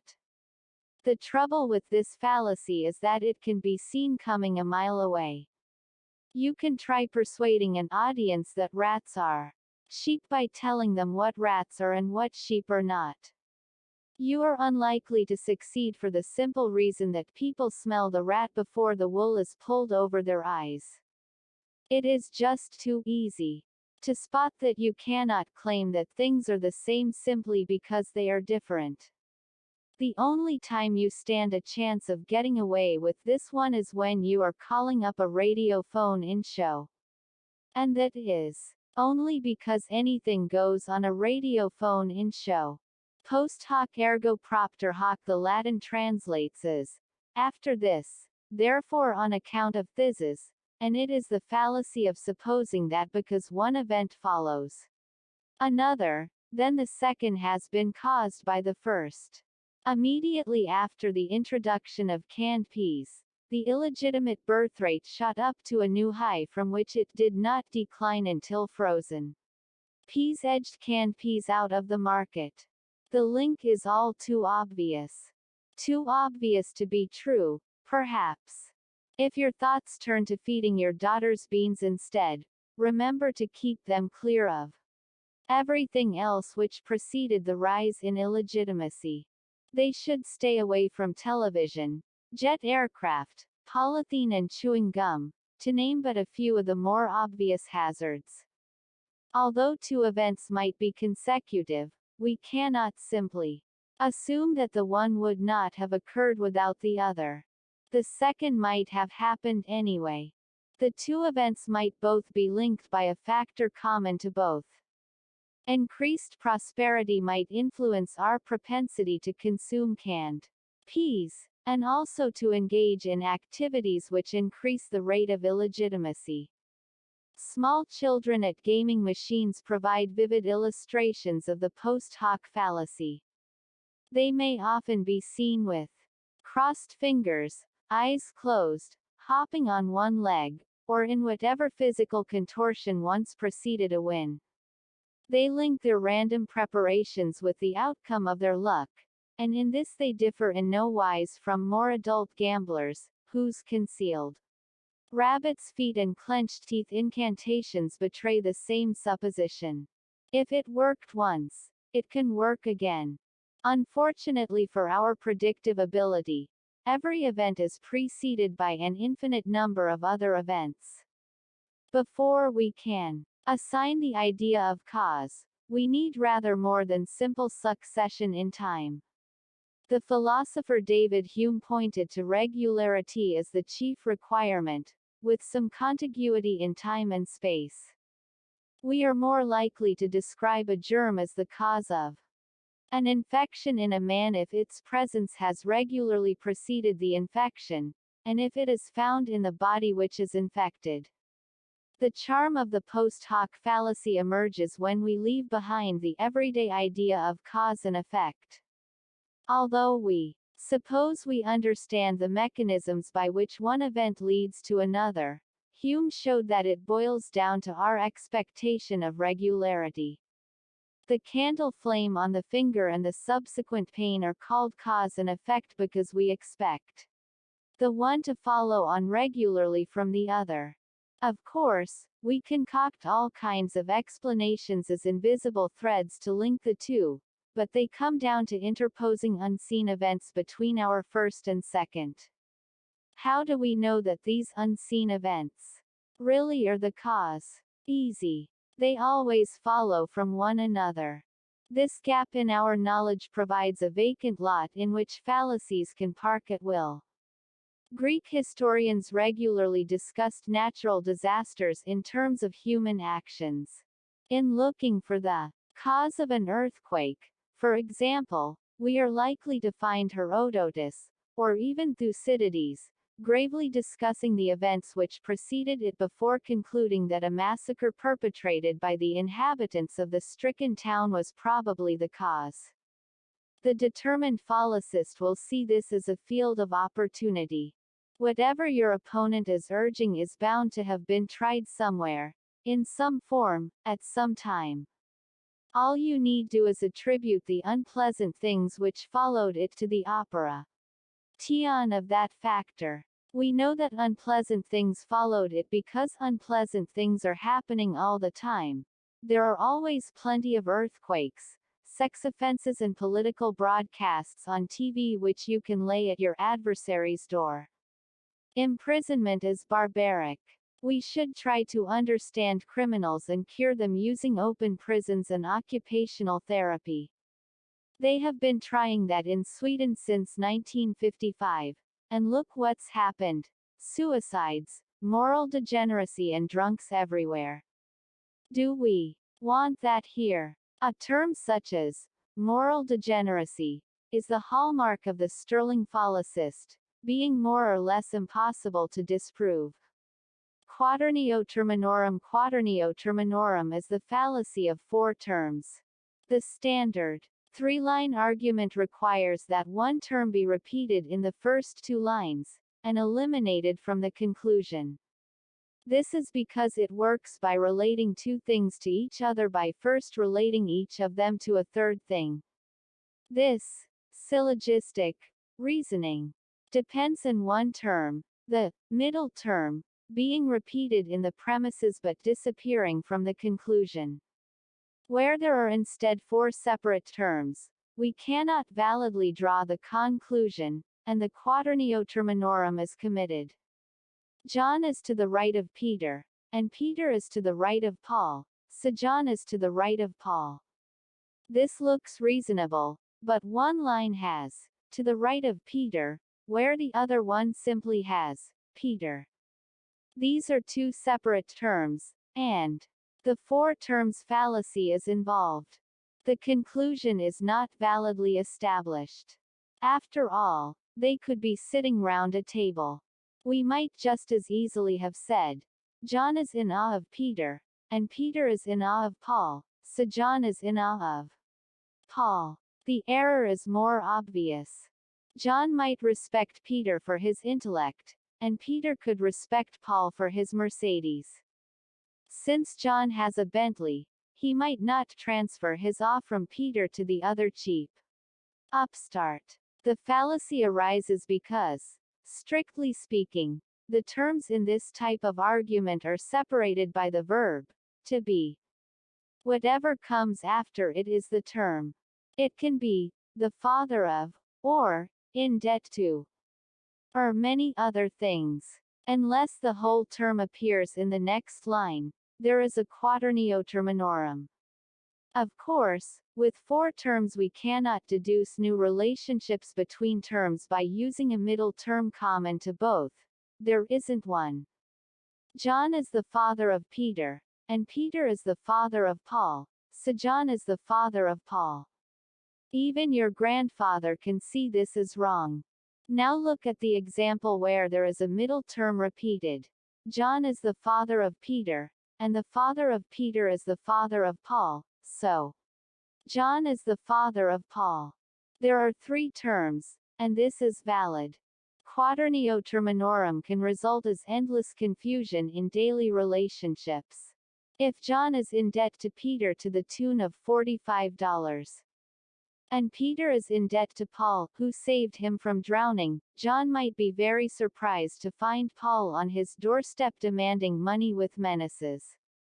On the other hand, if John is in love with Mary, and Mary is in love with Paul, no one except a theater dramatist would attempt to complete the fallacious deduction. The four terms fallacy is more likely to appear as a source of genuine error than of deliberate deception.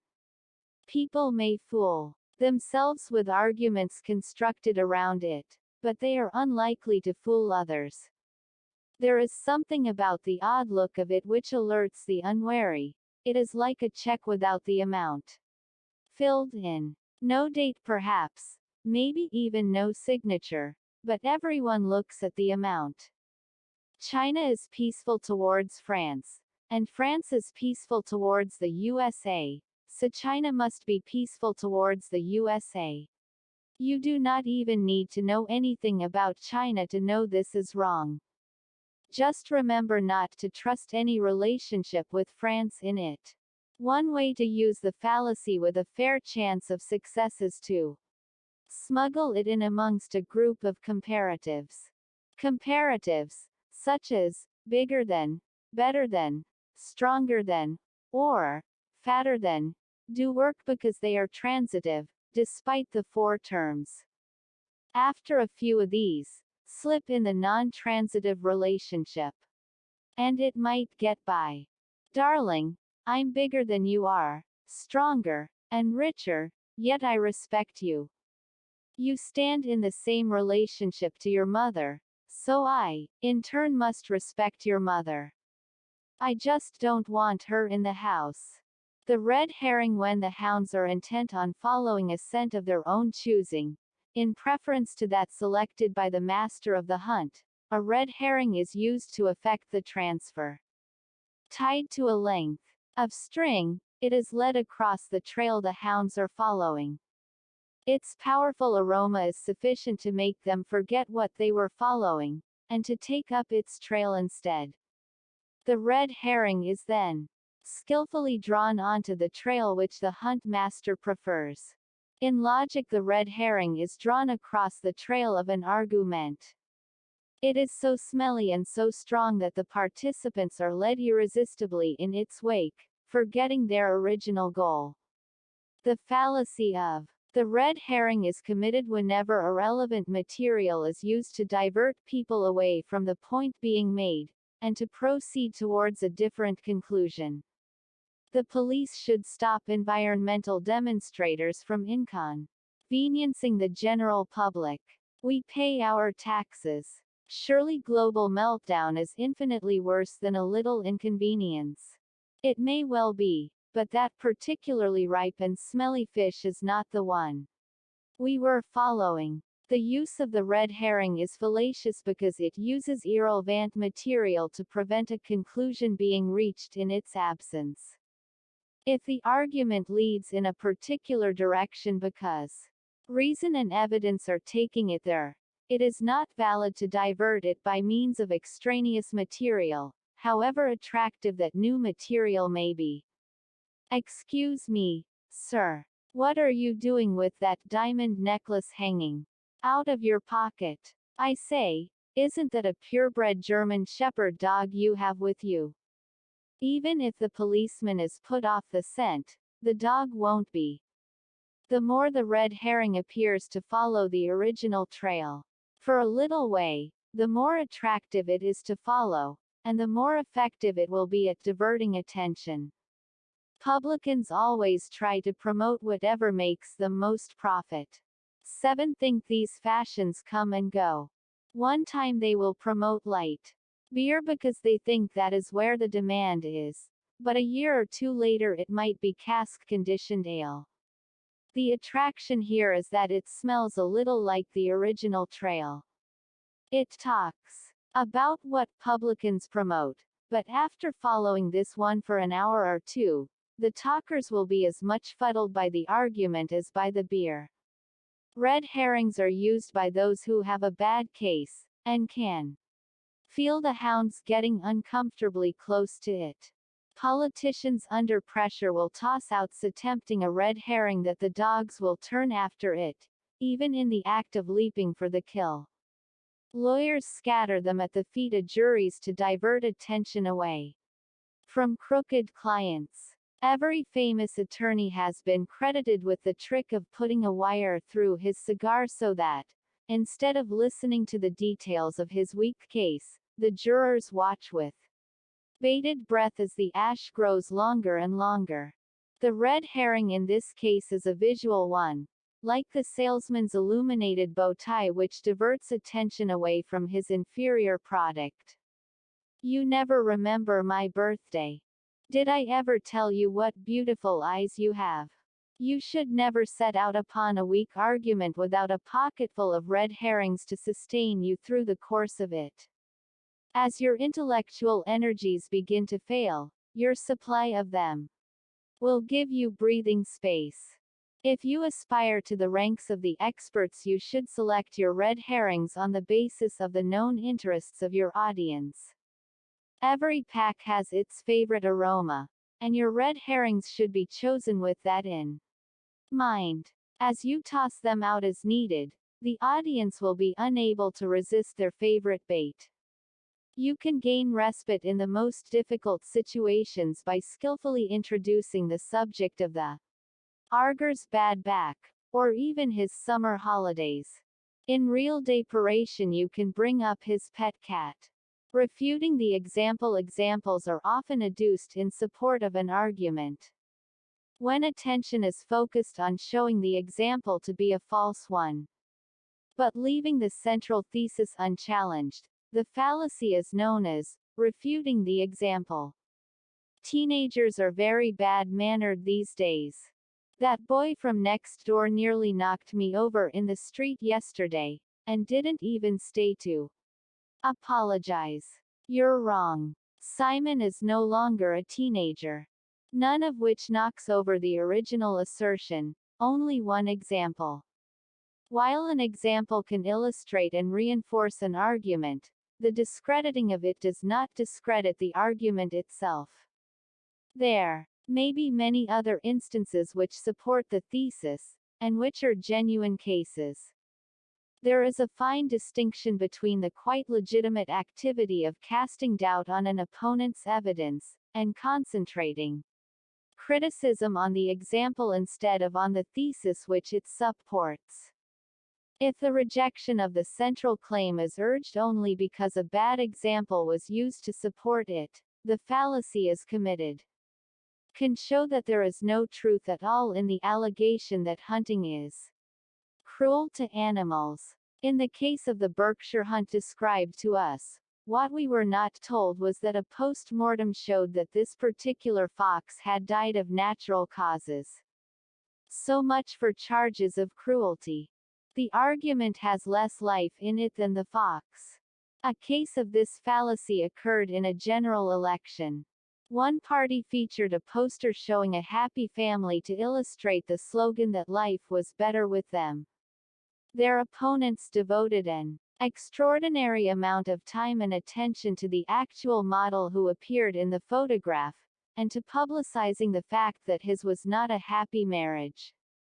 The effort was presumably expended in the belief that the public would be less likely to believe the fact once the example was refuted. For some reason this fallacy is very prevalent in discussion about sport. In support of a generalized claim, such as, Spain produces the best strikers, an example will be produced. This seems to be the cue for lengthy and dull evaluation of the merits of the individual concerned. The assumption throughout the discussion seems to be that the case for or against the original general statement will be won or lost with that of the example. You can set up situations for using this fallacy by prodding your opponents with a demand for examples.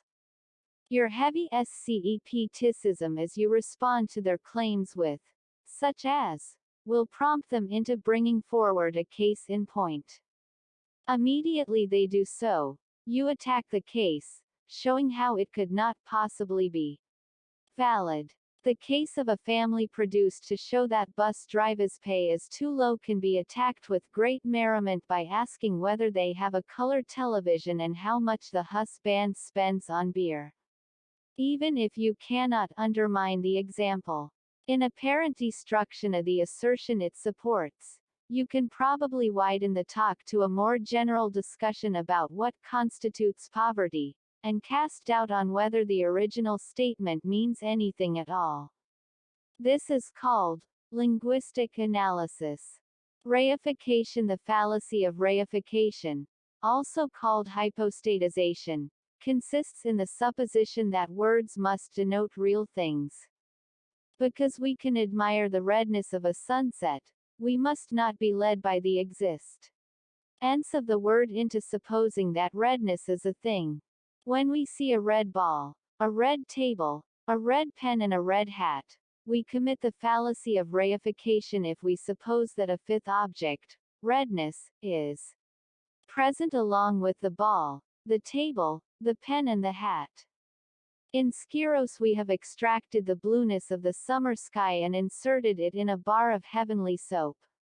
Since the blueness of the summer sky is not an object, it cannot be processed like a material thing. Turning descriptive qualities into things is only one form of reification. We can also make the mistake of supposing that abstract nouns are real objects.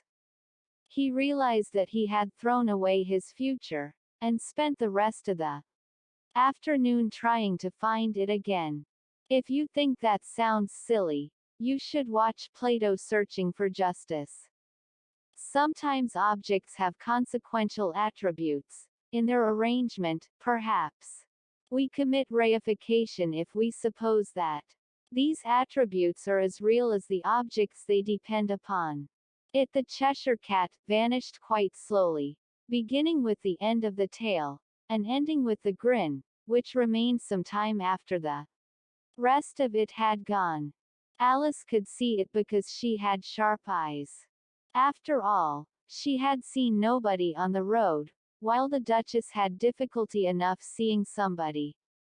The fallacy occurs because our words have not the power to conjure up real existence. We can talk about things which do not exist at all, and we can talk of things in one form which actually might exist in another.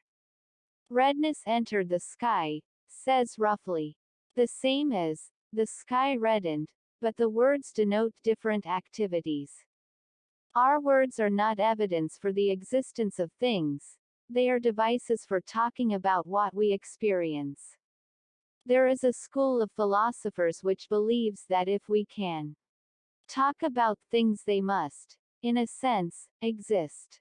Because we can make sentences about unicorns and the present King of France, they claim that there must actually be unicorns and a present King of France, with the latter presumably riding on the back of the former. Yet another school elevates the fallacy into an art form, by talking about the essences of things. They claim that what makes an egg into an egg and nothing else is its eggness, or the essence of egg. This essence is more real and more durable than the actual egg, for ordinary eggs disappear into quiche Lorraine, but the idea of an egg goes on. The obvious objection, that this is just silly, is a commanding one. We use words like labels to tie onto things so we do not have to keep pointing at them and communicating in sign language. Little can be inferred from this except that we have agreed to use words in a certain way. If someone brings out the essences behind your words to show you what you really believe in, change the words. You claim to support freedom, but the whole liberal democratic system has the essence of slavery. Single quote. All right. We'll call it slavery, then. And let it be clear that by slavery, we mean people voting as they wish in elections, having a free press and an independent judiciary, etc. This is an upsetting tactic. The accuser had expected the old image of slaves being whipped on plantations to be carried over into the new use describing the Western democracies. Your own use of reification can be directed toward showing that what people say they support involves them in supporting your position. You simply take all of the abstract concepts, turn them into real entities, and start demonstrating that their real natures are in line with what you were saying. You say that God exists, but let us look at this idea of existence. We can talk about tables which have existence, chairs which have existence, and so on. But for pure existence, you have to take away the tables and chairs and all of the things which exist, to be left with existence itself. In taking away everything which exists, you are left with nothing existing. So you see the existence of your God as the same as non-existence. He'll never spot that existence doesn't exist. After all, Hegel didn't. The runaway train. A runaway train takes you speeding into the distance, but unfortunately does not stop. This means that when you reach your required destination you cannot leave it, but are compelled to be taken further than you wished. The runaway train fallacy is committed when an argument used to support a course of action would also support more of it. If you wish to stop at a particular point, you need an argument to do so. It might well be true that lowering a highway speed limit from 70 miles per hour to 60 miles per hour would save lives. That is not a sufficient argument for choosing 60 miles per hour, however, because lowering the speed limit to 50 miles per hour would save even more lives. And more still would be saved at 40 miles per hour. The obvious conclusion of this runaway train is that if saving lives is the sole aim, the speed limit should be set at the level which saves the most, and this is 0 miles per hour. In practice, the lives at risk for each proposed speed limit have to be measured against what is achieved by the ability to travel and to transport goods rapidly. Most of our daily activities involve a degree of risk which could be reduced if we limited our actions. In practice, we trade off risks against convenience and comfort. If the case for making the speed limit 60 miles per hour is based solely on the lives which could be saved, the arguer will need additional reasons to stop at 60 miles per hour before the runaway train of his own argument takes him to 50 miles per hour, then 40 miles per hour, and finally crashes into the buffers when it reaches 0 miles per hour. People argue that since, in the UK, everyone has to pay for the country's national health service, this gives the state a sufficient justification to ban smoking, because smokers suffer more illnesses. There may be good reasons to ban smoking, but the argument that the costs of the smoker's behavior should be imposed on others is a runaway train. Why stop there? The same argument applies to all behavior which affects health adversely. It could be applied to the eating of saturated fats such as butter, or refined white sugar. The state could require people to exercise in order to prevent the health costs of their laziness from falling on others. If this argument is to apply only to smoking, there have to be reasons why the train stops there. Someone boards a runaway train when they are so concerned about direction that they forget to attend to distance.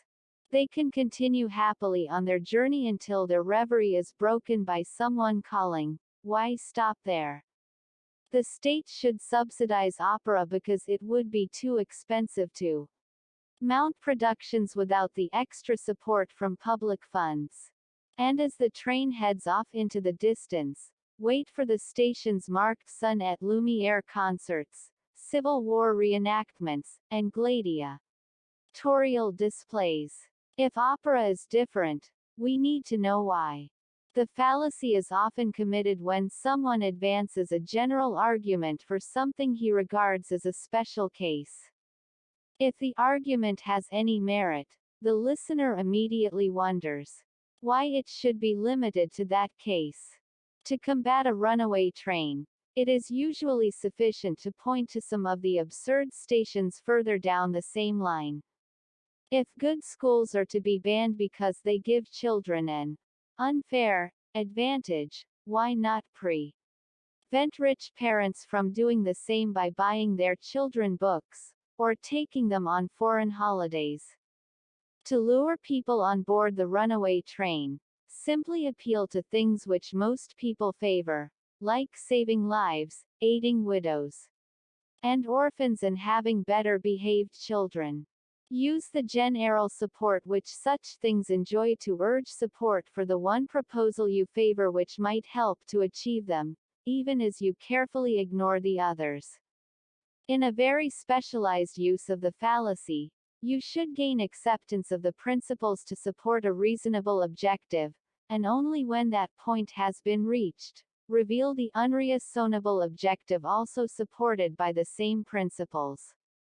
You agreed to allow a bingo hall in the town because people should have the choice to gamble if they want to. I'm now proposing to have gaming machines on every street corner for precisely the same reasons secundum quid. The fallacy of secundum quid is otherwise known as the hasty generalization. Whenever a generalization is reached on the basis of a very few and possibly unrepresentative cases, the fallacy is committed. It takes the argument from particular cases to a general rule on the basis of inadequate evidence. Was in Cambridge for 10 minutes and I met 3 people, all drunk. The whole place must be in a state of perpetual inebriation. Not necessarily so. Saturday night outside Trinity College might be quite different from King's on Sunday. A similar conclusion about London might have been drawn by a visitor who saw 3 people at midday outside a newspaper office. The fallacy lies in the assumption of material which ought to be established. There should be an attempt to establish that the sample is sufficiently large and sufficiently representative. 1 or 2 cases in particular circumstances do not justify the presumption of a general rule, any more than the sight of a penny coming down heads can justify a claim that it will always do so. Behind our identification of the fallacy lies our recognition that the few cases observed might be exceptional to any general rule which prevails. Don't shop there. I once bought some cheese and it was moldy. This smells like a broad condemnation placed on a narrow base. Clearly there is fine judgment required to distinguish between a secundum quid and a case where 1 or 2 instances do enable a valid judgment to be made. When assessing the fitness of a candidate for foster parent, for example, it would be prudent to make a judgment on the basis of only one previous incident of child molesting. In the film Dr. Strangelove, when a psychotic commander sends his wing on a nuclear attack against the USSR, the general reassures the president, "You can't condemn the whole system just because of one letdown." Both of these cases deal with systems which seek 100% safety coverage, and in which one exception does validate a judgment. Secundum quid covers the more general circumstance in which it does not. A visitor who assesses the population of London from his experience of a royal wedding day is likely to be as wrong as one who makes a similar judgment about Aberdeen on a charity collection day. The basic rule is, don't jump to conclusions. Opinion pollsters try to be very careful to avoid secundum quids. A famous American poll once wrongly predicted a Republican victory because it surveyed by telephone, not realizing that fewer Democrats own telephones. Political parties everywhere are not averse to talking up their support by quoting obviously unrepresentative poll findings. Scientific knowledge is like a battlefield mined with secundum quids. Scientific theories are often put forward with only a very few examples to back them up. The problem is one of knowing when there are enough case histories to be sure about the general rule put forward to explain them. Astonishingly, the answer is never. Science proceeds with the knowledge that a new case could suddenly appear to show that even its most solid theories are no good. A billion apples might have hit a billion heads since Newton's, but it would still take only one apple going upward to force at least a modification to the general theory. Secundum quids will be very useful to you in persuading audiences to pass judgments which coincide with your own.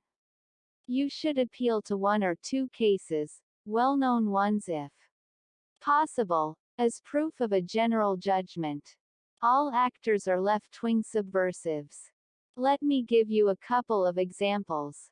You then spread over the entire profession the tar which your brush collected from two of them. Shifting ground people may employ hedging to make their contentions ambiguous, or they may use a definitional retreat to claim that their words meant something else. In the third version of this defensive type of operation, they may actually change the whole ground they were maintaining, while still claiming continuity. When people do shift the substance of what they were saying, they commit the fallacy of shifting ground. Said I liked the project and thought it a good one. However, I share the objections you have all voiced, and can only say how much this reinforces a view I have long held that it is not enough for a project to be likable and good. A leap from one bank to the other with the grace of a ballet dancer superimposed on the desperation of a stranded man. The deception is the source of the fallacy. Criticism of the original stance is avoided by shifting to a different one. In that the argument has taken place about the position as understood, it is irrelevant to the new position which is now claimed. Similarly, a critique now has to start all over again on the new position because what has passed so far has not been centered upon it. Said we'd come out stronger after this election. Look, we both know that many things can strengthen a party. I have always thought it a source of strength if a party can respond to criticism. Now, with our share of the poll down to 9%, I think that this can be seen in every election by every party except the winner. It is roughly equivalent to, I don't think that a score of 5-1 against us should be seen as a defeat for Scottish football. It is more of a challenge which the shifting sands of political fortune often coincide with the shifting ground of the fallacy. This is because of a patently absurd rule that no politician must ever change his mind about anything. To do so would be to admit he was wrong before, and could, by implication, be wrong now. Infallibility must, therefore, be sustained. Shifting ground, insecure though it might look to us, provides a solid foundation for political continuity. There is a certain class of religious argument in which anything at all whose existence is assented to can be called divine. Here the base of discussion seems to slide quite happily across several continents, as what started out as a discussion about a man in the sky with a white beard ends up in consideration of some abstract principle of the universe. Shifting ground is for defensive use. You cannot convince others of a new point with it, but you can use it to avoid it being known that you were wrong. As the victorious armies march into your territory after the struggle, they are surprised to find you at the head of them, leading the invasion. They had quite mistakenly supposed that you were head of the defense forces. After hearing his point of view, I feel that Mr. Smith's amendment to insert the word "not" into my motion expresses the spirit of what I was trying to say. I therefore accept his amendment as an improvement to my motion. There are muscular exercises which you should practice every day in front of a mirror, and which assist the mental contortions. Needed to shift ground rapidly. Yes, I walked through the green line. Customs officer. And I can explain that extra bottle of scotch. Does anyone spot the slight tremor in his feet? Shifting the burden of proof. Shifting the burden of proof is a specialized form of the argumentum ad ignorantium. It consists of putting forward an assertion without justification, on the basis that the audience must disprove it if it is to be rejected.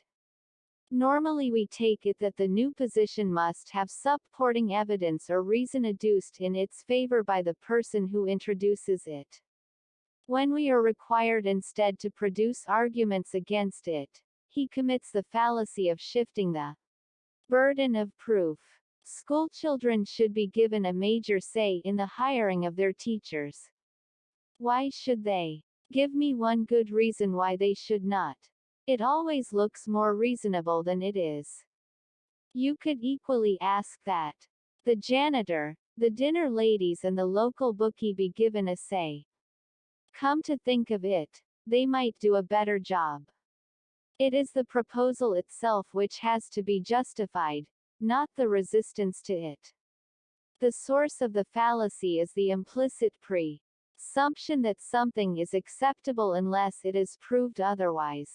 In fact, the onus is upon the person who wishes to change the status quo to supply reasons.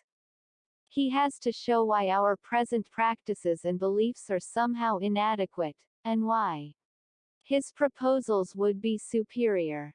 Believe that a secret conspiracy of Illuminati has clandestinely directed world events for several hundred years. Prove to me that it isn't so. We don't have to, any more than we have to prove that it isn't done by invisible elves or Andromedans living in pyramids under the Bermuda Triangle.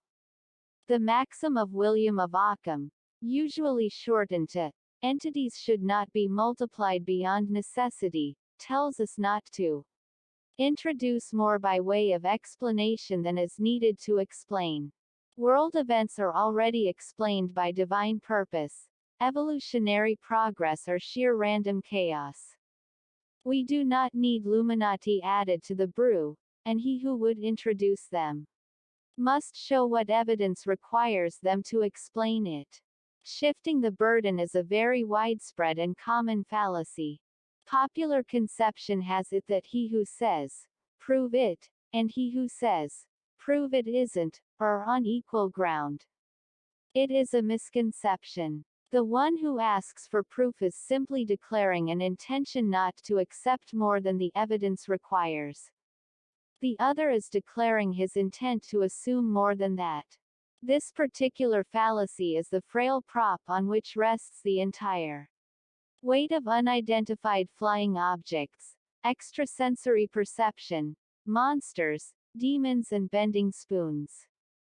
Advocates of these, and many other, ethereal phenomena try to make us accept the burden of establishing falsity.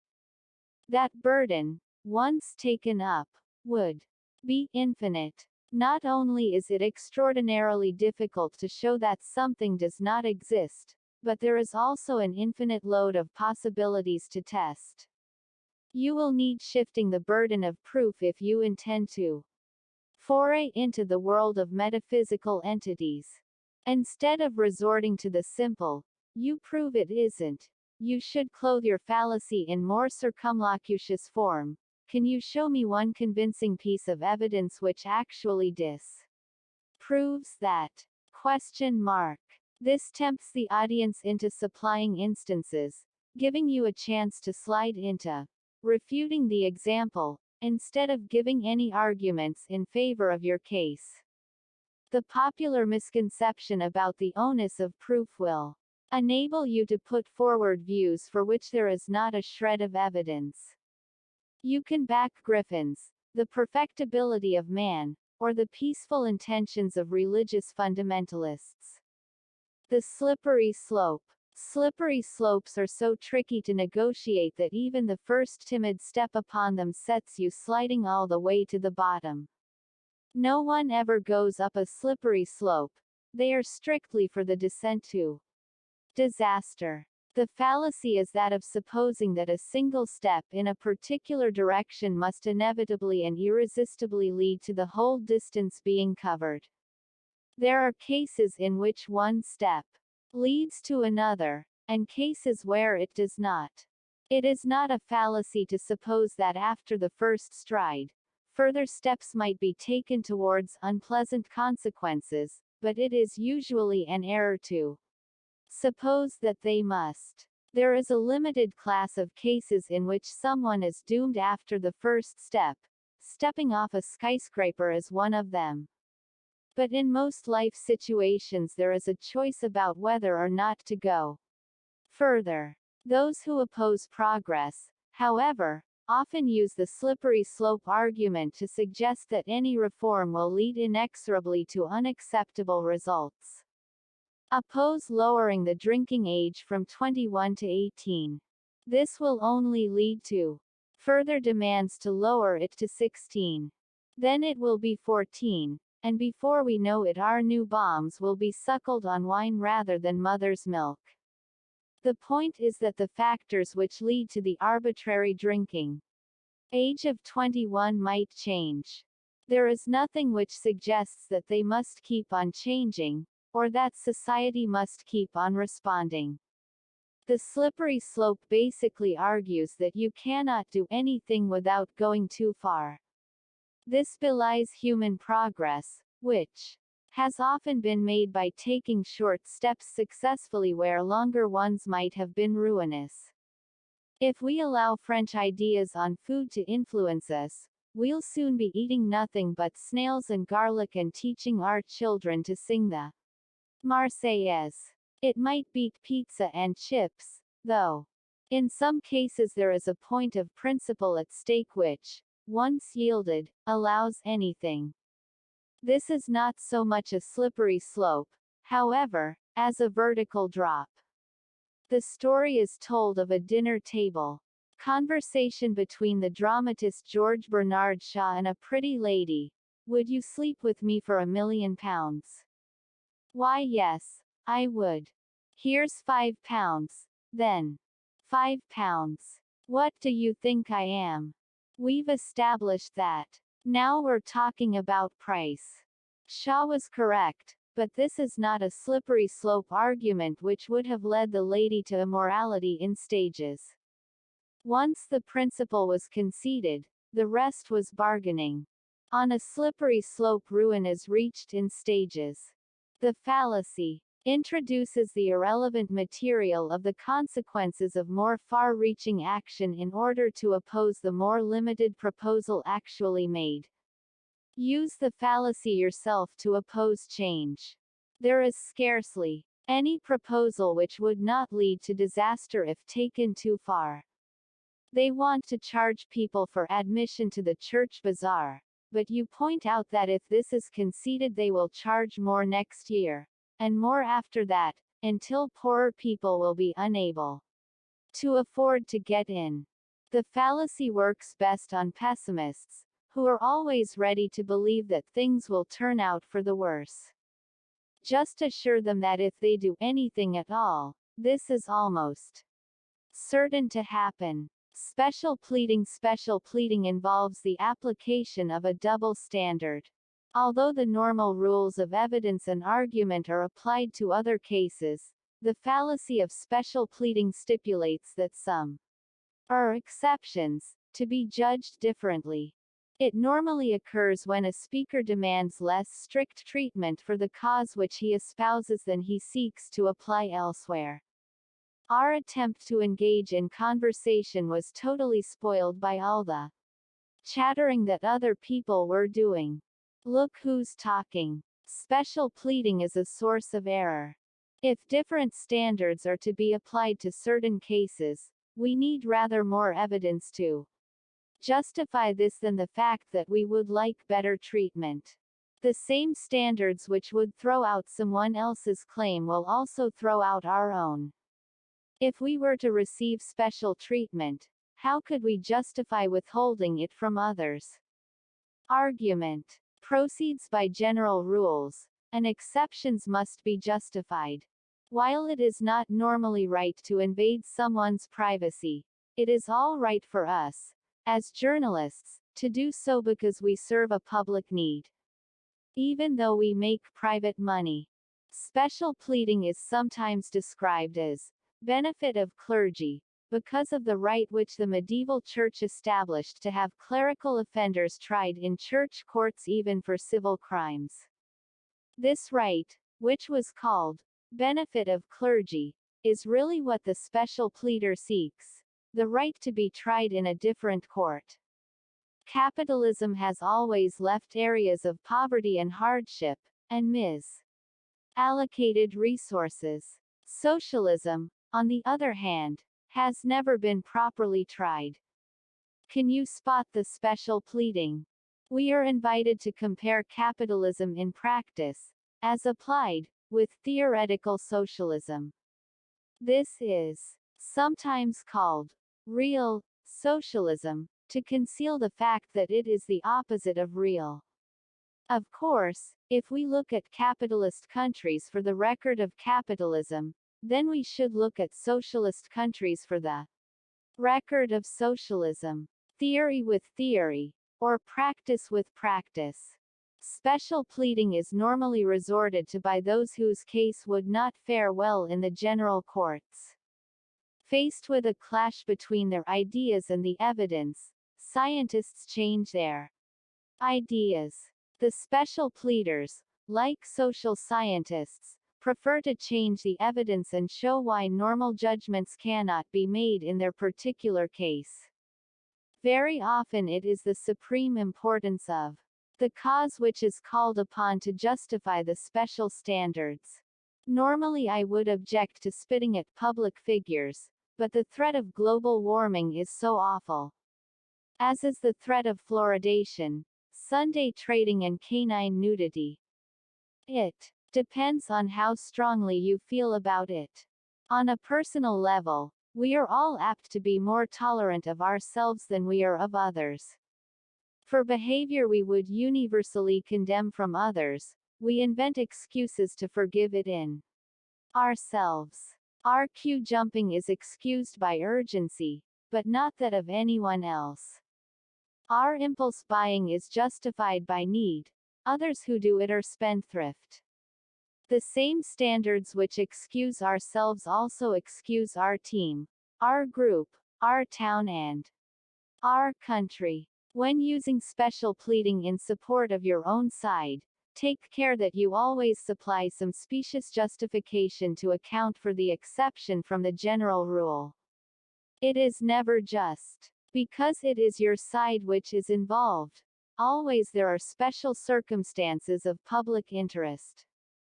With any other boy I'd be the first to admit that burning down the school was wrong, but Michael is very highly strung, as talented people tend to be. Talented people get away with arson, it seems, as well as murder. The straw man of logic does not scare anyone.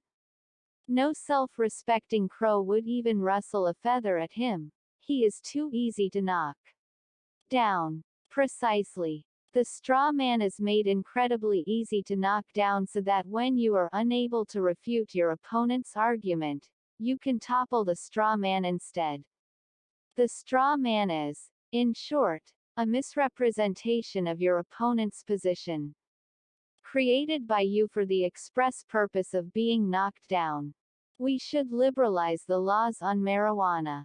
No. Any society with unrestricted access to drugs loses its work ethic and goes only for immediate gratification.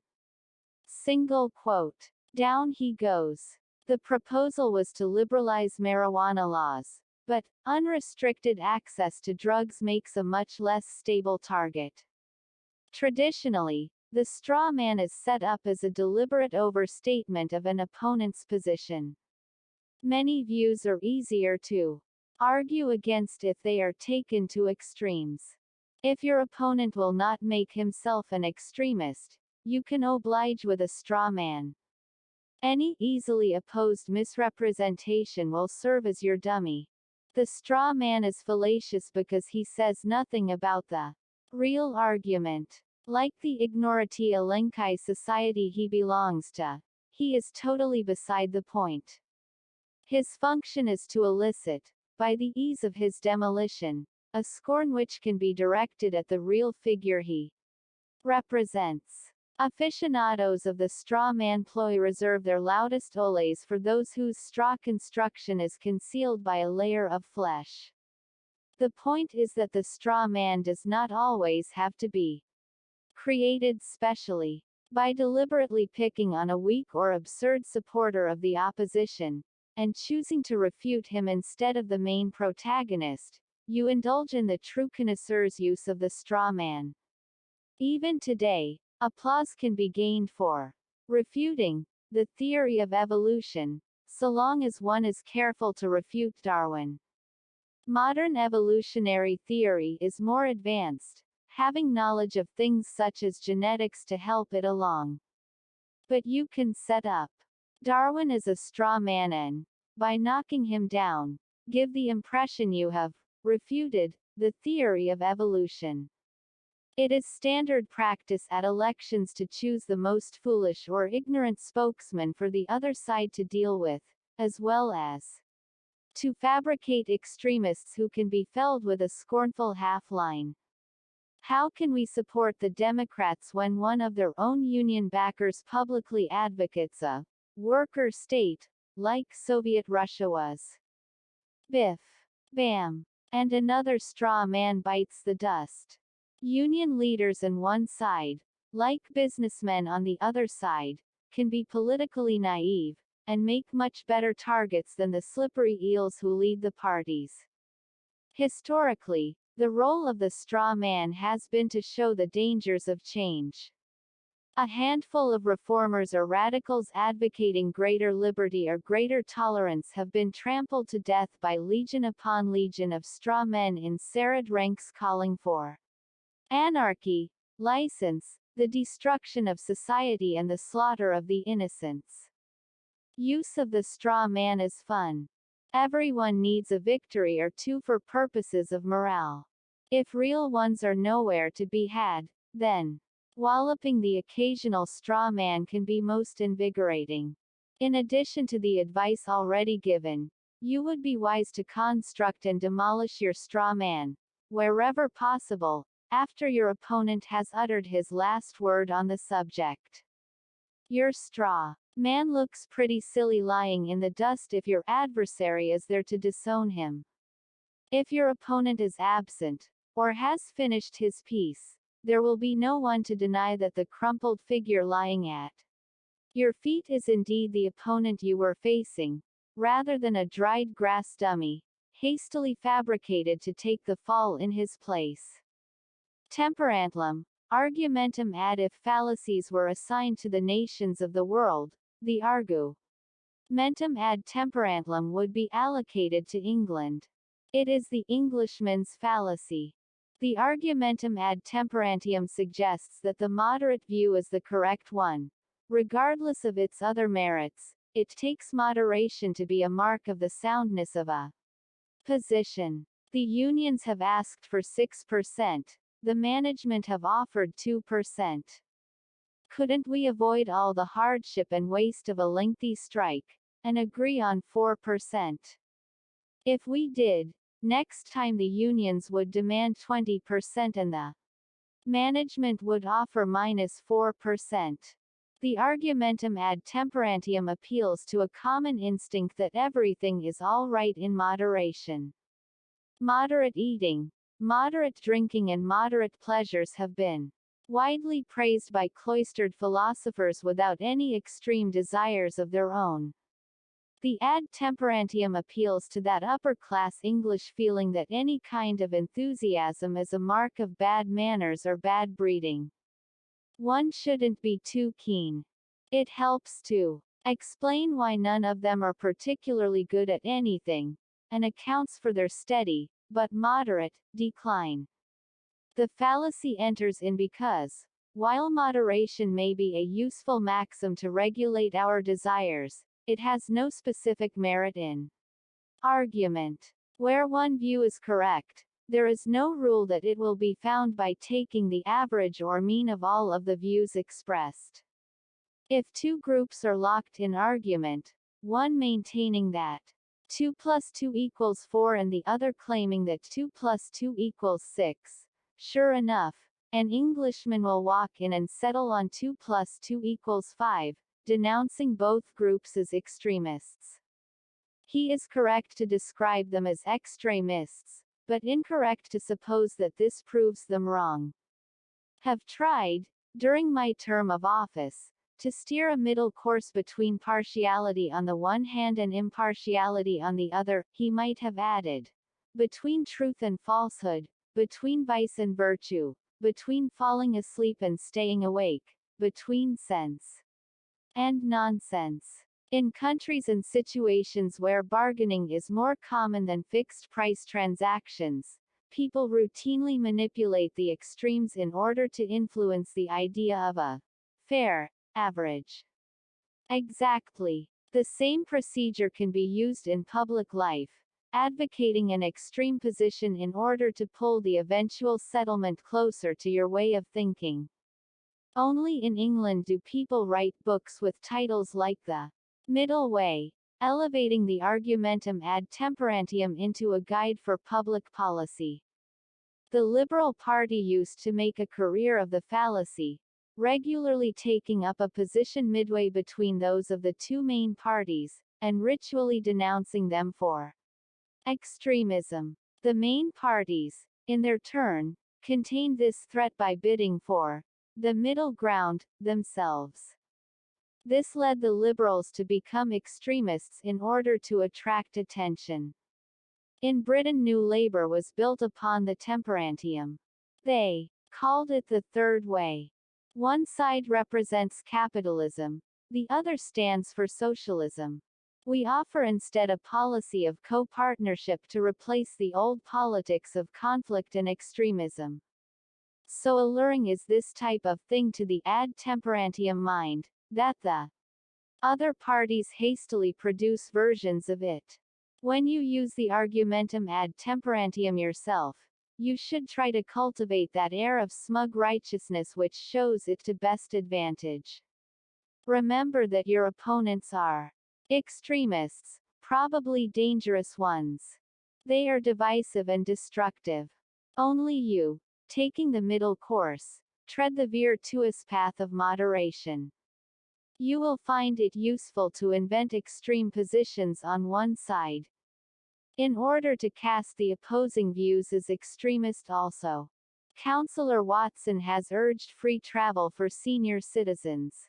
Others have suggested we should charge them 50 pence per journey. Surely the sensible course would be to reject these extremes and opt for a moderate charge of 25 pence. Of course, the debate was between 25 pence and 0. The 50 pence advocates are conjured up in support of your ad temperantium. Try to cultivate the company of Foreign Office officials. It comes so naturally to them when someone makes a claim against Britain to concede half of it that you will learn to commit the fallacy at speed with apparent ease. You will need to be quick off the mark because the fallacy has a large following. When two countries are disputing the ownership of a couple of islands, for example, you should be the first to leap in with the one each suggestion. There will be plenty of British diplomats trying to beat you to it. Thatcher's blame: when the round black hat first appeared, it was dubbed a bowler. This was because it looked like a bowl, and because it was made by the Bowler brothers. The term, Thatcher's blame, might similarly catch on for two reasons. It was regularly used against the lady herself, and it covers all cases, just as a thatcher covers all of a roof. In her first few years in office, Lady Thatcher was blamed for poverty and unemployment in Britain. Seamlessly, this switched to blame for the culture of shameless affluence as the emerging class of yuppies flaunted their newfound wealth. She was deemed to be at fault in both cases. The fallacy of Thatcher's blame, is committed when blame is attached no matter what outcome ensues. The fallacy occurs because the evidence is irrelevant when the determination of guilt precedes the outcome of their actions. Indeed, the point about Thatcher's blame is that it covers all the conceivable outcomes. If a policy is introduced first in Scotland, ahead of its application in England, the accusation is that the Scots are being used as guinea pigs, and put at risk simply to test it. On the other hand, if the policy is introduced in England before being extended to Scotland, the charge will be made that the Scots are being left out yet again. Finally, if the policy is introduced at exactly the same time in both countries, this will be taken as evidence that the policymakers are failing to appreciate the essential differences between England and Scotland. Heads you lose, tails you lose, and if the coin lands on its edge you also lose. The fallacy works well in Parliament because the official opposition is supposed to oppose. Thatcher's blame allows them to be against whatever the government decides to do, no matter what the outcome might be. Thus anything done quickly is being rushed through recklessly, while measures which take time are tagged with intolerable delays. The fallacy falsely pretends that a judgment is being made based on the outcome, when that negative judgment would have been applied to any outcome. It regularly appears in Britain's tabloid press, where once a celebrity has fallen from favor, any action they take is deemed to deserve condemnation. Since the opprobrium comes anyway, it expresses no real judgment on the morality or merits of the actions themselves. I've been asked to a christening, but I'm sure they'll give the child some outlandish name that will make it a laughingstock.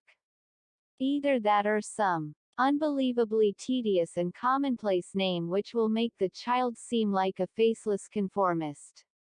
The fallacy is easy to use because it preys upon an instinct which would rather hear ill than good about people. After all, gossips don't go round praising people for their righteous actions. To use it effectively, you should pour scorn on some proposed action, predicting an adverse outcome. You then introduce an alternative consequence with the words, and even if. This allows you to predict more dire consequences. Your audience will never spot that you have, like the fallacy, covered every conceivable case. If you think this too obvious, reflect that for over a century the followers of Marxism predicted disaster for capitalism, whatever outcomes it produced. Trivial objections. The problem with trivial objections is that they leave the central thesis largely untouched. It is fallacious to oppose a contention on the basis of minor and incidental aspects, rather than giving an answer to the main claim which it makes. Am totally opposed to the new road around the town. It will make all of our town maps out of date. It is rare for the fate of a new road to be decided on the basis of what it does to the maps. That said, however, one cannot help noticing that the maps show that towns reach very strange decisions on such matters. The fallacy is akin to that of the straw man. Instead of facing the main opponent, in this case it is only a few aspects of it which are confronted. The trivial objections are possibly valid. The point is that they are also trivial, and not adequate to the work of demolishing the case which is presented. The fallacy is committed because they are not up to the task to which they are assigned, not because they are erroneous.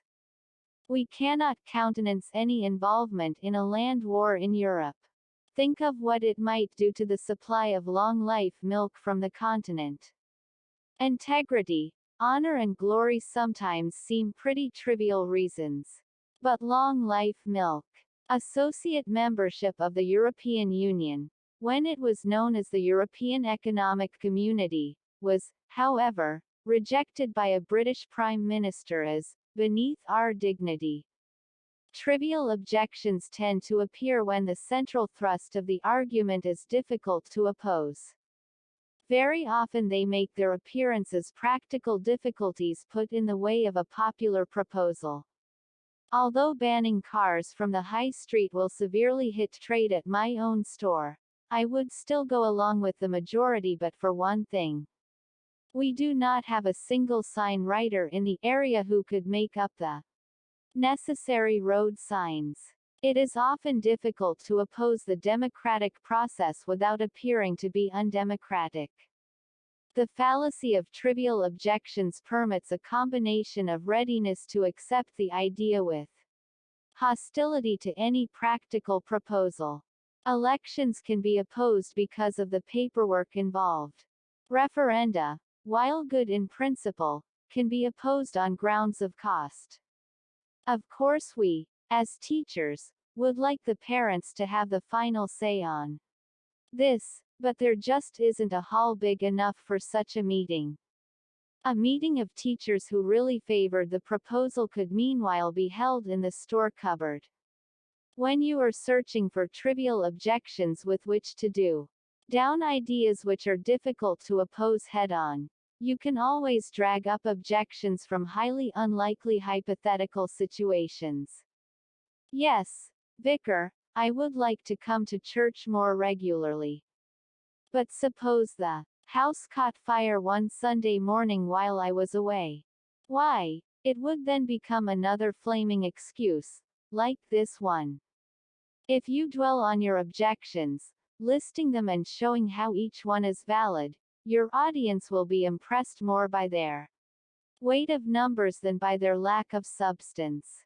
2. Like the idea of extending choice by having vending machines in trains, but there are 8 objections.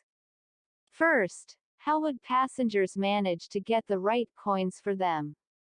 Second, very good, so long as you never mention the real objection, which is that they would enable people to bypass failures in the existing service. Stick to the trivia, it's safer ground. 2 quoque. 2 quoque means, you also, and is committed when a case is undermined by the claim that its proponent is himself guilty of what he talks of. It is a change of subject from a claim made by a proponent to one made against him. You accuse me of abusing my position, but you're the one whose company car is seen propping up the rails at the local race course. With a little more subtlety, the 2 quoque can be used to undermine an accusation by discrediting the accuser. And now I turn to Mrs. Green's charge that I deliberately misled this society over my personal interest in the firm concerned.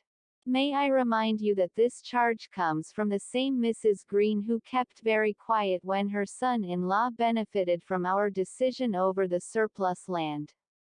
Hardly a source entitled to make such charges, you must agree. I reckon he did it. The fallacy of the 2 quoque occurs because it makes no attempt to deal with the subject under discussion. A new subject is introduced, namely the record of someone involved. The truth or falsehood of an assertion has nothing to do with the background of the person who makes it. Evidence for or against that assertion is not altered by details of the previous actions of the one who is putting it forward. Another version of the 2 quoque seeks to undermine what is being said by showing it to be inconsistent with the previous views of its proposer.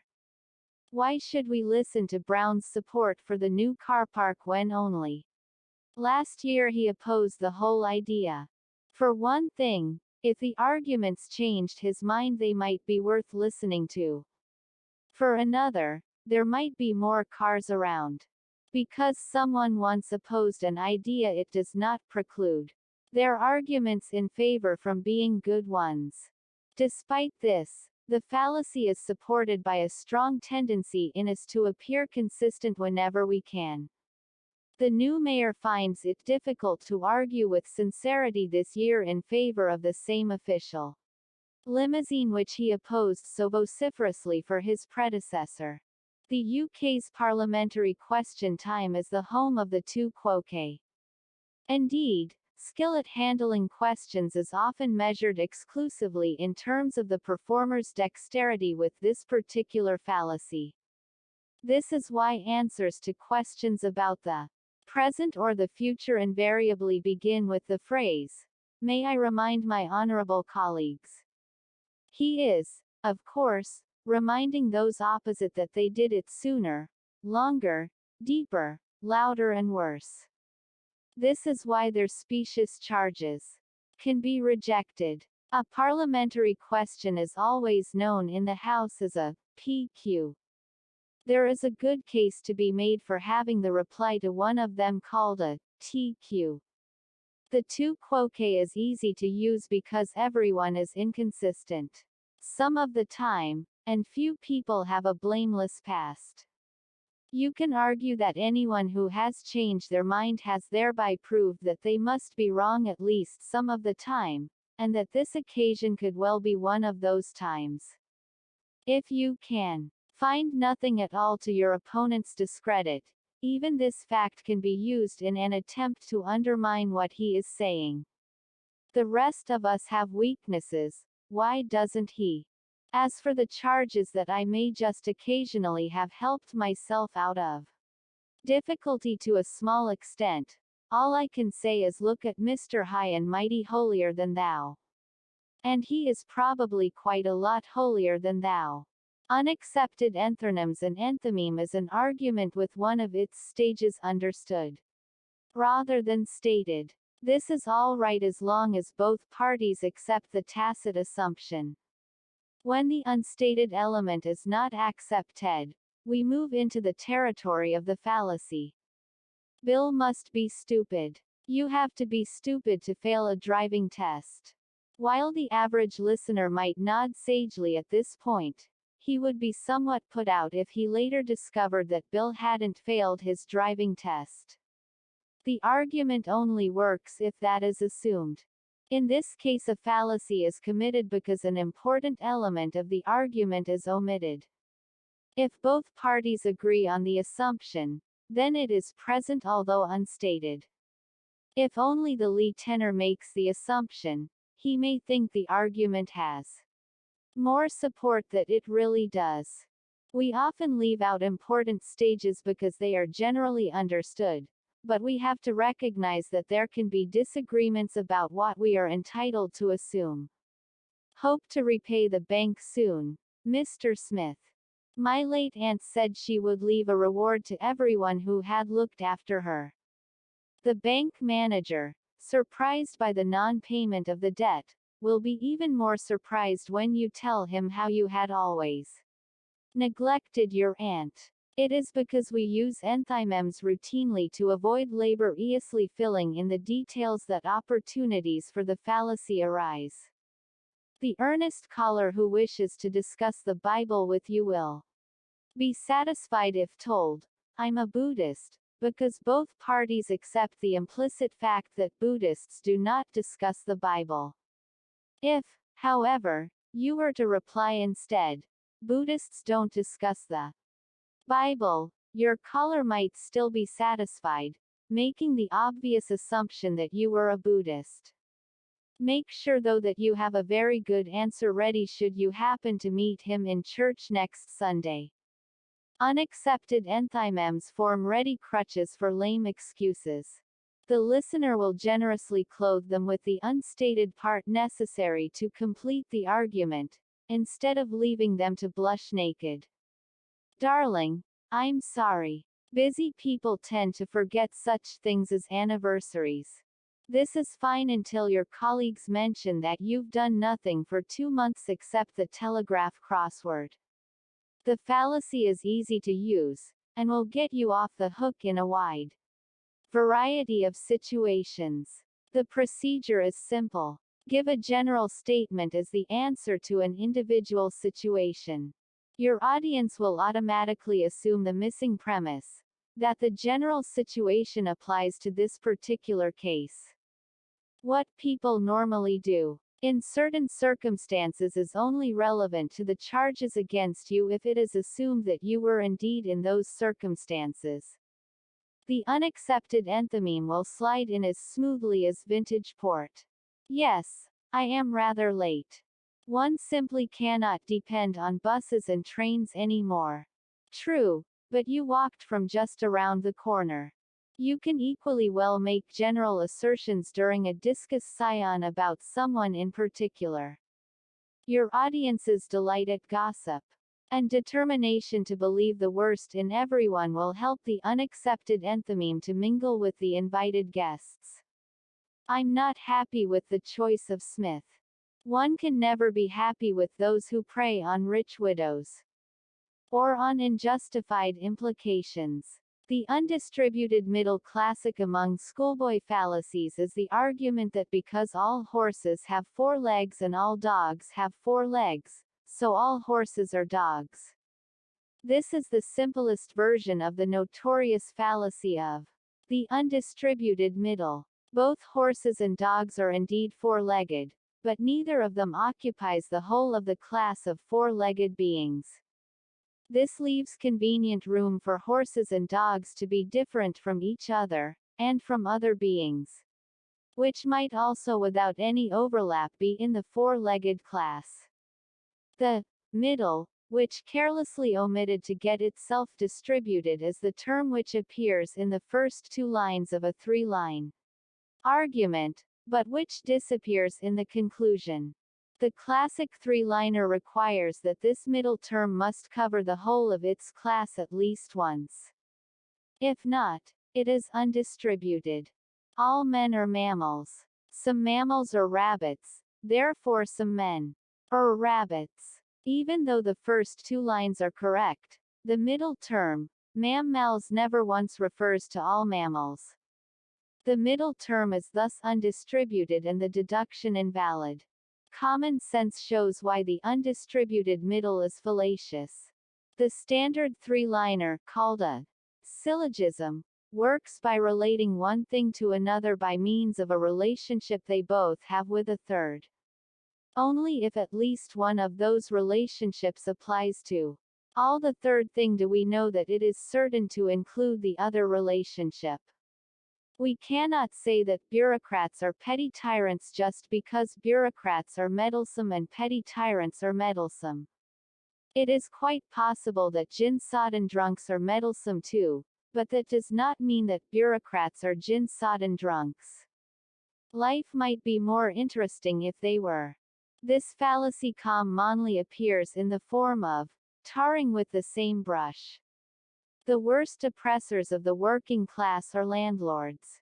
Jones is a landlord, so Jones is one of the worst oppressors of the working classes. Exit Jones hurriedly, before it is pointed out that the worst oppressors of the working classes are human. Since Jones is human, the great thing about undistributed middles is that you can undistribute new ones as further evidence in support of your previously undistributed ones. The worst oppressors of the working class wear shoes. Jones wears shoes. The expert user will take the trouble to find out which terms are distributed or undistributed. He will learn the simple rule. Universals have distributed subjects. Negatives have distributed predicates.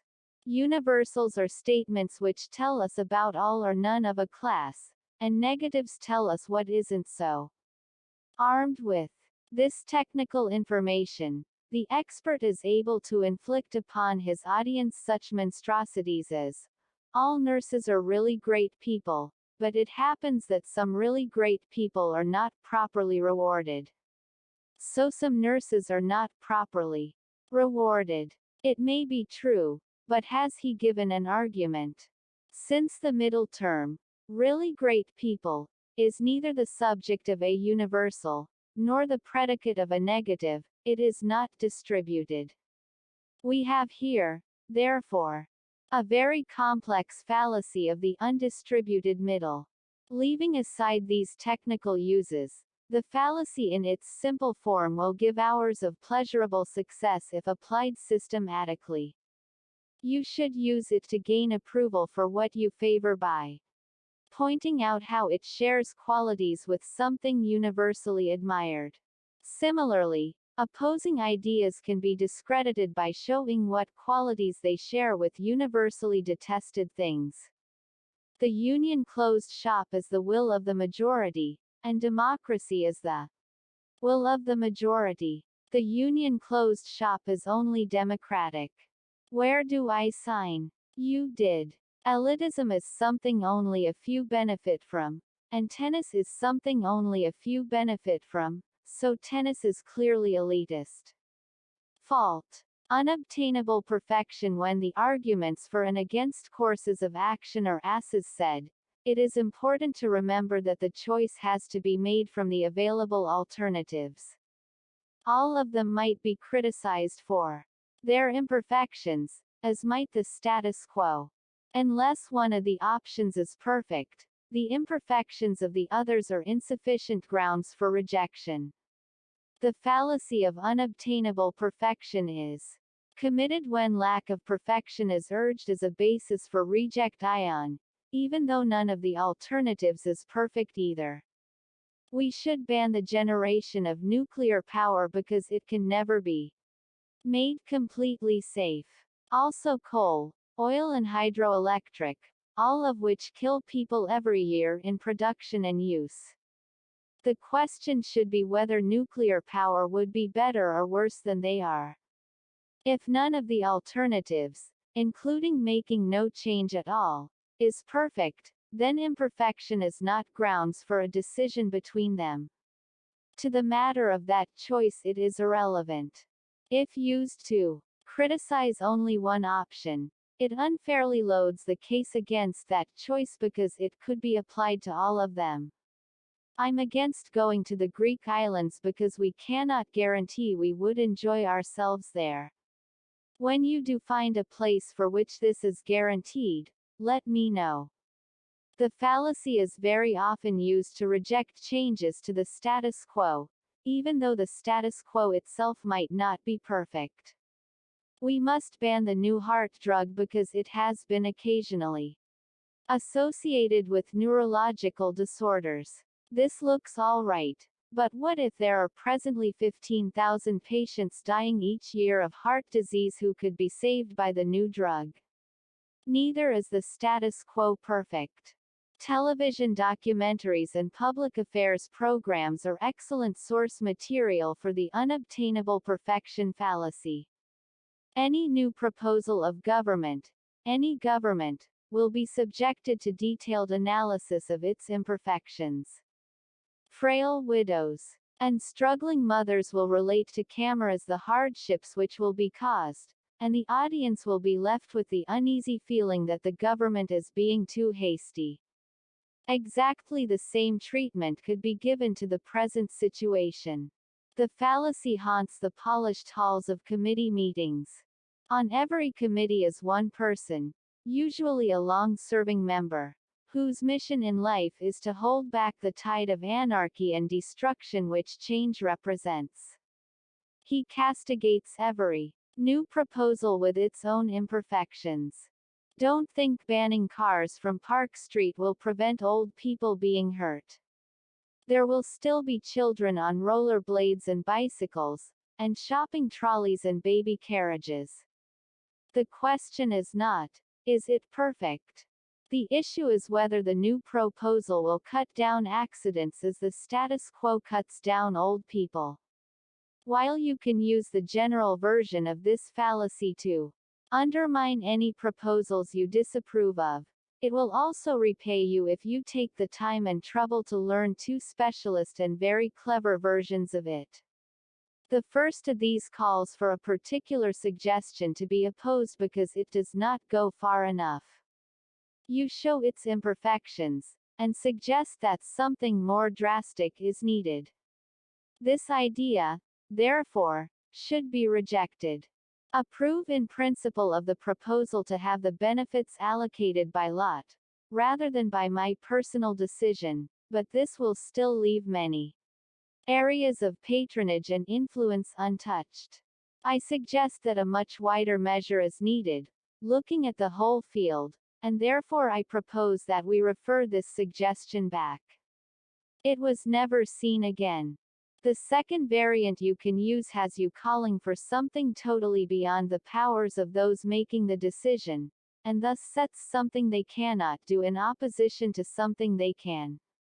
It's all very well to suggest stiffer penalties for cheating, headmaster, but that will not eradicate the problem. What we need instead is to win over these boys and girls, to effect a change in their hearts and minds. The original proposal now exits amid a crescendo of violins. Verecundium, argumentum ad. This is the appeal to false authority. While it is perfectly in order to cite as a supporting witness someone who has specialized knowledge of the field concerned, it is a fallacy to suppose that an expert in one field can lend support in another. Unless he has special expertise, he is a false authority. Hundreds of leading scientists reject evolution. Close examination shows few, if any, whose expertise is in evolutionary biology. Knowledge is specialized, and we have to accept the view of authorities to some extent. There is a general reluctance to challenge the view of someone who appears much more qualified than ordinary people. When support for a position is urged on account of the opinion of someone who appears to be more qualified but is not, the fallacy of argumentum ad verecundium is committed. The fallacy lies in the introduction of material that has no bearing on the matter under discussion.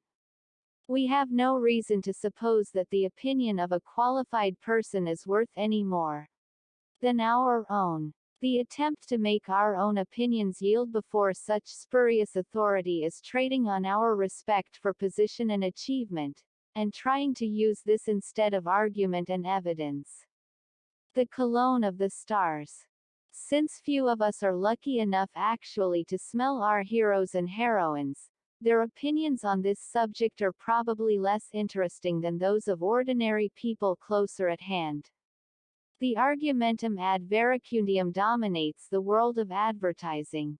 Those who are thought worthy of admiration and esteem because of their achievements frequently descend to our level to give advice and more humdrum matters.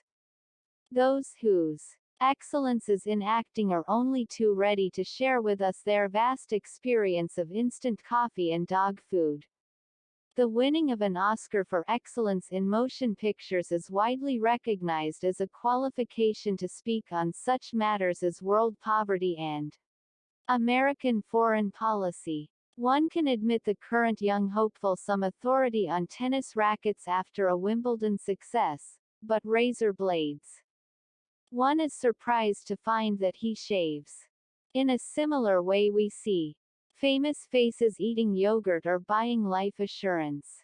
Those who have proved their worth as presenters of radio or television programs readily share with us their detailed expertise on enzyme action washing powders or the virtues of a margarine, which is high in polyunsaturates.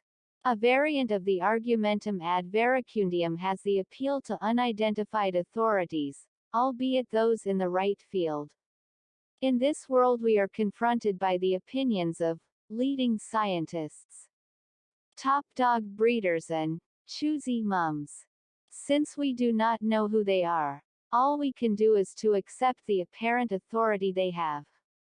We never hear from the mediocre scientists, the average to poor dog breeders or the indifferent mothers. There is also the visual ad verecundium, instanced by the sports team wearing the sponsor's name or slogan, even if unconnected with the sport. Winning the World Slalom Championships gives me a real thirst. That's why. And the logic is as frothy as the stuff he's selling. Your own use of the ad verecundium is made easier by the desire of many eminent people to be thought of as compassionate people with wide-ranging concerns. No matter how dotty the cause, you will always be able to assemble a panel of distinguished names to act as honorary patrons to it. The fact that they have achieved eminence as actors, writers and singing stars will in no ways diminish their authority to lend weight to your campaign. In demanding a ban on Spanish imports until bullfighting is outlawed, I am joined by distinguished international scientists, top scholars and leading figures from the worlds of communication and the arts. They should know. After all, they are also experts on wars, whales and windmills.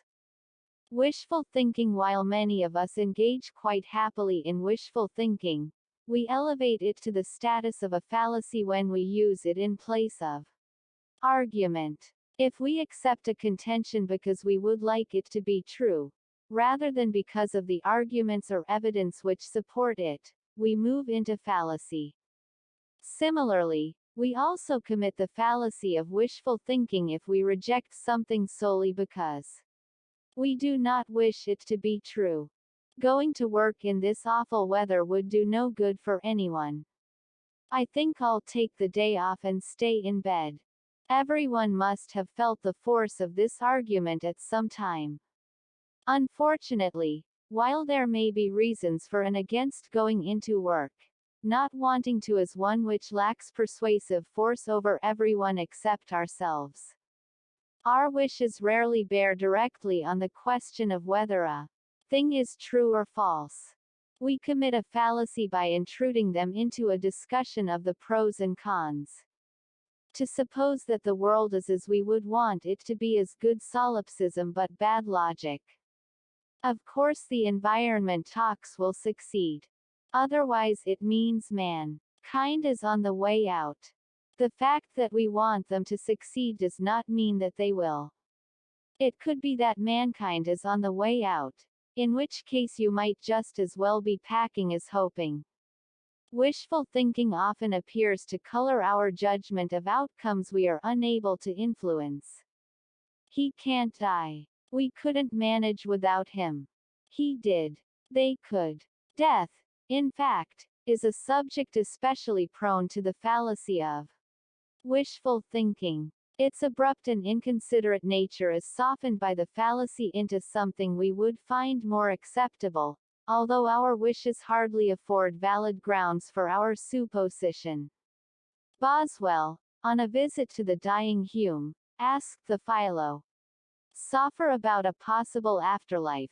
Would it not be agreeable to have hopes of seeing our friends again? He mentioned 3 recently deceased friends of Hume, but the latter firmly rejected the fallacy. He owned it would be agreeable. Boswell reported, but added that none of them entertained so absurd a notion. Time, like death, is a field in which our wishes replace our ability to influence. It can't be Friday already. I've not done nearly enough work to pass the exam. Wrong about the day, right about the exam. The problem about all wishful thinking is that if you want one thing and the laws of the universe dictate another, there is a conflict of interests which is not going to be resolved in your favor. This being true, you might as well spend time working out how to deal with the outcome, instead of wishing that something else would happen. The bank will extend our overdraft. Otherwise we just cannot survive. Bank managers are not interested in your survival. They care about only 2 things: making money for the bank and grinding the faces of the poor. Most of us are already fairly adept at using the fallacy of wishful thinking to persuade ourselves. When using it to convince others, bear in mind that it must be their wishes, rather than your own, which are appealed to. The business will succeed. You'll get a huge return on your investment. This is more effective than the business will succeed. I'll be rich for life. Thank you friends for listening audiobooks in our channel. Hope this video will help you to make better of yourself. To listen to more books, don't forget to subscribe to our channel Book Scale. Thank you.